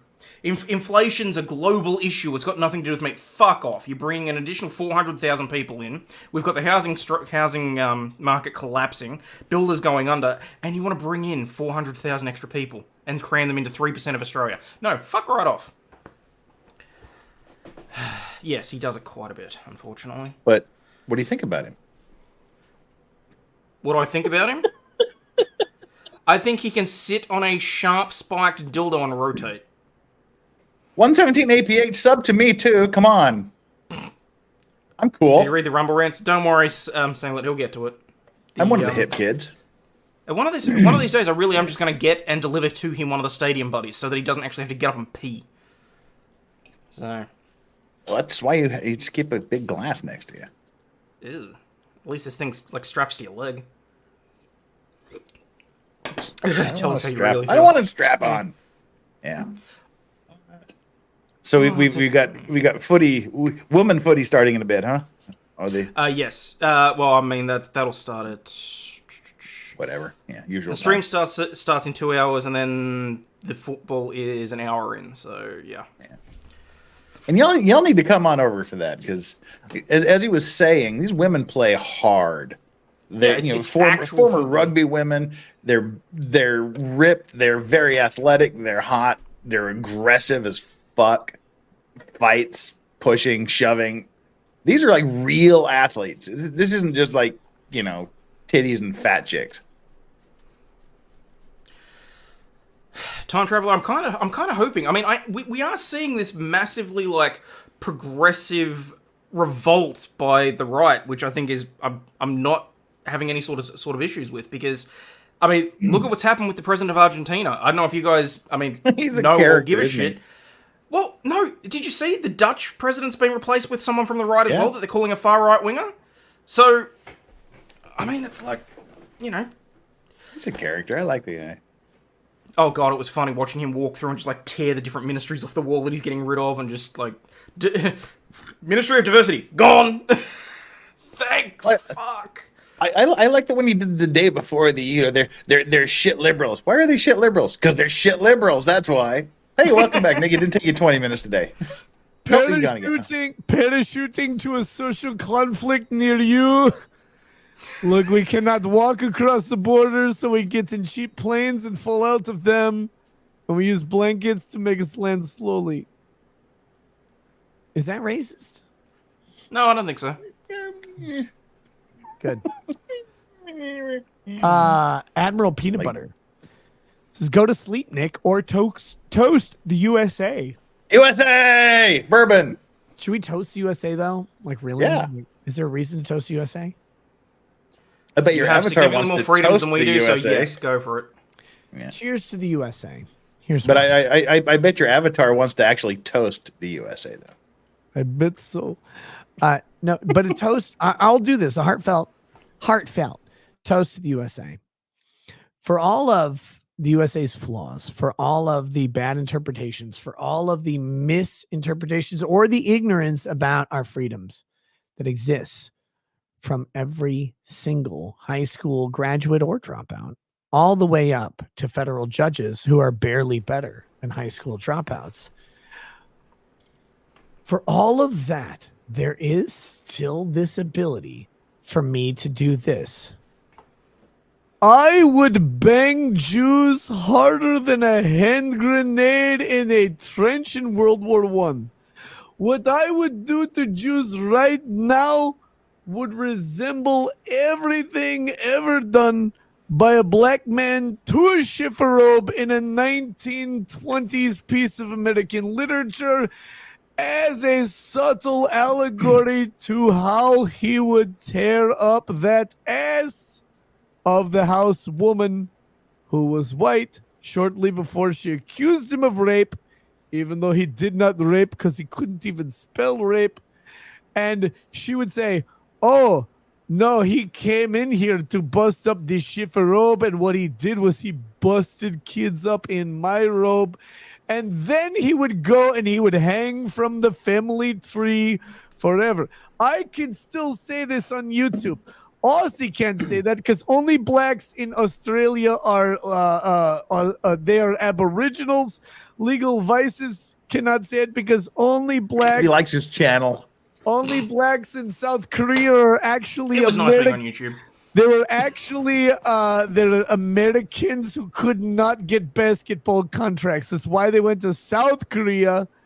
If they went to North Korea, Fair they were enough. they were NBA Americans, but Can't argue with that one, had actually. they also had tits and bleached hair. There you go. By the way, Allahu Akbar, I will be coming to a comedy channel near you. I will also be bombing every set I do. The only difference is you won't walk away. I removed myself. I removed myself. There you go. There you go. Well, 72 internet points for the use of the word shifferobe, Atticus Finch. I love it. I was just here to bust up a shiffer robe. Bust up a shiffer robe. My bitch's vagina has never been called a shiffer robe on this planet. What kind of poetry are you writing, motherfucker? Robert Frost could take notes. Girl, you so deep, you a shiffer robe. We'll say, Girl, to kill a mockingbird is one of the reasons I'm a lawyer today. Girl, when I spread those meat curtains, I could hang coats in that shiffer robe cavern. This makes me want to have an Arby's open face roast beef sandwich with extra cheese sauce. I'm trying to find out where the black people live who would have shiffer robe as their go-to cavernous white girl vagina compliment. Like, it's not Detroit. Mobile, Alabama. There aren't white girls in Detroit because they have to drink. White girls do like water, so they don't go to Detroit. Mobile, Alabama is pretty good. Gators got your mama. It's not New Orleans. The only chicks in New Orleans who are there who are white, they just get their tits out. What little they have, or what too much they have. I couldn't do Mardi Gras in New Orleans, like the actual Mardi Gras. If you're gonna do Mardi Gras, go to Rio and just do the whole carnival, man. Don't do a half-assed white chick thing. Yeah, don't do that because those bitches. First of all, their titties are pancakes. They're like a Waffle House reject that goes to IHOP. Second of all, like what you're gonna give them your 50 cents, your 50 cent beads or whatever. You know what you give for 50 cents in Carnival in a South American country? An entire family. You basically get a Honda Prius. Yeah. Just have to avoid the death squads is the only drive. No, actually, it's South America. You get a Honda Prius there, not a Toyota Prius. It's just dodging the P on Prius is backwards. Yeah. Drop Barracuda says dodging the police death squads is the problem, though. Drop Barracuda says keep drinking and pray she isn't self-aware enough to carry a spare blue chew. No, isn't that what you want? I don't know. Blue chews, if I'm not mistaken, by my internet lore, are Viagra's that you chew up. Like it's like a gummy Viagra. Okay. Yeah, but if she's horrifically overweight, there's a good chance you're going to require the Viagra to get there. All right, Nick. I have a question. All right, Nick. I got to answer a question here that was made by a poor in chat. Did I do anything? Did I do anything for? Here's my rationale for Thanksgiving. Here, people. Did I do anything for Thanksgiving? The answer is no. Questions, guys. I don't give a shit. Yeah. The answer is yes, but no. They don't have here. Normally Costco will get some turkeys. For some reason, Costco hasn't got their turkeys yet, so couldn't do the turkey thing. Nobody's doing turkeys around town because there's no turkeys available. But Thanksgiving, Americans being thankful to Indians and whatnot. So I thought, hey, let's just go to an Indian restaurant and celebrate Thanksgiving. So you just sort of you swap the feather ones for the dot ones, and you still have your Indian related Thanksgiving. Oh, so did you have some beef Josh directly from Josh's trousers? No, it was more like Rajib and his friends made it for me. No, that's like legitimately his name. It's not a thing. Okay, no, I gotcha. So yeah, so I just kind of figured, it's just swap one Indian for the other, protect the food. Oh God, I hate feather Indians.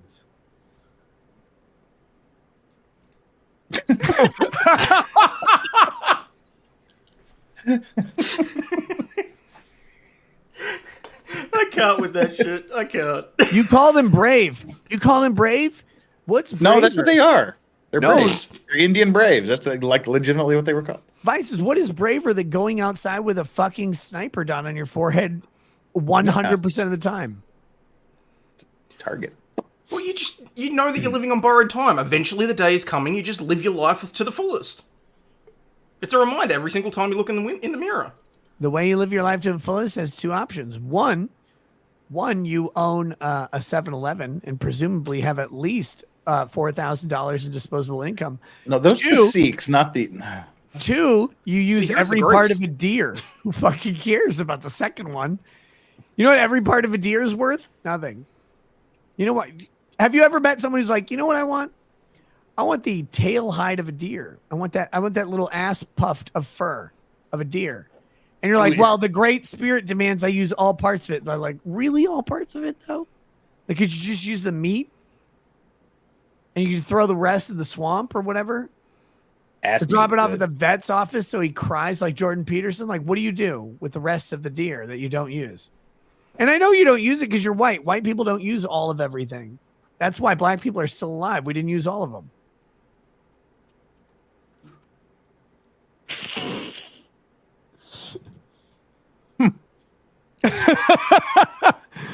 Oh my God.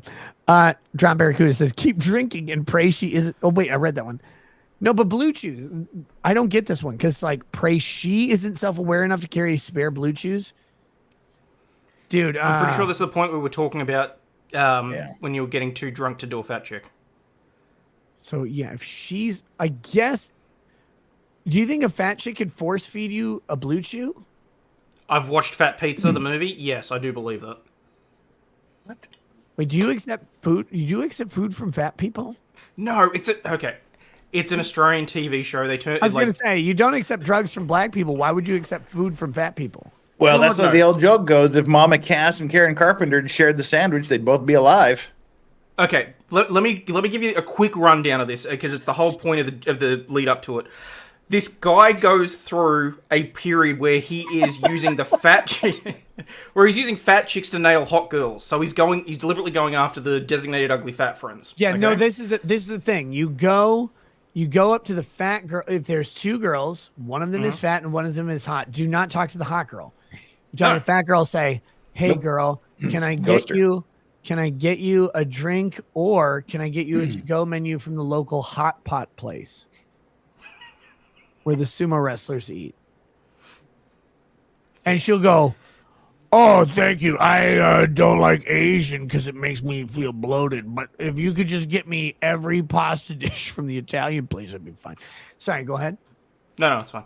But anyway, so and basically when he takes these girls out, like he goes one step further. He takes them out for a meal, not to fuck them, but then he starts listing them in in his phone as, fat whale, ugly cow, all sorts of shit like that. And then I think it's after he does it 3 or 4 times, he burns through 3 or 4 of these women.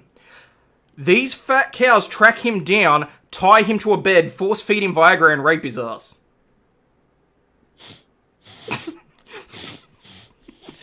And then it cuts to a scene where he's in the shower. Do they like, trying to scrub it off. Do they rape his penis, or do they, like, butt rape him? His penis. They rode him. How old was he? Oh, I don't know, like, early 20s, because this is when he's supposed to be. Oh, that's why. Honestly, that's why. Look, this is one of the advantages and disadvantages of being my age. If you're 41, you've been around, like, you've seen hot women, you've seen ugly women, or whatever. When you're 20, when you smell women, your dick is hard. Like, there's nothing you can do. It's this weird, like, landmine situation where you're like, oh, God, I don't want to be in public right now because you got hormones running through you. You can't control anything. By the time you get to 41, you're like, no, I don't give a shit about anything. I'm going to bring it back. By the time you get to 40, you can check out anytime, Elio. Sorry. You just don't care anymore. And this is a weird thing for guys who aren't there. And like, legitimately, I know, because I see guys say, no, you can take home a fat chick. Guys at my age, you're not taking home a fat chick.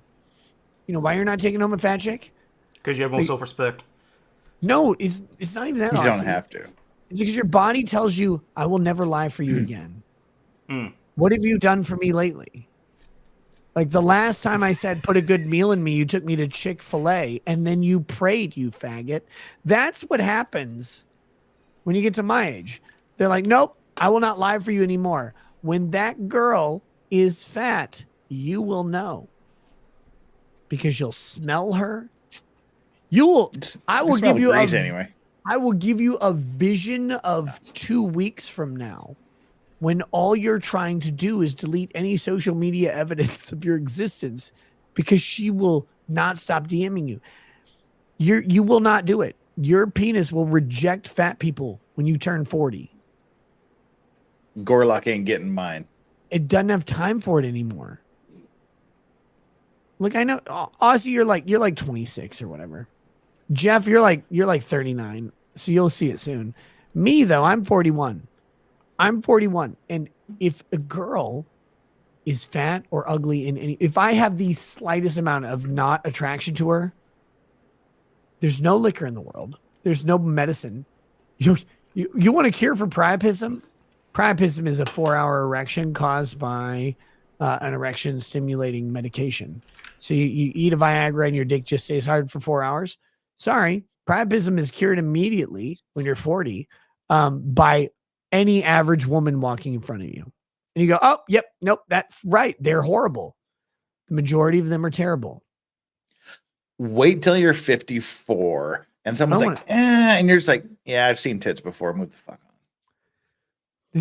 They're like, look at these. And you're like, look at those. Girl, I would look in the mirror and be happier. That's bad for you because I'm a waif. I look like the guy who booked Adam Krigler to do a photo shoot for Abercrombie and Fitch. I look like that faggot. You're trying to tempt me with tits? They better be. They better be G cups. And they better be funny. And they better be attached to a 22-inch waist. I don't care about you. Stop eating.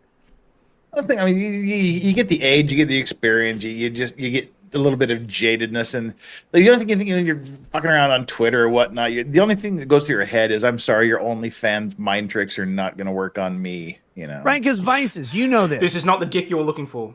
Exactly. Once you hit a certain age, I think it's somewhere around 38, you know that every erection that you have is possibly you dying from a heart attack. It's like every trip to Burger King. That's why you don't go to Burger King anymore. But you can't stop every erection, right? Because eventually Scarlett Johansson is going to come across your screen or whatever. You're going to be like, oh, well, she's kind of cute. Margot Robbie in Wolf of Wall Street. Like, she comes out, she's like, I'm the Duchess or whatever. Here's my vagina. And you go, Jordan Belfort bragged about having 8 seconds of sex with this chick. And you go, I could do at least 9. Exactly. That's the joy of rodeo. 8-second ride. The bell goes off and you're done. You win a prize. That guy sucked. He died. The 8 seconds guy died. Vices, Lane Frost or whatever. Wait, he got stepped on by a bull. That means a black guy, while railing his girl, stepped on his head and he died. He tried to blame it on the rodeo. At least that's what I've learned from the internet. But I'm just saying. Something like that. You go and you're like, this is not arousing.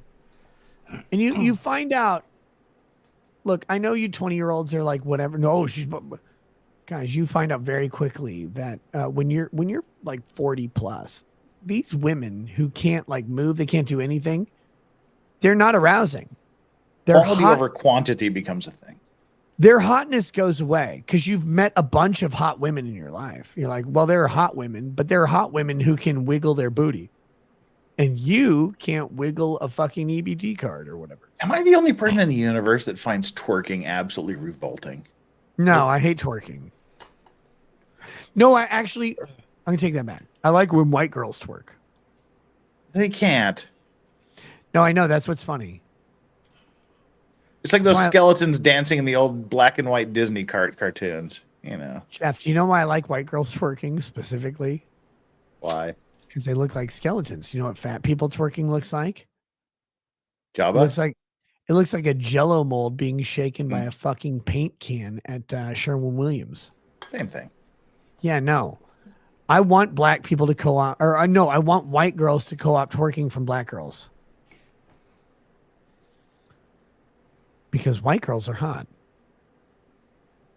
There are 3 black women in the entire history of the United States that are hot. And you know what they look like? White women.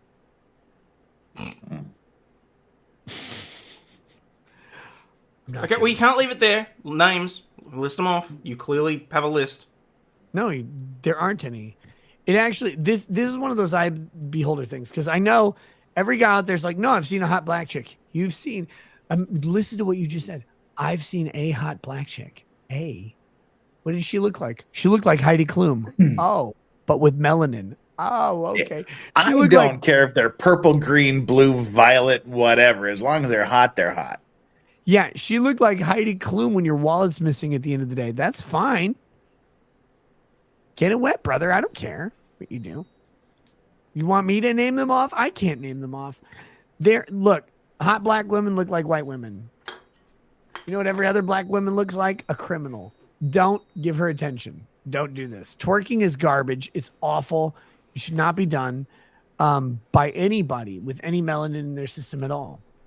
Because they'll do it wrong every single time.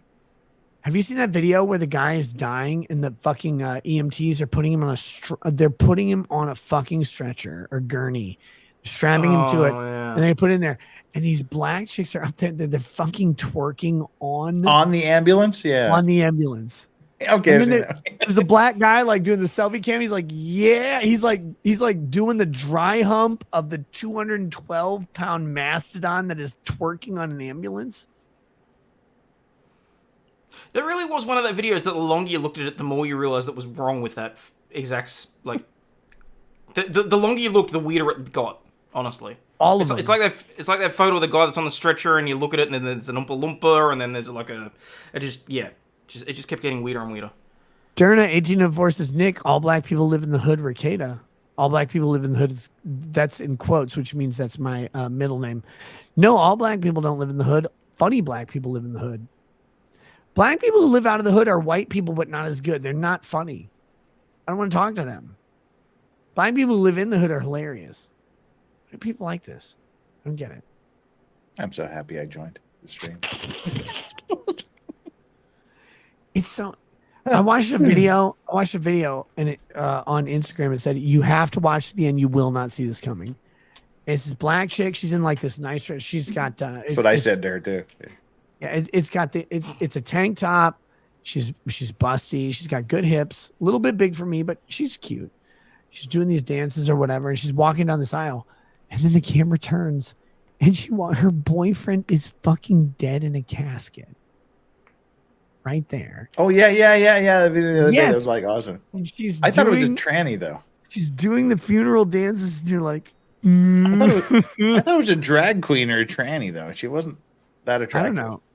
I don't know what she looked like. I was just laughing at the fucking. Well, didn't you see the other one? Like the guy with like they like strapped him to like some dumbbells, like on an inclined weight bench. We're doing the funeral. Well, then they had the rapper dude that like actually put him in the club, standing up on stage. White people need to learn how to do black people funerals. Yeah, they're so funny. All you have to do is disrespect the dead person. Exactly. And you should. People But are is like, it disrespectful to pose them the way they wanted to be? No. Is it No, first of all- disrespectful to put them in there in where they're comfortable and doing what they love to do? You're asking the wrong question. You're asking the question is it disrespectful, which implies the outcome of disrespect is bad. It's a corpse. My favorite quote of Jesus, you know what it is? Unironically, let the dead bury their own dead. It's my favorite quote that Jesus says. Someone's like, there's oh, a reason why you can't defame the dead. like And we want to come with you. And he's like, let the dead bury the dead. Mm. We got work to do. Fuck off. We got hookers and shit. Blow. I've got cocaine in Palestine. Well, that was part of the Shabusiness defense, wasn't it? He's dead, therefore it couldn't be SA because you can't SA a corpse. Watch me try. Do you think that if there was cocaine in a Hamas elementary school that Israel would bomb it?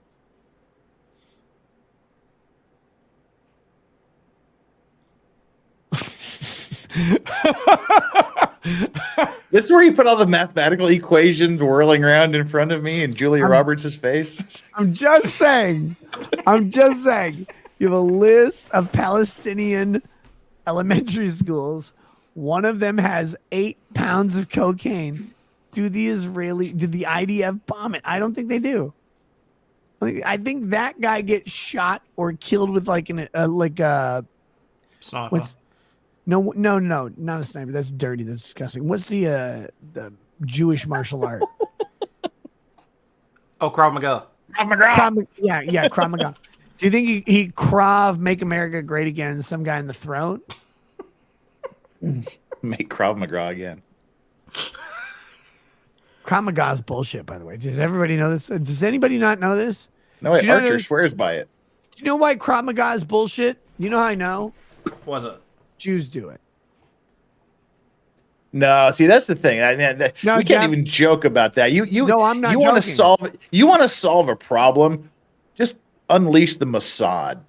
Have you seen that documentary on Netflix with like the Mossad guys talking about the operations they've done, where they're like just gleefully, oh yeah, the CIA is like, oh we neither confirmed nor no, they're like, oh yeah, no, we went in, we jammed a pen in the dude's throat and watched the blood squirt everywhere. We got that motherfucker. The Mossads do not fuck around. Okay, one of my favorite things I saw on TV was these Mossad dudes. They were talking about an Argentinian German Nazi. Yes, concentration camp guy. Yes, the Nazi hunters are awesome. They're like, we didn't know what to do. We took all our clothes off and we grabbed hammers. And I'm like, whoa, you got Jew naked and then you hammered a German to death with claw hammers. They beat him to death. Like, that's fucking man. Yep. And they're like, by the way, this guy is 78 years old and he kicked most of our asses. And he was smiling when he told that fucking story. Yeah. It was like it was a fond memory. You want to problem solve, put the Mossad on it. They don't fuck around. Imagine you got 4 secret agents who go, we got to kill this Nazi, and no one can even know they're Nazi. So here's what we're going to do. We're going to get our dicks out. We're going to be naked, and we're going to pick up claw hammers, and we're going to beat this German motherfucker to death. That wasn't why they got naked. Because clearly you take off your clothes, you know he's Jewish. Just he's cut. Over 75 years old, and they're like, yeah, we're scared though that if we don't hit him with the hammer fast enough, he's gonna beat all of us. This dude wins against 2 Jews as a clothed post 75 pre 80-year-old ex-Nazi in a South American country with no expectation this is happening to him today. He comes home. He's like, oh, I see Jews with hammers. I know how to deal with this. Get in the shower, motherfucker. And he starts hitting him, and he wins. And then Jews have to come in from behind him and hit him with a hammer and knock him unconscious. And they did. Naked. And they did. And then he dies. Wow. He dies, and then they can never tell the story until. Oh, shit. Sorry, I didn't do that. Oh, you did that. Okay. Wait. You can never tell this story. Thank you. Until the guy is arrested and convicted. Then once they do, then they can tell the story. Because if he's not arrested and convicted, they'd talk about all of the like abuses of constitutional rights that someone might have even in South America. They have problems. But anyway, they have to wait till he tells his story and confesses. And when he does, they tell it, and I'm like, so your go-to story is that you, the secret militant wing of Jewish intelligence, who's all below 45, target a now naturalized Argentinian citizen who was a Nazi, who is 75 years old. You go, we must kill this motherfucker. How do we do it? They're like, let's get naked and grab hammers. And he beats 2 of you, and it takes the other 2 to win. Why would you tell that story? That's the worst story I've ever heard. They won. They did win. They did. Yes, win. they did. That's why you tell the story with a smile. Yeah, but to on be your fair, face. the victors write history. Why would you leave in the part about 2 of them getting their asses handed to them? Because they were so thoroughly decimated by the Germans that they had to leave it in. Oh shit! It's pretty bad. That's a pretty bad joke. You do it naked. Someone says, why you do it naked? So you don't get blood spatter all over your clothes that you have to walk out of the place with. This is something we haven't really seen in evidence in the trials we've covered, because the trials we've covered have been like Murdaugh or whatever, where there's allegations of these killings and there's no corroborating physical evidence. The biggest thing about Murdaugh that tells you that he did not shoot his son in the face and his wife in her belly or whatever is that there's no clothing or anything from Murdaugh at all. There's literally just ground. There's nothing else. Grounds. That has his DNA on it. And so there you go. Put that thought in your mind, Nick. If this motherfucker had shot a woman in the head, he'd put a double barrel shotgun right to here and pull the trigger. He'd be covered in DNA evidence, like Riley Reid, right? Mm. And then he didn't have any though. Thank you for introducing me to Riley Reid a couple of years ago. It's awesome. Appreciate it. Still to this day, I appreciate that. Someone on Twitter was like, they were making a joke. I was so confused about what they're making. They're like, well, how do we rate these porn stars? Like Riley Reid has great head game, but she never does gangbangs. So therefore, is she a whatever? And I was like, Riley Reid doesn't do gangbangs. I'm sorry. I think you might need to research this question further.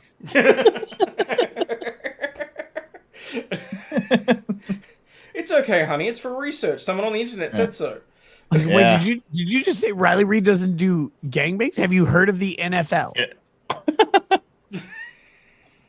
But here's an image for you. Just imagine Alex Murdaugh lumbering around his farm, just butt naked, to the point his family's like, "Oh, hey, here's Dad." Blam, blam, blam. You know, he's just lumbering around naked. I wish that were me. Just lumbering around the farm. If I could just be naked all the time, I would let my family kill me. I don't care. That's when you don't give a fuck about life at all. That's when you're done. You're like, nope. Pants or prison. I'm getting the exit. I'm getting the exit ticket. Anyway, Almajon 1 says, "Oh, what you meant to say is they'd be stretched out like Ezra Miller's booty hole." Ew. Johan Lieber says, instead of rioting because some muzzrat from Africa killed a couple of kids in a school with a knife, in Germany is having pro-Sharia law in Muslim. Cool, I guess. Wow. And then Drop Barracuda says, visual nobody asked for. When on top during missionary, guys are actually twerking. It's true. Women shut up. when women try and replicate mission like with a strap on, it's always funny because they go like 12 seconds and like I'm exhausted. Like, oh, are you tired? Are you tired, you bitch? Now imagine that I had nagged you the entire day first. No, there's a YouTube short floating around. The guy he's got his girl on the bed and he's timing her, and she I think she lasts like 12 seconds or something. You seen that? Yes, I've seen that. It's so fucking funny. That's great. Like, oh fuck. So fantastic. Rob Barracuda says, keep drinking and pray she isn't self-aware. Oh, wait, I read that one. He also says, or wait, no, the fan with no name says, mixed girls are hot. They've got curves and credit.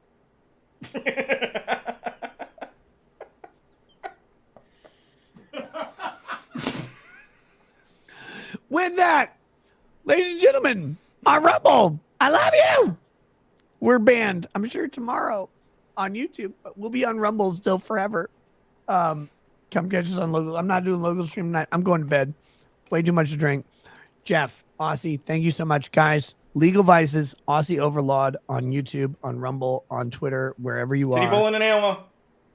In 1 hour, he's going to watch fat chicks bump into other fat chicks, but they'll be wearing tiny Oh, they're not clothes. fat chicks. They're hot I know. chicks. I'm just kidding. Actually, the Lingerie Football League was literally full of very hot women wearing lingerie and slamming into other hot women. The only thing that made me sad was not enough scissoring. So with that, guys, you didn't watch enough and wait for this for the touchdowns then. I think you need to do more research on this subject, Nick. I will do it, but I'll let the chat do it themselves. Guys, thanks for hanging out with us tonight. Happy Thanksgiving. I'll see you for Negro Friday tomorrow. Have a good night. Peace. Peace. Oh, shit. Where's my thing? Here we go.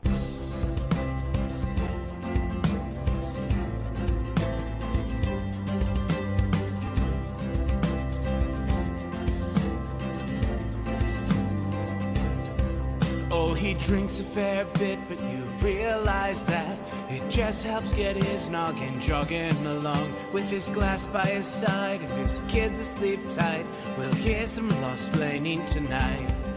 With his microphone muted, we'll laugh at this boomer until he explains it's all part of the plan. Watch his face become redder as he becomes meta, raging at idiots from Twitter and Erlang. From the white shores of Maine to the hills of Glenlivet, there's no one who explains the law better than Nick.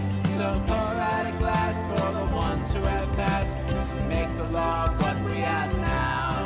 Oh, his lady is fair, and she handles herself with the grace of one who has borne many children. As the wife of a lawman, she makes sure that he has the time and the place to provide for them there. So pour out an odd bag of Balmore and Lafroig. The spirits flow as the ones who get unemployed. So pour out a glass for the T-post on Twitter as we hear lost-plaining tonight. From the white shores of Nairn to the hills of Glenlivet, there's no one who explains the law better than Nick. So pour out a glass for the ones who have passed to make the law what we are now. Oh, the guests are all planet folks from Doug T to Drexel. They bring their perspective and spice to the mix. But the reason we're here and the one that we cheer is the one who is showcasing us his career.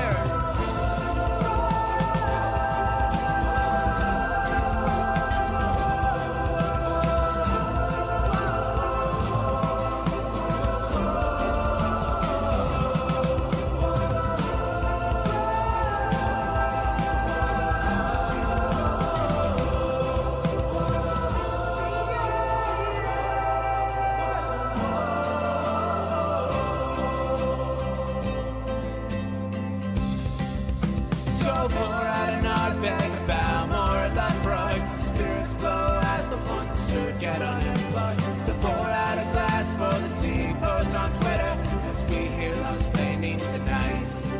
From the white shores of Nairn to the hills of Glenlivet, there's no one who explains the law better than Nick. So pour out a glass for the ones who have passed to make the law what we